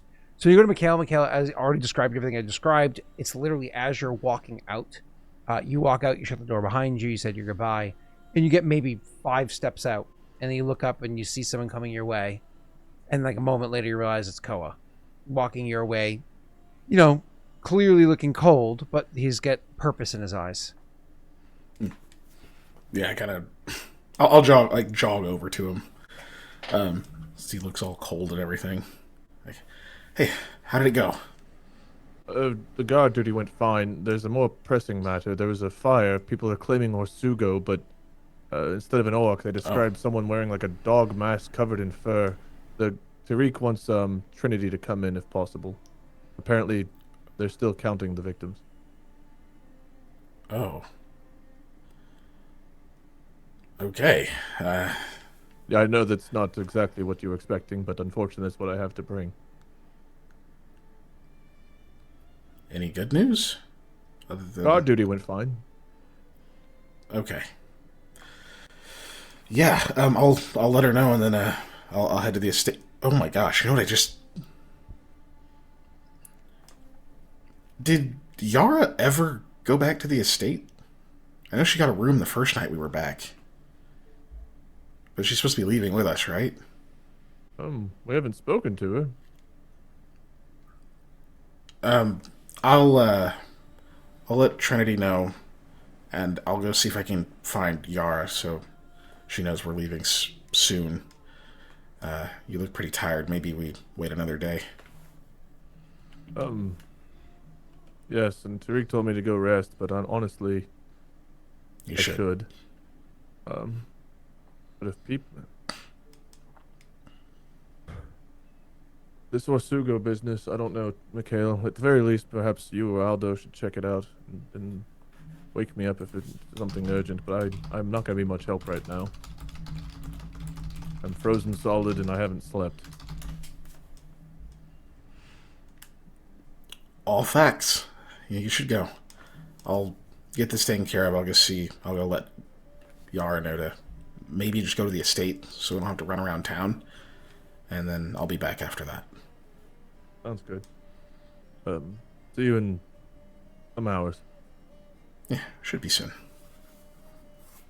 Hope you had a good night. Tariq was curious about why I was taking guard duty till he found out I was looking out for a friend. It's a good cover. Well, I didn't know I was until I got the note. I mean, wasn't my I can't deny it primary was a good intent. play, Mikhail. It was well played. Honestly, brilliant on your part.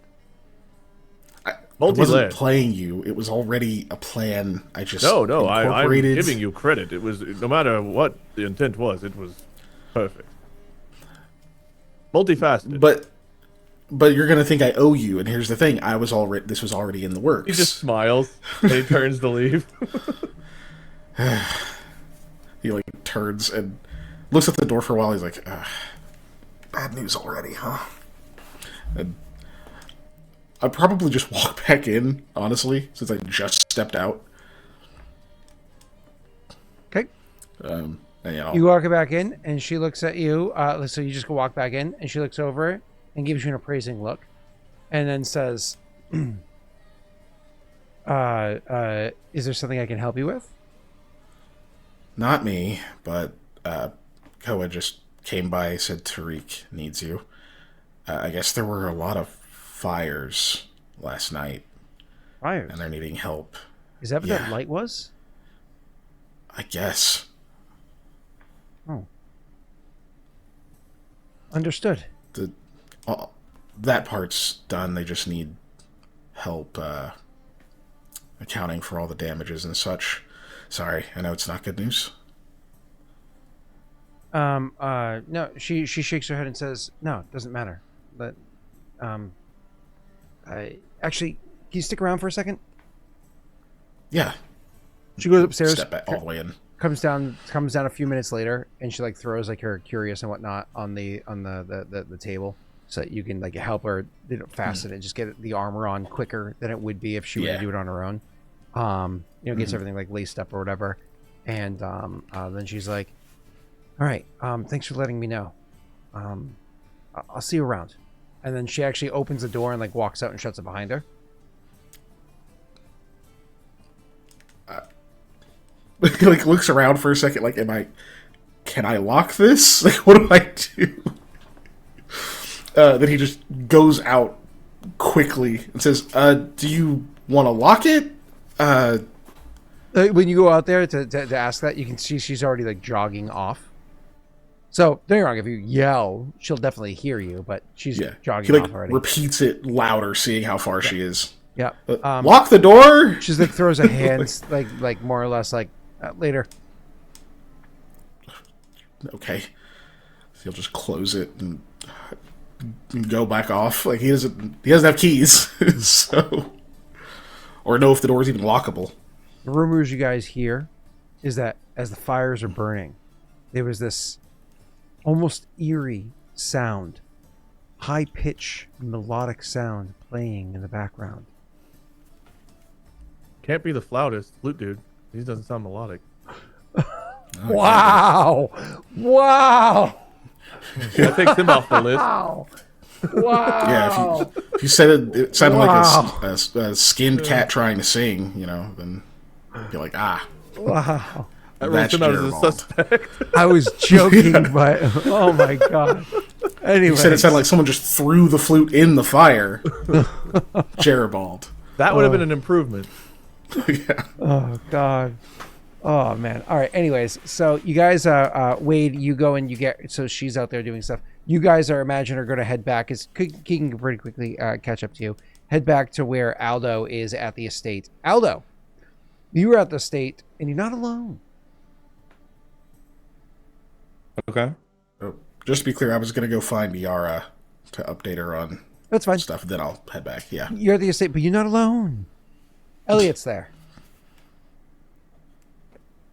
Oh yeah. Aldo will acknowledge him. What's he doing? You also acknowledge you. Looking over his book. Aldo will just, I don't know, maybe sit, have something to eat, like just do some menial things, and eventually he'll be like, Elliot, I caused you some grief the other night. I'm sorry. He, without looking up, says, there's nothing. I'll try and make sure it doesn't happen again. There's like you can see his like mid-turning page.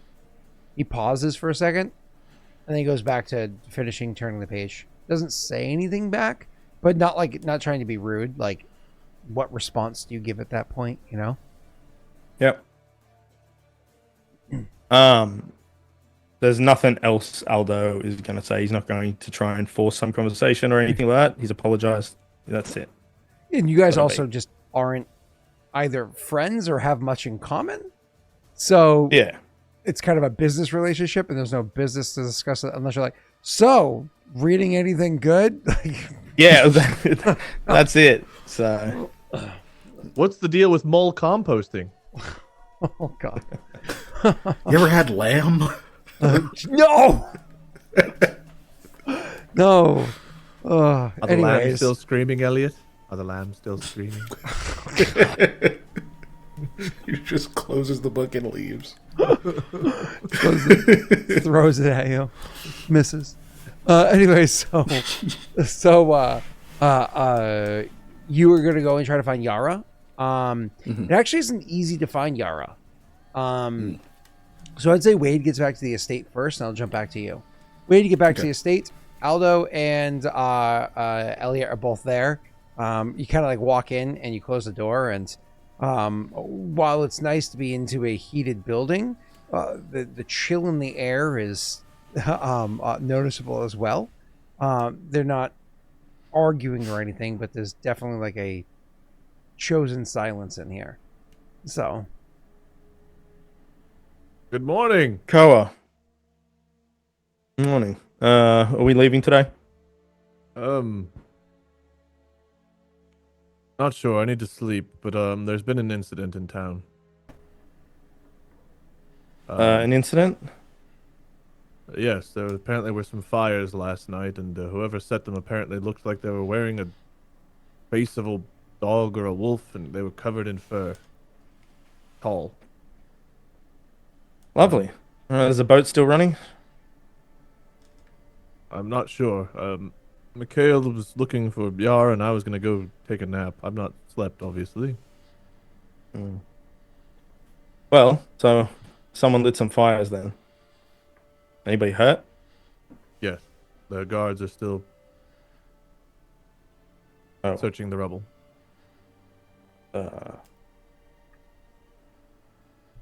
Yeah, sorry. Didn't realize anyone had been hurt. I'm not sure how severe I offered to help in the efforts, but Tariq sent me to rest, so Mikhail might look into it. Perhaps you both will look into it. Maybe neither one of you will. I don't know. But I'm freezing and exhausted, and if I'm going to be of any help in either traveling or in this fire business, I need to be of some rest. So, unless there's anything pertinent, might take that opportunity.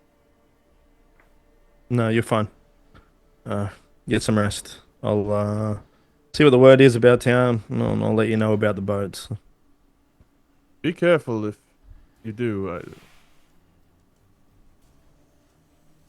I don't know. It's weird that these fires happened around us multiple times now, so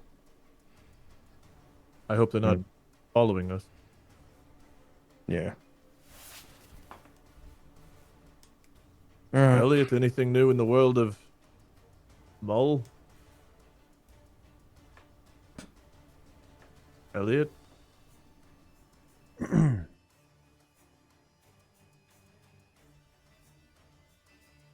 Right. Did you?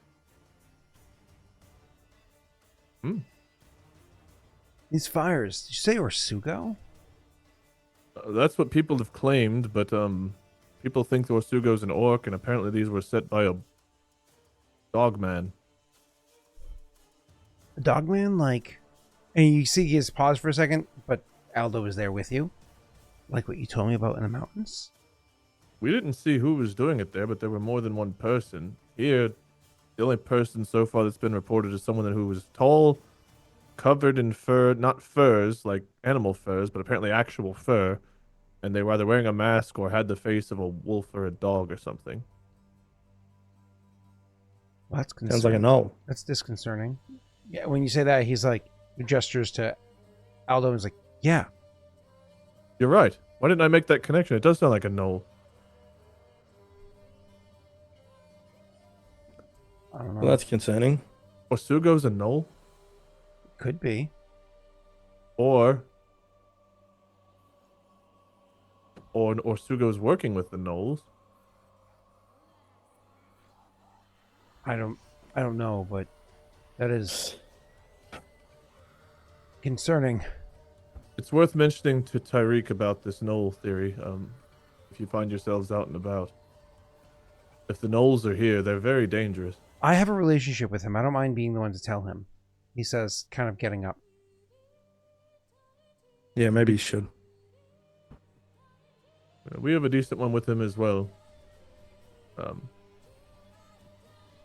either way, one of you, both of you, however you want to handle it. If you find Mikhail, make sure you let him know too. I'm not sure if he's thought of Noel. I gave him the brief rundown as well, but he might have already made the connection too. I don't know.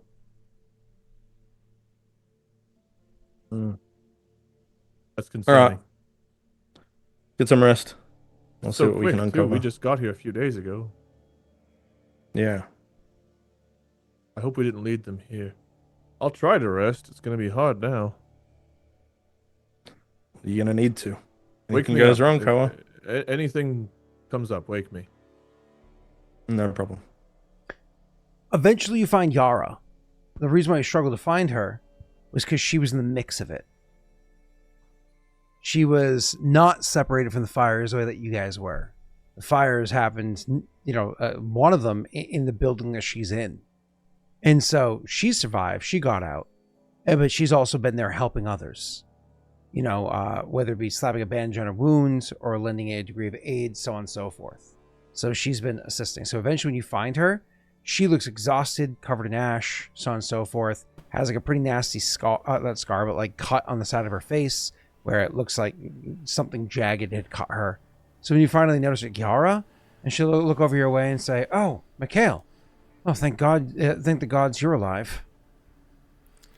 Yeah, the fires didn't get to where we were. Thank goodness. You were staying over there, right? He kind of indicates the building. She nods and says, "Yeah, most got out okay." Yeah. Well, it's good of you to be helping. I actually was just coming to tell you we're leaving soon. Probably not today, but likely tomorrow morning. She looks around and says, "I want to join you, but I think I want to help with this for a minute or two first." For a day or two first. Today's a day. And I don't know. I'll talk to the others about it, but we won't just skip town without you. I'll come let you know if there's an issue. You do what you have to do. I don't want to hold you up. Have your hands busy with some pretty important shit. Besides, I met some pretty nice people last night. A couple of free folk were at the inn as well. One of them actually pulled me out of the room. It was a pretty burly-looking hobgoblin. Nice guy. Huh. Might have met them. I might have met them. I think one of them tried to punch me. Tried to punch you? Yeah. Bugbear did? I don't know. I didn't get his name. We were looking for Elliot, and he tried to say a big word. I tried to play it off as if he had said it correctly to Koa, but he wasn't very smart and didn't quite get the entendre I was leading with, and then he tried to punch me. So... I don't think that was Bugbear. He's an idiot, but not that much of an idiot.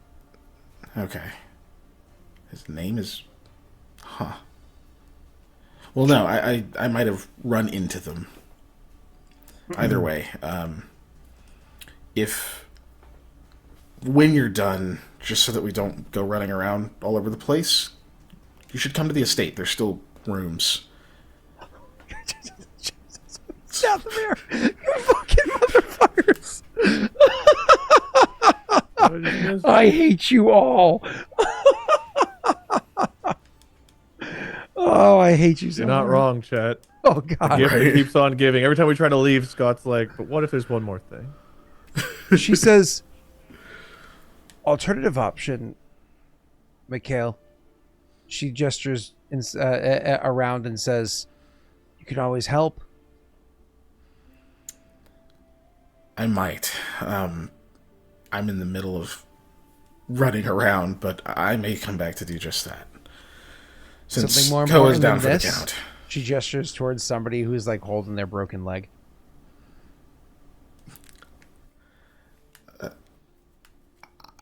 He like looks at it. He's kind of like,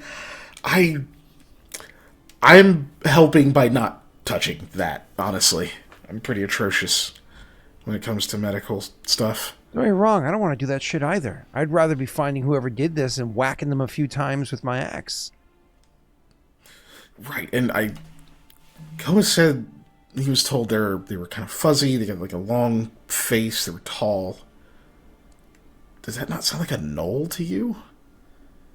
First time I heard the description, but it does kind of sound like one. But don't they just live in the mountains?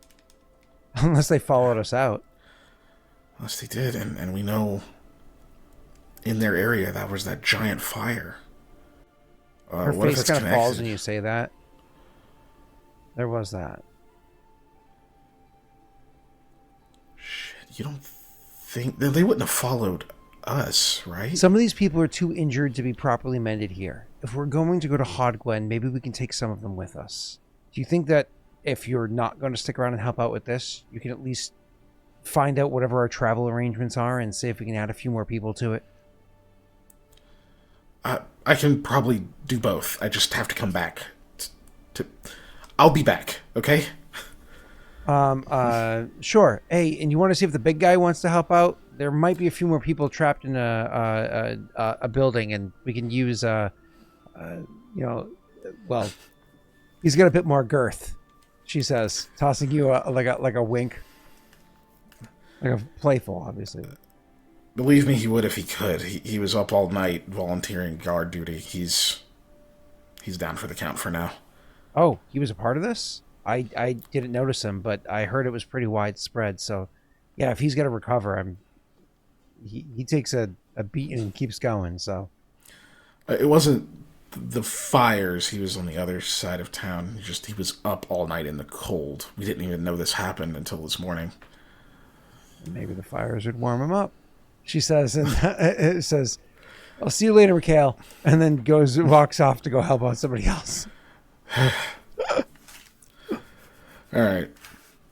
Well, he was living in a detour and see where the fires happened, but now he knows.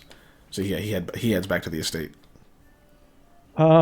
He's not gonna tell Koa that people are trapped in a fucking building. Oh, my boy. Because his exhausted ass would be out there getting stuck. Yeah. Yep. Well, that's nice. You know the manager that always that they can ask like 6 or 7 people to accomplish a task that needs to get done, but they always ask the same 1 or 2 people because they're always the ones that say yes. You could have gone that route, but you didn't. So instead, you told Aldo, right? I mean, Aldo he went actually to find does. out When Aldo's there. When we can leave, when the next boat is. So at some point, I don't need to RP it, but Aldo goes to find that out and then comes back, and I guess I'll meet you there. You honestly gather information is simply a diplomacy check. You can go ahead and roll that, sir. But otherwise, you guys can go ahead and meet back. Fortunately, you just missed it. The next boat isn't for another week. You don't need it till spring, right? It's like 5 Nights at Freddy's, but it's Leshev. There'll be another boat in the morning. Sorry, my apologies.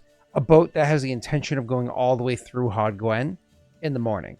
If you want to leave sooner, you can. It just doesn't necessarily go all the way through Haudh-Gwenn. You'd have to stop off at like Forvin and so on and so forth. Tomorrow morning's fine. If you want to stop off so at when Forvin, there are multiple opportunities. Go ahead, sir. Yeah. When he walks in, I guess Aldo's back by then, and he just says, Mikhail, I was just gonna come looking for you. Koa's asleep, but with everything, if everything goes well, should be able to leave tomorrow. Yeah, we might. I was able to find Yara. She was really close to those fires, so she got hurt. But she's out there helping people. Yeah, okay enough to be pulling people out of... He lowers his voice, burnt down buildings. Did you say helping people? No, I said extra helping for me, please. We're eating gruel. So, no, but yeah, he like lowers his voice when he says like pulling people out of collapsed buildings and stuff. So, I guess she's all right. All right. I'm probably gonna head back out and do what I can for now. No, I guess I should come with you. Yeah, it would. The right thing to do, reputation. hey? Yeah, lovely. Yeah. I know Koa would be doing it if he was up, so it kind of feels weird to both not wake him up and then not do anything. Yeah, well, I don't know. I don't know what we can do, but we can do something, I suppose. Oh, I'm sure there will be plenty. Some people had injuries, and you're our medic, so probably better for you to deal with. You know I'm not a medic, right? Oh yeah, I know. I just know that I'm really bad at it. There's a stronger chance that I'd end up making things worse. Maybe don't introduce me as a medic. Oh yeah, no. We're just there to help. We'll let people point us to things that they think we're capable of. All right, yeah, I can do that. Is Elliot there when he's back, or is Elliot still gone talking to Tariq? Elliot will be gone talking to Tariq, and then probably helping from there. Oh, he'll go with us. Okay. Shit. I guess I would leave a note for Koa. Dear Koa, everyone in the town is chipping in except you. Hope you slept well, asshole. Mikhail. Morning, Sleeping Beauty. We were all out helping the needy. All the guards are like, where were you, Koa? Oh, I was guarding the night before. And they're like, yeah, we were too. Like, no, but I was like cold and stuff. They're like, have you ever heard of a people double? might need help, Tyreek. Nah, there's just the dead left. All right, I guess I'll go rest. I don't really want to. Meanwhile, help us! Help us! If only the heroes, the shop was here to save me. Don't worry, sweetie. He's coming. I promise. He's coming. Oh, jeez. Little do we know, he's at a brothel. All right, Yeah, so not we're even going like having help. sex. He's like sweeping the place for free. The note will tell him that we're out assisting with assisting the guards and whatnot, since he already knows that part anyway.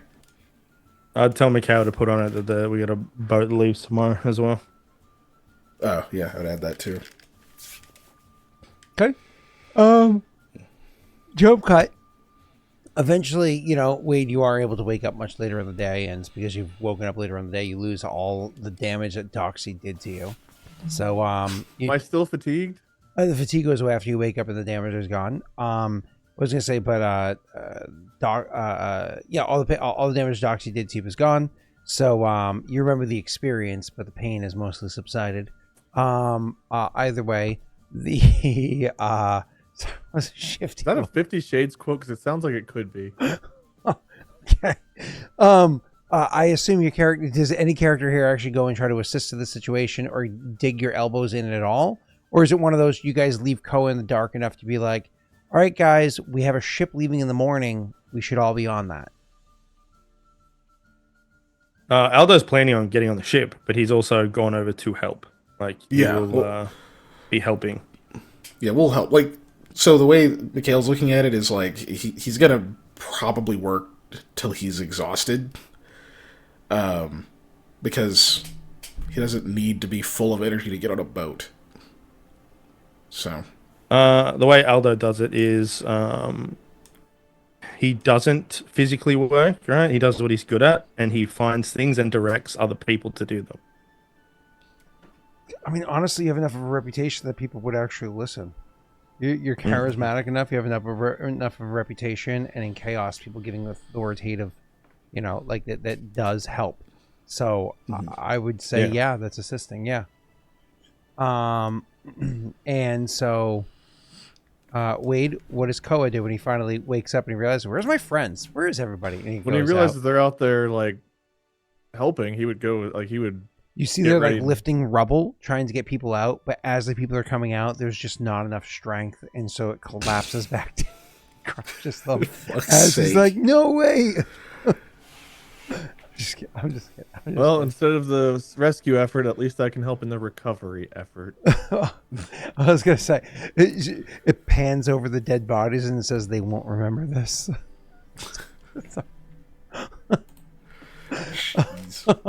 Either way.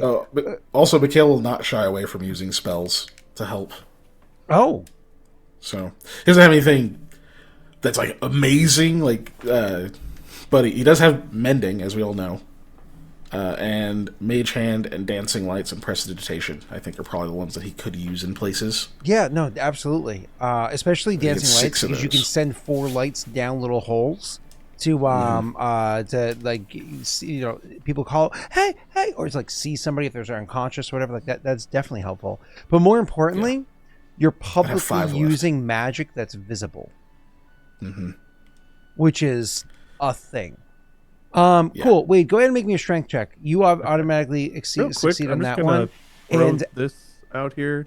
This is unrelated, chat, but this is a thing that's been going on, and I'm just gonna toss that in the chat because there is some real life fire things going on, and maybe we can Yes. throw some support their way.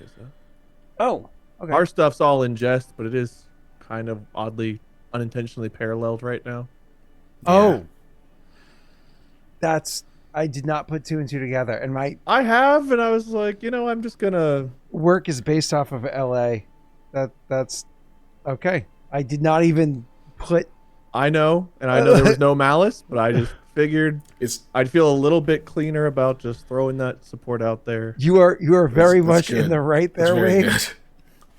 That is So yeah. It's just as awful as things are in this game world, they're like that in real life too. So people can use help. It's fucking Dude, Josh worse. Brolin said he'll match the next 500,000.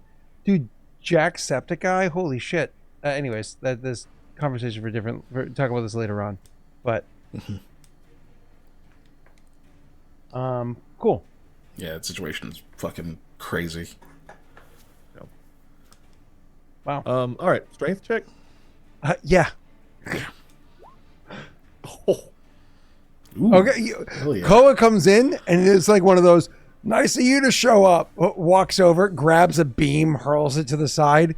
That's without rage even in there. And then it's like, no, really, it's nice of you to show up. Like, Would have been here sooner, but unfortunately I hadn't. I'm here now. Yep. Let's get to work. And they go off and start going on the rescue side to get things working. So, anyways, you guys go about and spend your time doing this. A combination of how quickly he comes in and just crushes it. Oh, Aldo, you can just accept the success on this one, but if you want to try to push your luck, you're welcome to roll a diplomacy for how it is that you're leading these people. You can just accept success, or you can say, I'll gamble it.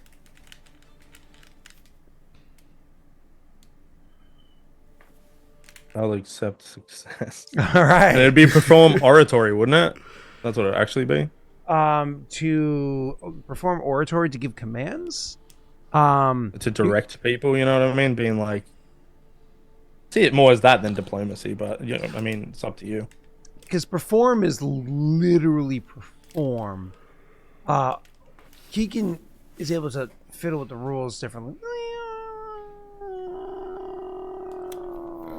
I know oratory, if you get versatile performance, does include diplomacy. Yeah, but that's so they oratory. are So it's the but... epics, odes, and storytelling. It's more of the performance style, whereas giving commands is going to more of intimidate or diplomacy. It's not moving people with a story. It's convincing people to do X, Y, or Z. So, yeah, no, that's fair. Yeah, but I'll either way, accept success either way, though. So you just accept success. That is perfectly fine. Thank you. So you just accept success, and you guys fucking crush it.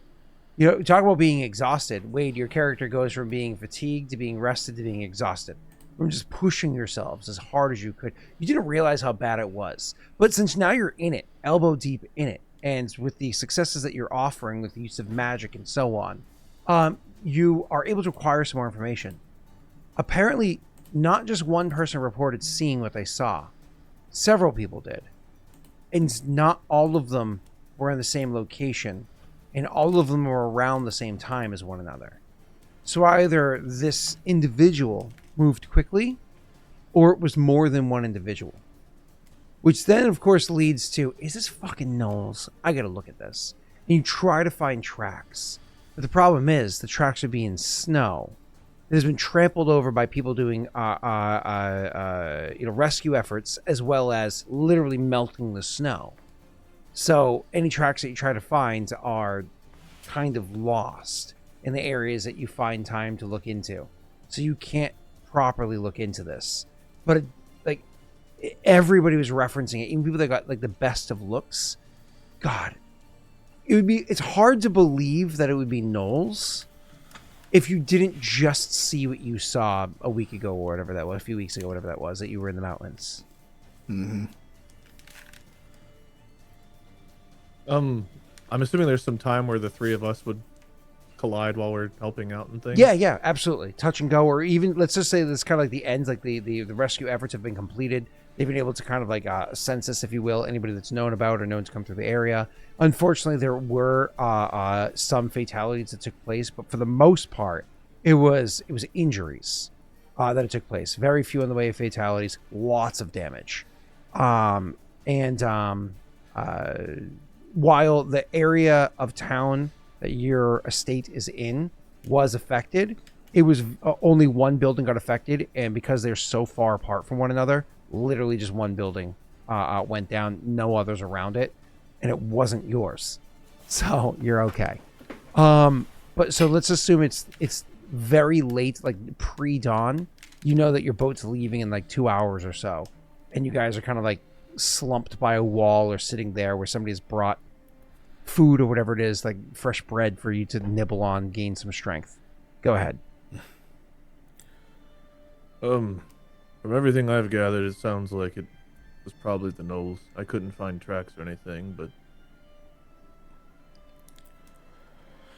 Yeah, I thought about as much. It just sounds like the minute we saw that fire we saw.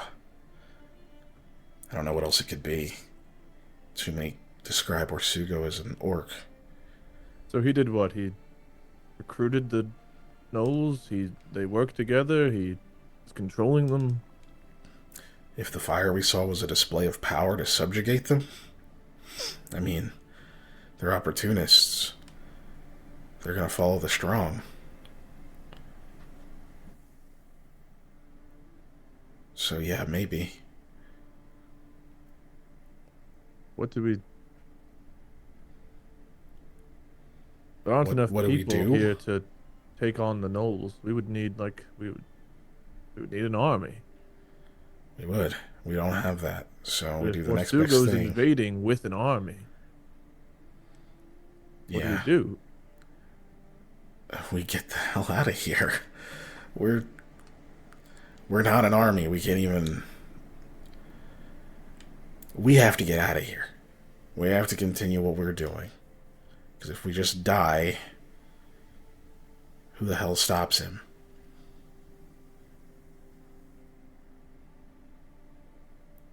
And if it is the gnolls and they are working for Sugo now, then they might stick to his MO. He seems to, like, burn places, increase his own reputation that way, right? But he doesn't wipe the things out, as far as I know. So likely there's other places that may get hit.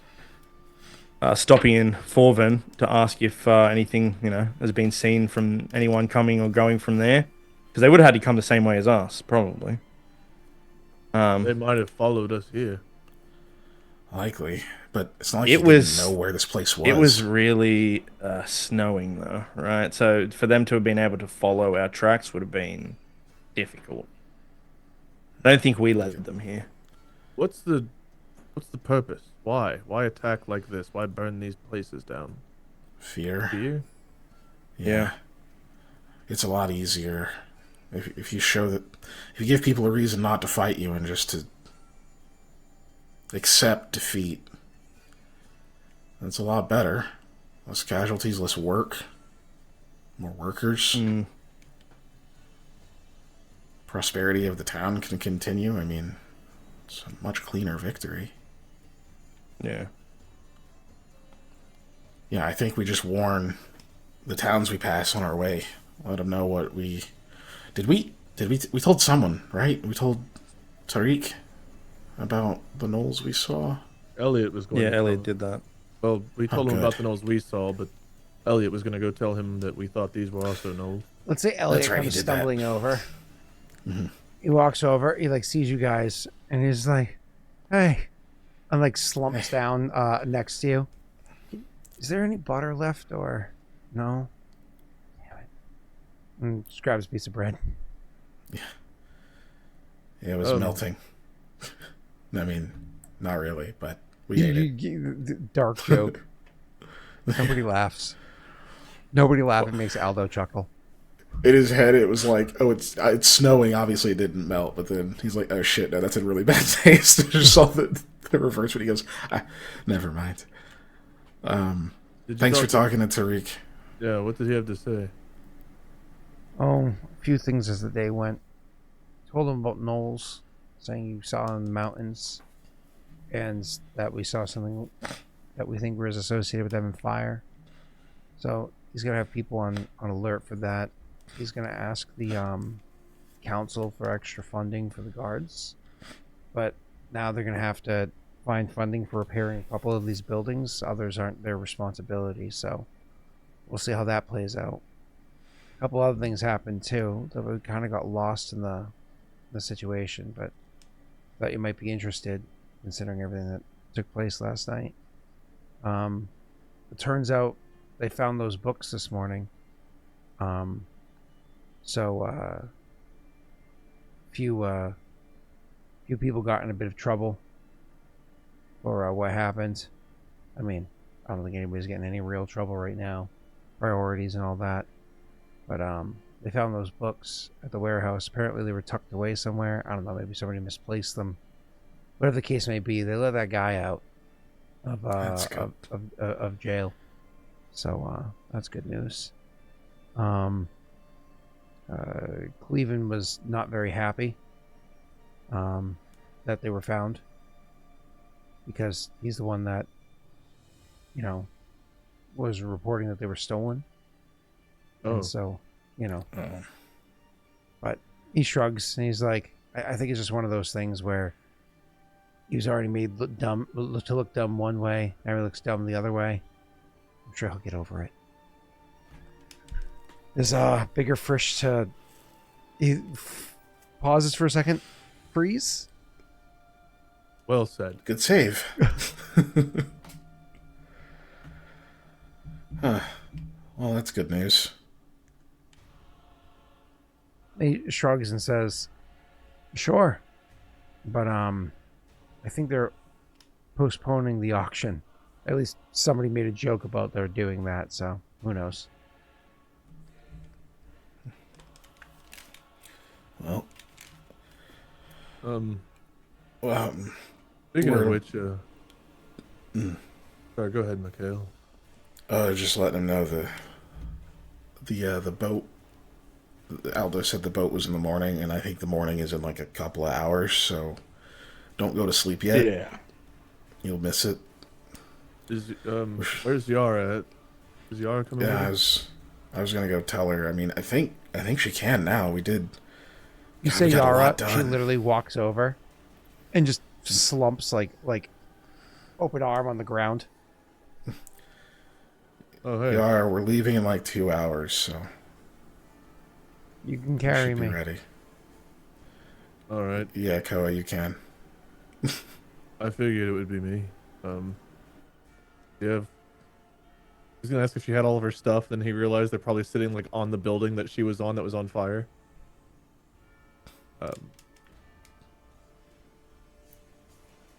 Are you ready to go as is? She just, her hands move slightly. You think it's meant to be like a lying down shrug, maybe?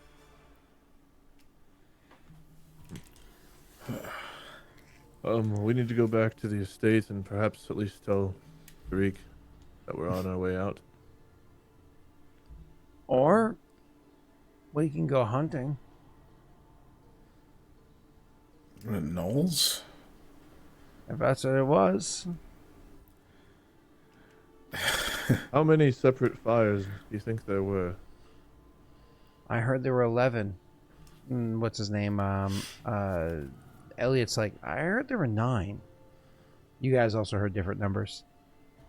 Anywhere between So, 6 multiple. and 26 and 15 different fires could mean that we're looking at least that many gnolls. Yeah, and they don't tend to move alone, so I would double that at least. I don't think hunting them down, especially as the weather turns, is the best use of our time and health. Wait a second. You guys said you saw gnolls. But Well- gnolls travel at hyenas. And hyenas are notoriously giggly. Did anybody Yeah. hear hyena laughter? Not that I've heard, but just the connection between what people have seen and then this fire that we saw. Perhaps this Orsugo or whoever it is that's trying to look like that has them brainwashed or something. Elliot just kind of I guess puts that's possible. his hands in his face. And he says, I'm tired. Oh, Yeah. And now we're leaving. And they postponed maybe the auction. I heard those books got stolen. Part of me was hoping that Aldo stole them. Koa will like choke on his bread a little bit. Yeah. Which part, Elliot? The scrupulous part. Yeah. Damn, Aldo, you should have stole those books. Aldo gets up and walks away. Just walks down to wait at the dock.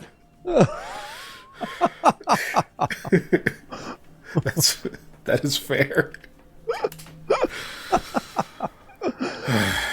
He looks at Aldo like after Aldo like took his like 11th step. He like picks his face up from his hands, like slightly looks up from the side to be like, Aldo, just walk away. He goes and he goes, Maybe I'll apologize. He's back in his hands. Yeah. He might appreciate that. I don't know.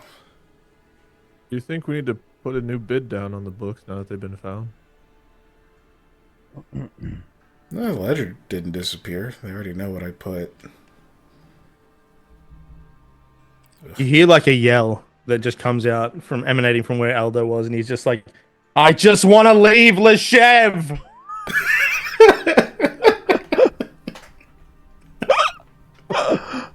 And it's like, I hate this place. Yeah. Well, he's losing it. We should probably at least move. He knows that we have to pay taxes here in a year, right? Yara sits up at the mention of taxes because it's boring for her, and she says, "Did you secure passage for a few of the most injured people?" No, I'll pay it when we get there. How many? It's not a matter of paying; it's a matter of whether or not they have seats. They have space. How many? He starts like jogging. She gets up and says, "I don't know. Let's go tally heads." He turns around from jogging towards the boat to go back to tally. And then as they're walking away from where Koa is sitting with Elliot, you guys hear the conversation fade. She says, "Hey, I heard we were down a guard last night because you were otherwise occupied." And anyways, back to Koa and Elliot sitting there. Elliot says, "So we're really heading to Haudh-Gwenn now?" This place is a way of finding a way to stop us from leaving, it feels like, but with any luck, though, I fear another attack like this may come, and I'll feel bad to not be here when it does. Funny you say that. I think you and I have a lot of crossover in our idiopans from what we've talked about. Kraylin's in mine. He says almost as like a question to you. Kraylin's the Yes? goddess. Okay. You say yes. He says, "I'm praying to Kraylin. This might happen here again. But if these are Orsugo, or is Orsugo, or however that works, Orsugo has a reputation of fire and move. And while this was containable here because of how small and sparse comparatively Leshev is, if we're in Haudh-Gwenn,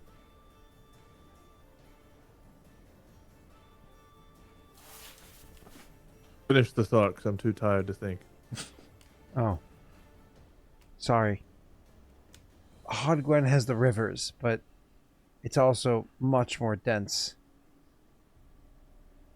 I've never paid much attention. I've only ridden through Forvin. Forvin would be next if they go in a straight path, if they follow the river as well. But what if these attacks were happening somewhat simultaneously? What if there were multiple packs of gnolls sent to different places at the same time? He shrugs. I don't know. If it only took 10 to 20 of them here and there's 100 of them, I mean, They're not going to send possible. out that many. I don't know if Orsuga would care if he's got them brainwashed. Yeah, I don't know either. He starts to push himself up, but like slumps. Takes a breath and pushes himself up again. You said we're leaving soon? That's what they tell me. Let me get my stuff. I need to get mine as well. I'll catch up with you. I'm going to tell Mikhail I'm going to head back to the estate. Yeah, that's where I'm heading, so I'll see you there. If not, then I'll see you at the dock. Actually, Right. yeah, I should probably meet up with Aldo. Yeah, fuck. And he turns and he starts like jogging-ish in the direction of the estate. It's like a walk with a bounce, kind of. Yeah. It's not really like a full jog. Yeah. It's like he's not actually forward moving any faster. He's just putting too much effort into the same speed. Yeah, I've been there. Yep. Coach wants you to run laps. You're too tired? No, just walk with a bounce. Looks about the same from far away. That's Man, just my that kid's swagger. just slow as hell. Koa would look for Mikhail and Yar, but he'd also look to see if like Tyreek or any of the guard that he knows are here. Yeah. We don't have to RP it out. He would basically just say, "Hey, it looks like we're catching the ship out today, unless you need us to stay." If they don't seem to need them to stay, then he'll just like tell them to pass on that they're gone if anyone's asking around for them. Sorry, I was yawning. Could you say that again? Yeah, I also yawn and read chat. What I said was, "Fuck you, Scott. I'm talking and I'm one of your PCs." ahead. That's cool, man. We tell the guards they're leaving town unless they need Koa and the others to stay. Then Koa will find a way to stay to help out. But if they don't need Koa and them to stay, just to let Jim Smith and others know they're gone if they were to look for Koa and Mikhail and Aldo. No, one of the good things that Tyreek has to say is that while there's a lot of work to be done and there's lots of exhaustion and some injuries, the guards themselves are actually in pretty good condition, and that he actually reinforces the thought that I said earlier. He's like, I'm going to make sure they're paying. They're giving more coins so I can get some more people. Like, clearly we can't do this again. He's like, we were lucky enough to have a couple of free folk around and you guys around and so on to lend some assistance. Oh yes, the free folk. I need to. You know where they're at? I've not run into them yet. Somebody yells out from somewhere, I think the free folk are on a boat. You're going to Haudh-Gwenn. He looks about and he's like, right over there. I keep asking, where's Koa? Koa hears the voice of Aldo in the back and is like, "Nah, I'm going over there." So as you walk over to where that is and handle the other shit that you were talking about taking care of, you finally make your way over to them. And as you walk up to the people that are free folk, now that they're dressed, you can see the colors, the style, if there is that, suggesting that these are free folk. Most importantly, the first one that catches your eye is the one that you had seen mostly naked beforehand. That was all of them. No, you only really saw one person though. The guy at the door? Yeah. And so as you approach, they look over at you and they go, "Ah, shit. All right." Kind of like roll their shoulder, which is looking like a little worn down. I hear it. Yep. Let's go. You were free folk this whole time. Yeah. I am as well. You're what? Free folk. What? Are you? Yes. Yes. Oh, shit. He goes and, like, brings you in for an embrace. He goes, "Why didn't you say so?" I didn't think it was prudent at the time. We were just trying to get Elliot out of the room and, well, you were naked and we were both being assholes. Every time I'm naked, people get distracted. I get it. Yes, Korlik and Sve are my parents. They're still running around over there, I'm sure. Yeah. No, when you say that, he goes, "Wait. Oh, you're Koa." Yes. "Oh, shit. I've heard stories about you." Hopefully the good ones. Well, not always. He chuckles and he's like, "I guess you'll be happy to hear who's here. Bugbear." Bugbear's here. Yeah, hold on. Where is that bastard? And he walks over and he's like, "Hey, Bugbear!" And you actually see young male hobgoblin turns around. Hobgoblins tend to be a bit shorter in stature, but this gentleman is a bit bigger than the average hobgoblin is. Standing at close, so high 5 feet, maybe even close to 6 feet. Honestly, how tall he really is, you're not sure, because his boots are a bit more heeled than most people's, giving him a bit more of an impressive look. But beyond that, he is, when he calls out, he turns around and he's, starts walking your way and, telltale red skin. And that's where you realize, holy shit, that's who I saw passed out in the bed earlier. That's who had stood out to me or whatever it was. And he comes walking over and, you've you know him. You've traveled with him before. You've fought alongside him before, so on and so forth. And, you know, not only does he have that nickname because of his somewhat, well, at least jokingly as to how real it is. I mean, who really measures? But his freakishly long arms, and he's known to walk around with his telltale morning star, his favorite weapon of choice. He walks over and he's like, "What do you want?" You're smaller than I remember. And he looks at you and he's like, "Oh, holy shit, Koa! I thought you would have been, you know, drinking alongside Vroga by now." Not for a bit. No, I've been... it doesn't matter. Come here. I give him a hug. Yeah, it pulls you in for an embrace. And he looks you up and down and says, "Were you helping out here?" Yes, all night. You? I mean, I didn't see you doing anything. I didn't see you doing anything either, for that matter, you old bastard. You say old bastard, frowns. He's like, he's only 23, but you're younger. He frowns. He's like, "Are you with the others? I haven't seen them. And, well, since shortly after you left us." No, Vel and the twins and such, no.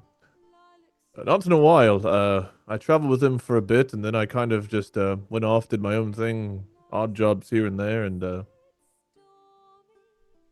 well, no small matter or anything, no big deal, but I might be known as the hero of Leshev now. When you say that, he rolls his eyes and says, "Ah, shit, you are that Koa." In the flesh. One of those things looks around. You actually see a woman comes over and joins at the side. She looks as though she's free folk as well. And now that you know, as she approaches, you realize, oh, that was who was in the bed with him. You know, it's like now they get a sight of her. And he goes, "Let me introduce you to Koa, the hero of Leshev." And she goes, "Oh, the hero of Haudh-Gwenn too, right?" And when you say that, you can just see like all of the air from him is like deflated. Like, shit, my girlfriend's bragging about you in front of me, kind of a thing. Oh, that whole slave thing, not a big deal, but yes, also that one. She goes, "Oh, I heard stories. Nice to meet you." You as well. He'll be like overly friendly just to like irritate his friend even more. He's like, "Yeah, that's enough. That's enough." He's like, "So you're gonna be around for a while?" Unfortunately, no. We're hopping a boat here in a couple of hours. I'm getting ready to go pack up now. We've meant to get out of here for a few days. We got business back in Haudh-Gwenn. In Haudh-Gwenn, you going down to that shithole? Actually, isn't that where we left you before? Could have been, like I remember. Oh no. You now, if you're going back to the brothels, is that because that's entertainment, or because you picked something up last time you were through? I wish. I'm actually sweet on a lady in Haudh-Gwenn at the moment, so no brothels for me. Are you sure we're not saying the same thing? You know, they don't actually like you. It's their job to make you feel that way. One, they do actually like me. And two, yes, I'm sure. He gives you kind of like a suspicious look, like, I don't know. Not everybody gets a free night once in a while. She says, "Do they now?" Well, again, not for a while, but I was a hero in Leshev before I was a hero in Leshev. Oh my god, guys, think Cherry love. I get that reference. I get that reference. Wow. Sorry. We watched the same comedian. Yeah. Back to you, Wade. Sorry, you said. I don't remember. That's fine. He just chuckles and he's like, "Well, I'm sure she's a wonderful gal. You're staying down there all winter then?" Likely. We do have business, but we'll be back here in the spring. We have to go back out to the mountains. He goes, "I don't know. Maybe I'll join you down that way." But he leans in. It seems as though the captain of the guard, or whatever the hell they're calling him here, is a little hard up. Might be able to get him for some decent coins. Stick around and help out for the winter. So, They are hoping to hire, it looks like, but don't be too hard on him. He's a good man, and I have a bad feeling that these attacks aren't going to be isolated. I think there'll be more.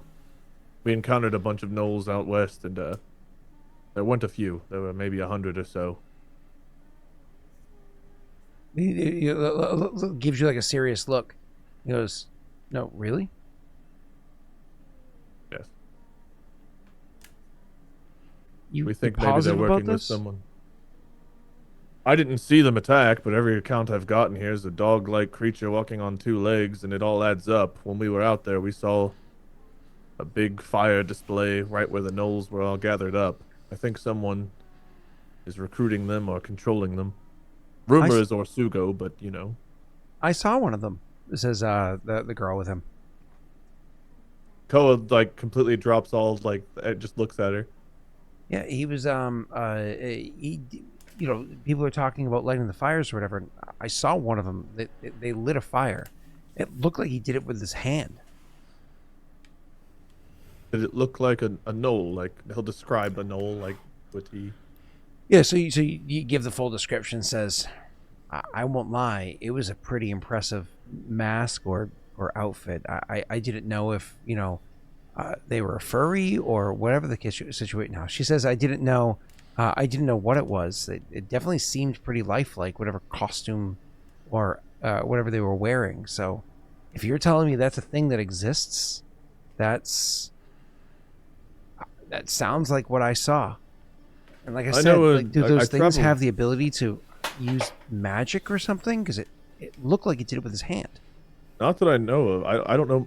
I've got a magician friend who does spells and stuff, fix windows and things. Perhaps he knows something about lighting fires with one's hands. Yeah, you should ask him. We saw this big ceremony. There was the gnolls had a camp again, probably 100 of them, and a little ways away, there was this big ring of fire with a bunch of people participating, and then in the center, I saw this giant display. And that was shortly before we came back. And now I'm wondering if that was some kind of ritual that the gnolls themselves were a part of, or that someone was doing to recruit them or control them. I don't know, but Mikhail might know more now that you've said it was with its hand. I'm not sure. All I know is, from what I've heard, Orsugo ventures around and does this kind of stuff all around the place, so I imagine another attack's coming, whether it's here, or Haudh-Gwenn, or Varen, or somewhere else. Orsugo's been a problem back east for some time. Maybe... I don't know if we can get there earlier. Might have to wait till spring. Maybe we gotta go and tell the rest of the folk. Might be time to go on a raid. If this is going to be an ongoing thing, if there's... Orsugo was always a giant orc. Controls fire, so on and so forth, but if there's these gnoll things around and they can do it too, I don't know. That seems problematic. It's either this Orsugo or else someone trying to use his legend to look like him, but he might be recruiting an army. And I don't know that any of the towns have the capability of repelling an army. The gnolls are just the ones we know of. He says, oh, that's where we come in, isn't it? Oh, that's right. You're too young. You weren't there last time. Not too young anymore. Really? When was the last time you went on a free folk raid? Oh, that's right. You're too young. Free folk raid, perhaps, but I've had my share of things. Down the 10 lashes. He nods. He goes, very impressive work. It is. It is. She leans forward. She's like, it is. Seriously? But let me talk to Mikhail about this, and perhaps we'll run across each other again in Haudh-Gwenn or in between. Yeah. Well, you find out what you can down that way. Stay safe. I think we're going to stick around here for a little bit and offer help. And she looks up at him and says, and we're not going to screw him over. And we won't screw him over. That sounds beautiful. Sorry it was under these circumstances, but Bugbear, it's so good to see you again. Yeah, you too. You too, Koa. Shit. I wish I knew you were in town. Well, you have a boat to catch. I don't want to slow you down. You, like I said, you be safe out there. We'll cross paths soon. I hope so. Take care of yourself and don't do anything too reckless. Hey, you still get a night storm? Yes. Chuckles, and he, one of those like knowing chuckles. And when she like looks at him expectantly, he's like, "I'll tell you later." It was a good name. I'm not questioning that. It was a good story. Yes, perhaps later you better tell it. I should be going. Need to find Mikhail anyway. He'll like give a hug, and just to like lay it on thick again, he'll be like kiss the girl's hand or whatever, just to like rub it in. Yeah. The dude. He's just like, jeez. All right, get out of here. Get out of here. Nice of you all to lend a hand. Glad to see that the free folk haven't fallen too far without me. He just laughs, like you're so important. We kind of are. As he walks away, knowing he's probably being cursed behind his back. Yeah. So you head out or whatever, and it's one of those things. As soon as you leave, the other one that was not too far off, that you had just hugged prior to him and almost gotten scuffed with earlier, he goes, "Wait, is that really?" And he's like, "Yeah, you idiot. Is that who?" Like you hear him accosting the person, like, "You didn't wake me up," like for what had transpired earlier. It's like you seriously looked at him and didn't see that he was like based off the way I was hungover. So you're a fucking idiot. that kind of, Either way, cool. So obviously Bear. Bear is he's a good dude. You know what I mean? He wants to do well, but it's not always always put in the circumstances where you get the opportunity to do so. As of late, Koa has gotten more of those opportunities. But it's nice because not only was he a friend of yours, he's a friend of yours that is of like heart, which is nice because not always, as you've met with Mikhail and Aldo, is everybody that you choose to spend time with of a similar mind or approach to resolving issues.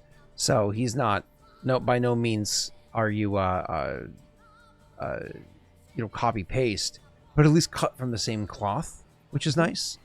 Though he's a bit different, whereas you were actually raised by your parents. He's an orphan, doesn't know his family at all. He was raised by the free folk, and so on. You know what I mean? So there's like big differences there. Anyways, so you can you go your separate way, swing by the estate. You told Mikhail whatever it was. You swung by the estate. Everybody grabs their things, and then I imagine you all head to the boat. Yep. Does the fire hand thing mean anything to Mikhail?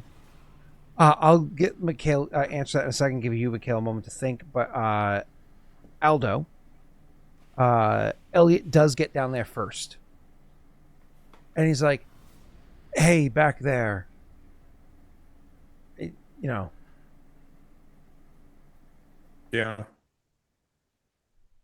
He leaves that as to whether or not that's going to be enough of an apology.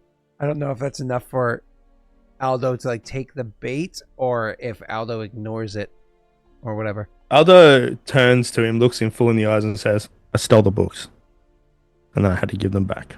Like he taps him on the shoulder, and he turns around.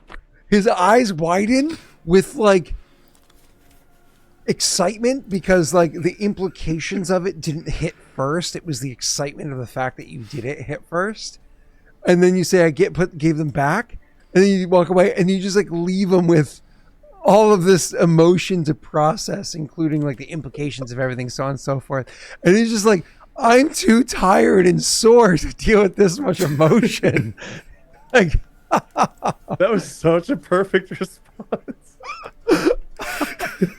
I stole them. I gave them back. But it doesn't cross his mind. Like, this guy got captured and so on and so forth and da-da-da. That doesn't cross his mind for like a few moments. And then it's like, "Oh, now I get it. But, oh, that sucks. But, oh." Anyways. Yeah. Does he know that you're really good at. Yes, he does. Literally, he met you as Billy. Nope. Yep. Okay. And he's wicked smart. He would that. Yeah. Okay. Yeah. No, he gets. Yep. All the emotions. Wade, Koa approaches Mikhail and tells him about the details. Keegan. Great. They can cast spells now, or worse. Worse.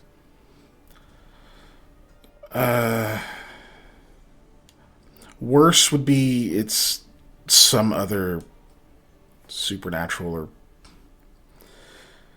primal, supernal, magic-like effect that they've been granted, but that would make Orsugo a really, really powerful being, or like he's in contact or commune with a very powerful being of some kind. But I don't really want to get into all the theories of eldritch power. Wait. It's bad. It's bad, whatever it is. He could give magic powers to those that don't have it. If he was near deific, yes, he could. But So I feel like...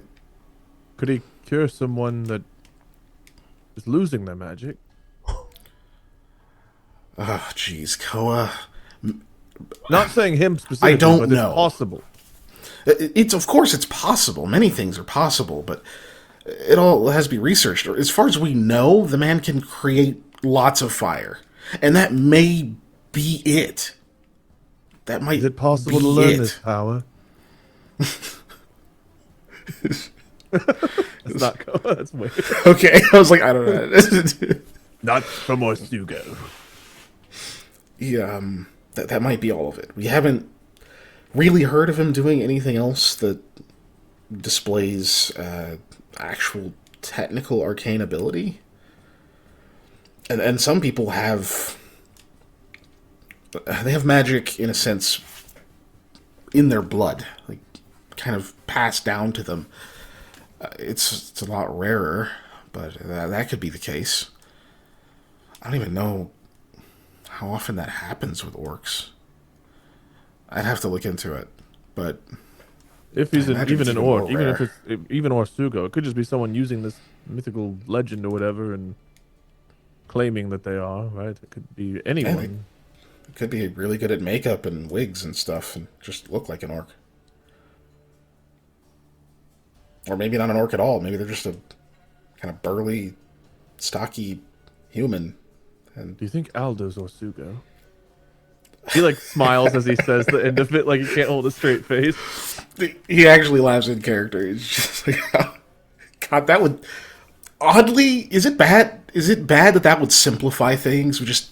That whole mystery solved. We're like, oh, at least he's right here. Sheesh. No, it's not good news if they're just starting them with their hand. I mean, I guess it could be a hidden mechanism. They're fuzzy, so maybe they have gadgets hidden.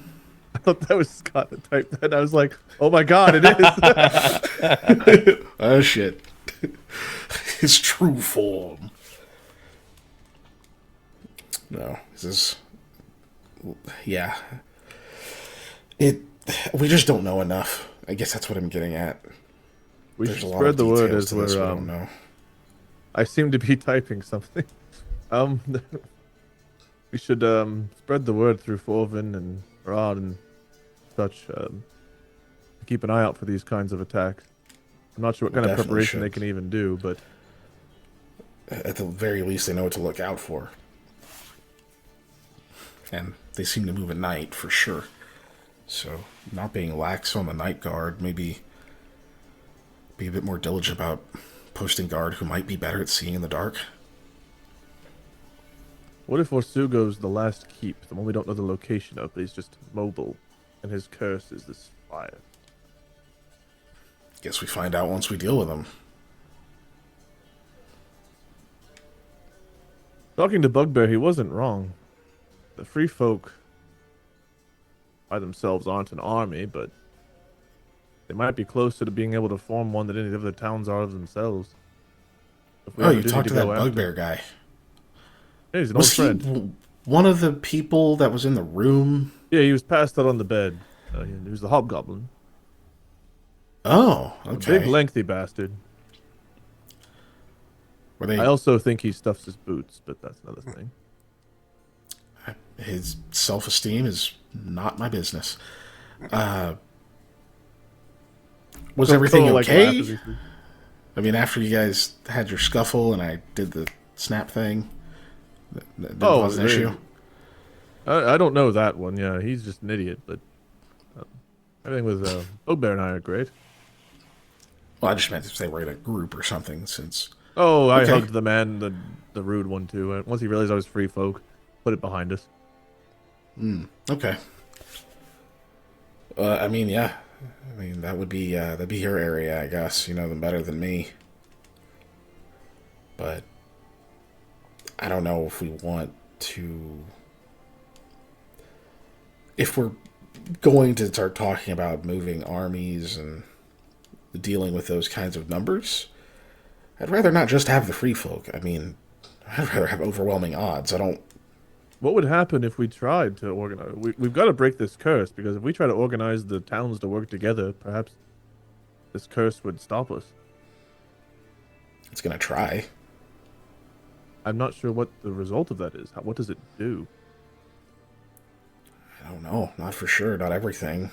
I know we see a lot of the side effects and the keeps and the other things like that, but all the mythology really says is that those who end up in positions of rulership or are driven mad or have tragedy or great misfortune befall them, there's the reason there's no unified rule.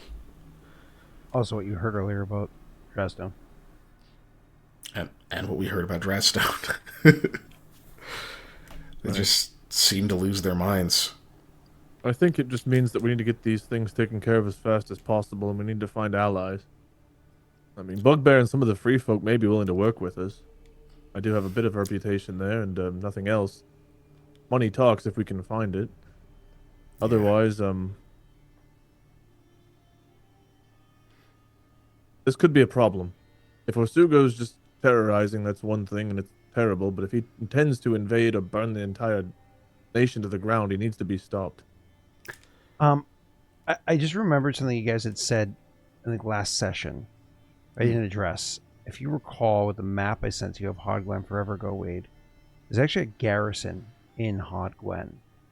Now, they don't keep a huge standing army, right? But they do keep a small standing group on top of their town guard. Big air quotes, town guard. They ramp it up as needed because they have a garrison which I think can house 200 people. But anyways, Like a barracks? barracks houses less, but a garrison's bigger than barracks. Mechanically, Okay. I think a barracks is 50 people and a garrison's 200. Ah, okay. Yeah. So it's more than just a militia, you know? That force combined with the force of Haudh-Gwenn combined with the free folk and then maybe some other volunteers would perhaps be enough to take on the gnolls by themselves, but we don't know exactly what's following Orsugo. Yeah. I mean, and Orsugo could be evidence of some other curse, similar to what you were saying before. Maybe even if he's not the seventh keep, he could be a product of it. If he intends to Maybe- sow fear, we go around all these different towns telling them to watch out for Orsugo. Are we helping his cause or are we hurting it? We are still getting in his way, right? Having an unexpected, he just gestures back towards all the destruction. Having this just happen out of nowhere, with no warning, I would say is worse than having some forewarning. Unless even you're if- right and he is some kind of deity and we're helping him gain power by being known. True, but, I mean, how much is this conversation worth? If I said it is helping his cause, would you decide not to warn people that there's devastation coming their way? No. Neither would I, honestly. I think it's better they're prepared.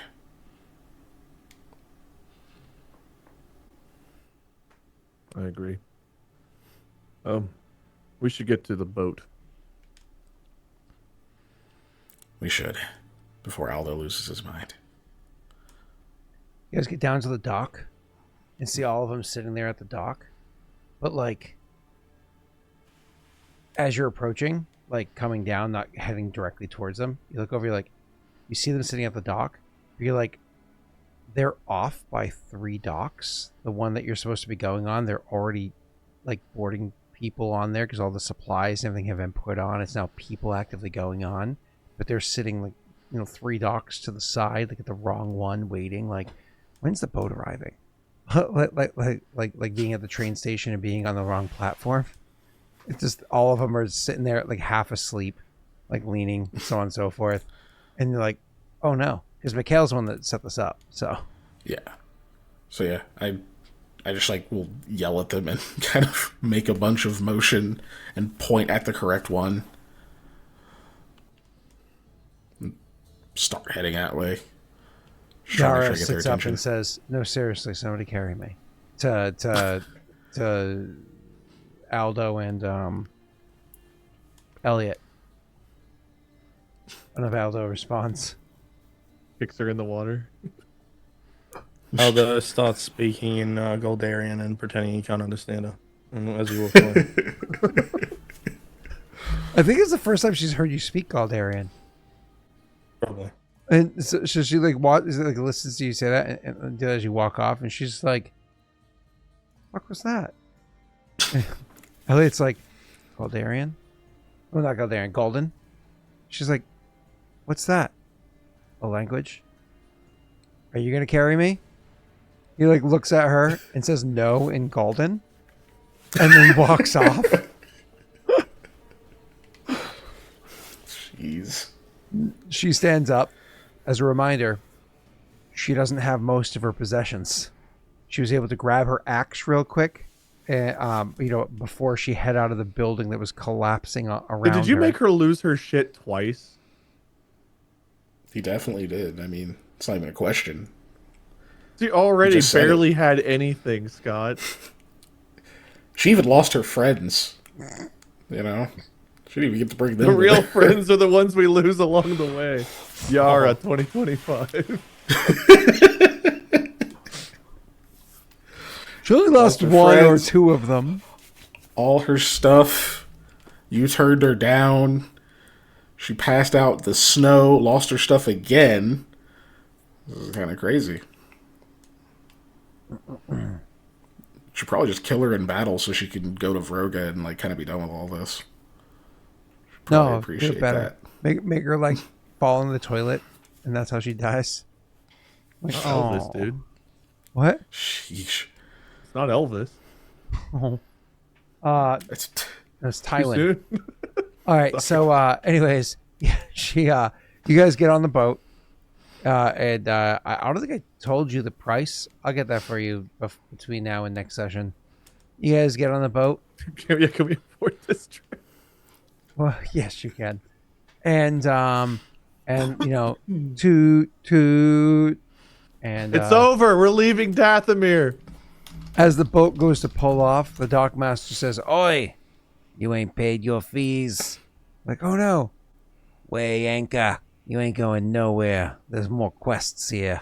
Stabs his own boat, so it sinks. Are they using an actual anchor, or is it like some Leshev prisoners that they've just, tied onto the... they just have rocks tied to them. Yeah, Faldo Jump and in the Galdo fucking water. throwing off board. Fucking pushing them out with sticks. Cleven's now pulling one for failing. No, he's rich. He would have, like, a whipping boy that has to be drowned for in his stead. All right, cool. It's the flautist. Only They still two think more it's his favorite musician. It's like Catch-22. It's like, well, your shift can end in 6 months if you finish your tours, but you can't finish your tours in 6 months. Right. All right. So do we get on the boat or do we roll initiative? Those are our only 2 options. You actually roll perception.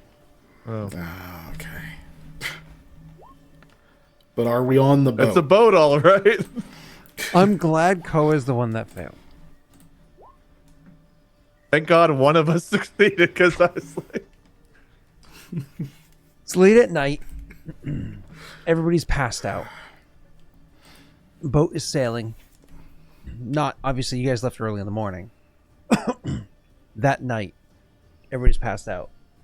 But Kiken, your character, because of the night beforehand, you were up all night doing, rescue, whatever. And then the night, it was being with her, whatever it was, it kind of got you jived. Like it threw off your sleep rhythm a bit. So you're up a bit later than the others. And you're on a boat. There's no watch that you're doing or anything like that. It's all being taken care of. You're not paid. You didn't pay for partial passage. We have to do work. You just ride in the boat.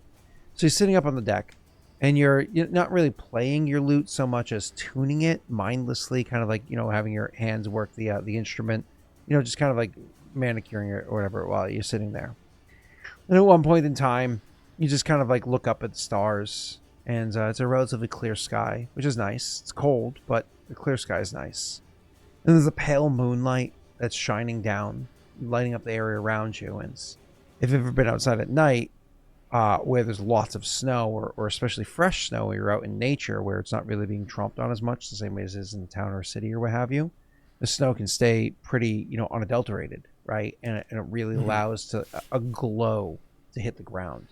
So when you have like a clear sky, moon and starlight shining down on lots of snow, it really illuminates the area very well.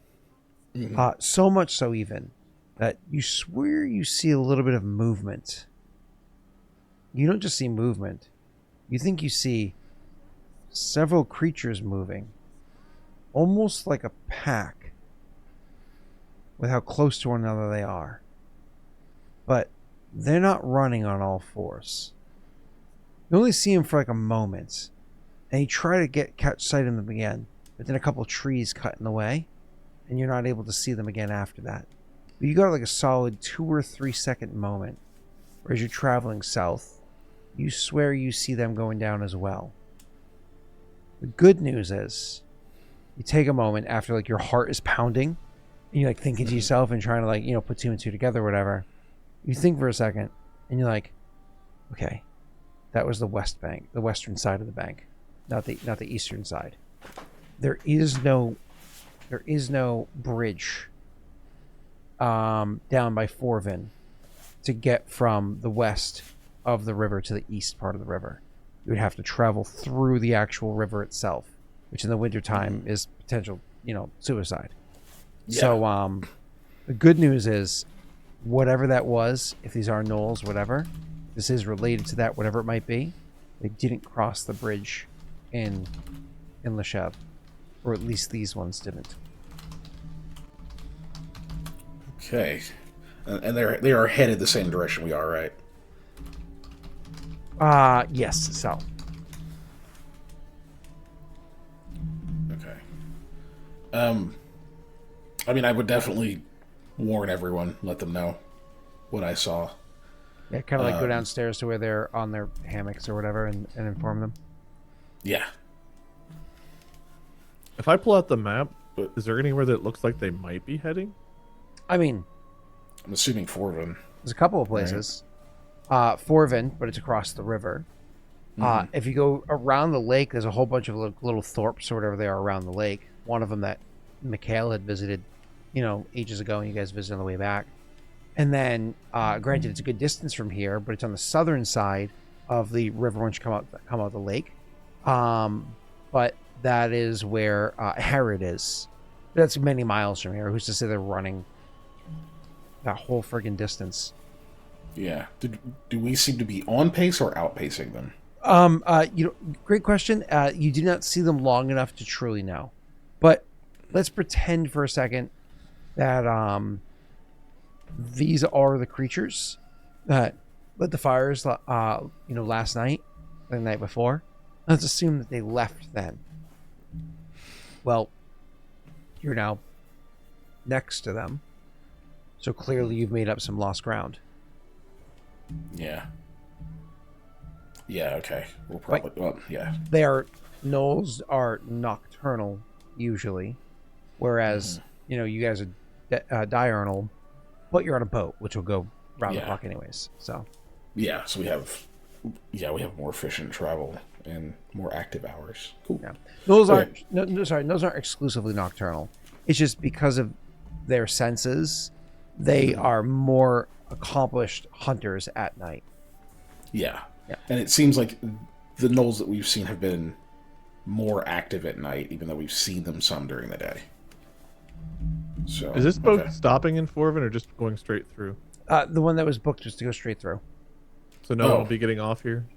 I mean, you could, but you could ask, like, hey, you pop off here. We just want to pop off. But I said beforehand, there's one that goes straight to Haudh-Gwenn, but there's several that go to Forvin. I thought that it went to Haudh-Gwenn, but I thought maybe it made stops along the way. This one was traveling through Haudh-Gwenn, but you can tell them, like, hey, we just want to pop off, and you can definitely jump off of the boat and It was stay more up. so just we were going to give people in Forvin a warning. Like, we don't want to make a whole big Yeah, thing out and of then- it, but it was kind of Then like you can we get wanna... another boat out of town, and that's not a thing that we have to fully roleplay through or anything like that. Okay, because if they're heading down this way, I mean, Koa would definitely want to stop and be like, hey, this is what happened in Lashev. This might be heading your way. That was Is there definitely. anything else we need to handle in that's the plan. Forvin, or can we just say that was it and move on? I think I just wanted to see if what's her name, Jaden, made it there, but it doesn't have to be a whole RP unless it's a thing. It doesn't need to be tonight either. Yeah, we'll handle that next session. Okay. Next session, we'll name next session fucking finally in Forvin.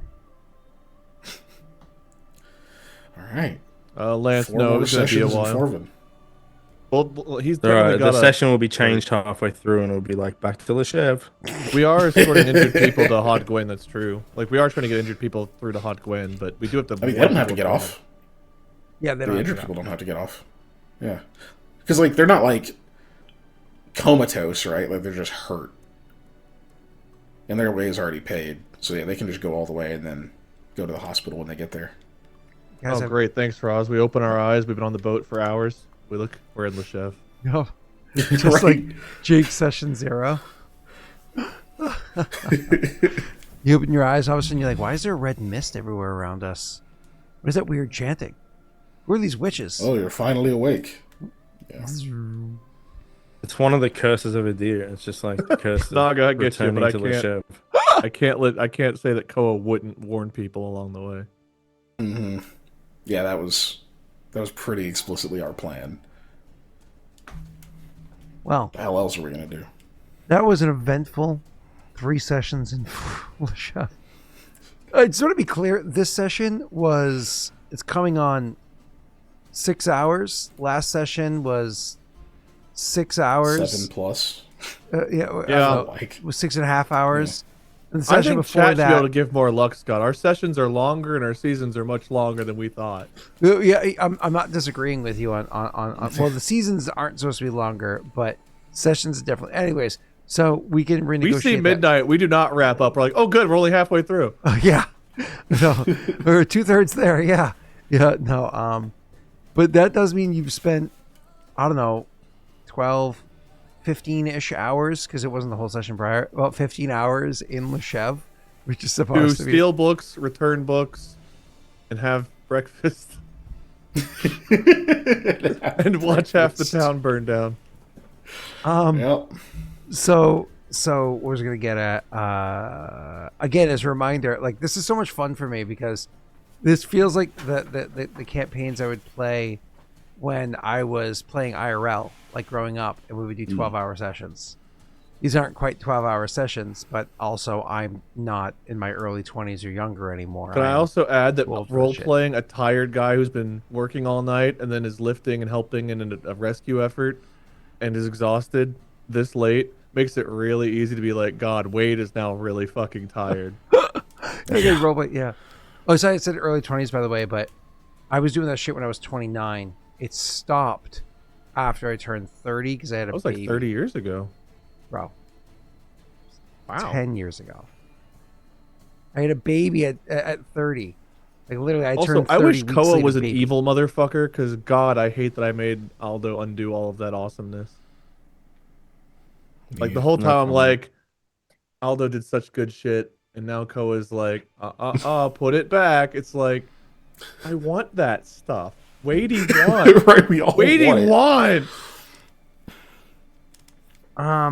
Rosin, I will be 40 eventually, but Doxy will get there ahead of me. Doxy is several months older than me. Doxy is 29 and months older. Is 39 and months older than me. So yeah. Jake, were you surprised by the hug? Oh yeah. I had this whole thing. I was gonna be like, I'm gonna call Koa a hypocrite. I'm gonna list all the things that he sat and watched, and then I was like, oh, You killed an old man. You remember that shit? Oh no, I'm a hug. No, I didn't. I used a healing potion. That was natural. Doxy, you're May, not November. Don't lie. No, the hug kind of surprised me too, but like I was thinking about, I was like, Koa's on a walk. He's internalizing all of this. He's had time to kind of like, this isn't just a spur of the moment. Like, I imagine this coming to a head. Like, we all were talking that it just came out, and he just like would get upset and just throw a fucking punch. But like, it was kind of, the idea was planted whenever he was out with Mikhail, and then it was like, theoretically, what if I did? It's like, and theoretically, I'd beat your ass. And then he walked it off and kind of came back, and I was like, they just had that big spat with like Jade and everything else out in the fields. It was a whole thing. Like, maybe Koa would try a different approach. What would he do? I was like, I don't know. I guess I'll find out and see how it goes. And that happened. I was like, he's just gonna hug him. What? Why is he gonna do this? it took the wind out of Aldo's sails. There was just like, and that happened. It was like, okay. I'll give it back. Mine too. I was like, I'm gonna punch the shit out of him, and then like it didn't happen. I was like, huh, what a weird turn. Yep. So it was unexpected for me too. Worked I, out. I came in here with a plan, but Yeah, it worked out. It seems like it did the trick. well, Yeah. We don't have the books anymore though. no, Yeah, we we're don't. all upset about that. But hey, we have the top offer, and I'm sure it won't get outbid. Well, the good news is those Curvy locks died. The good news is Cleveland isn't exactly somebody that's willing to change the dates, and the other person bidding against you is a counselor who is going to be otherwise occupied. I So- don't remember. The Curvy locks is the best I've got for you. Curve rock. Curvock. Rock. Curvock, yeah. Rock. Oy vey. All right. Estoy muy cansado. I'm gonna copy and paste what we did earlier, and Yeah. I'm going to say thank you everybody for coming by and hanging out. I gotta find somebody to raid. This is my face now. Messi's live right now, Is that true? unless it's old news. I think that's where Forensic had to disappear to earlier. Wait, hold on. I see Jason Everton. I see Blue Aether. I see one Brit. But what is? Oh Am I no, not Messi's following literally Messi? ending right now. Oh, okay. Am I not following Messi though? You don't see him live. Messi was taken. Why can't I find Messi was taken? Twitch. He's got his ending screen up. I just popped in. The fact that I don't, oh, because I follow him with Daelric, but not with Li. That's what it is.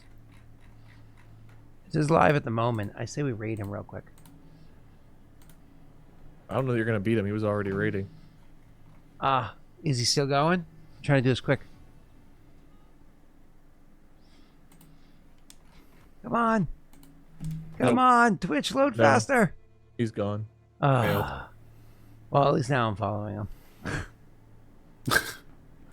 Have a good night, chat. See y'all later. Good night, everybody. If you have anything you want to spread the word or support the LA Wildfires charities, it would definitely be appreciated.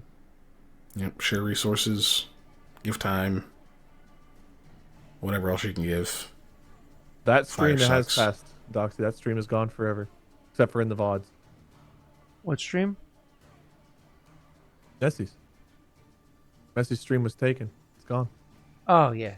Yeah. Phoenix, I don't know. I do have some dinner plans tomorrow, but if I can, I will. Keep an eye on the twatter. Ew. Bye, everybody. Bye. Here's a button. Man, you guys had that whole great RP, and then I had to be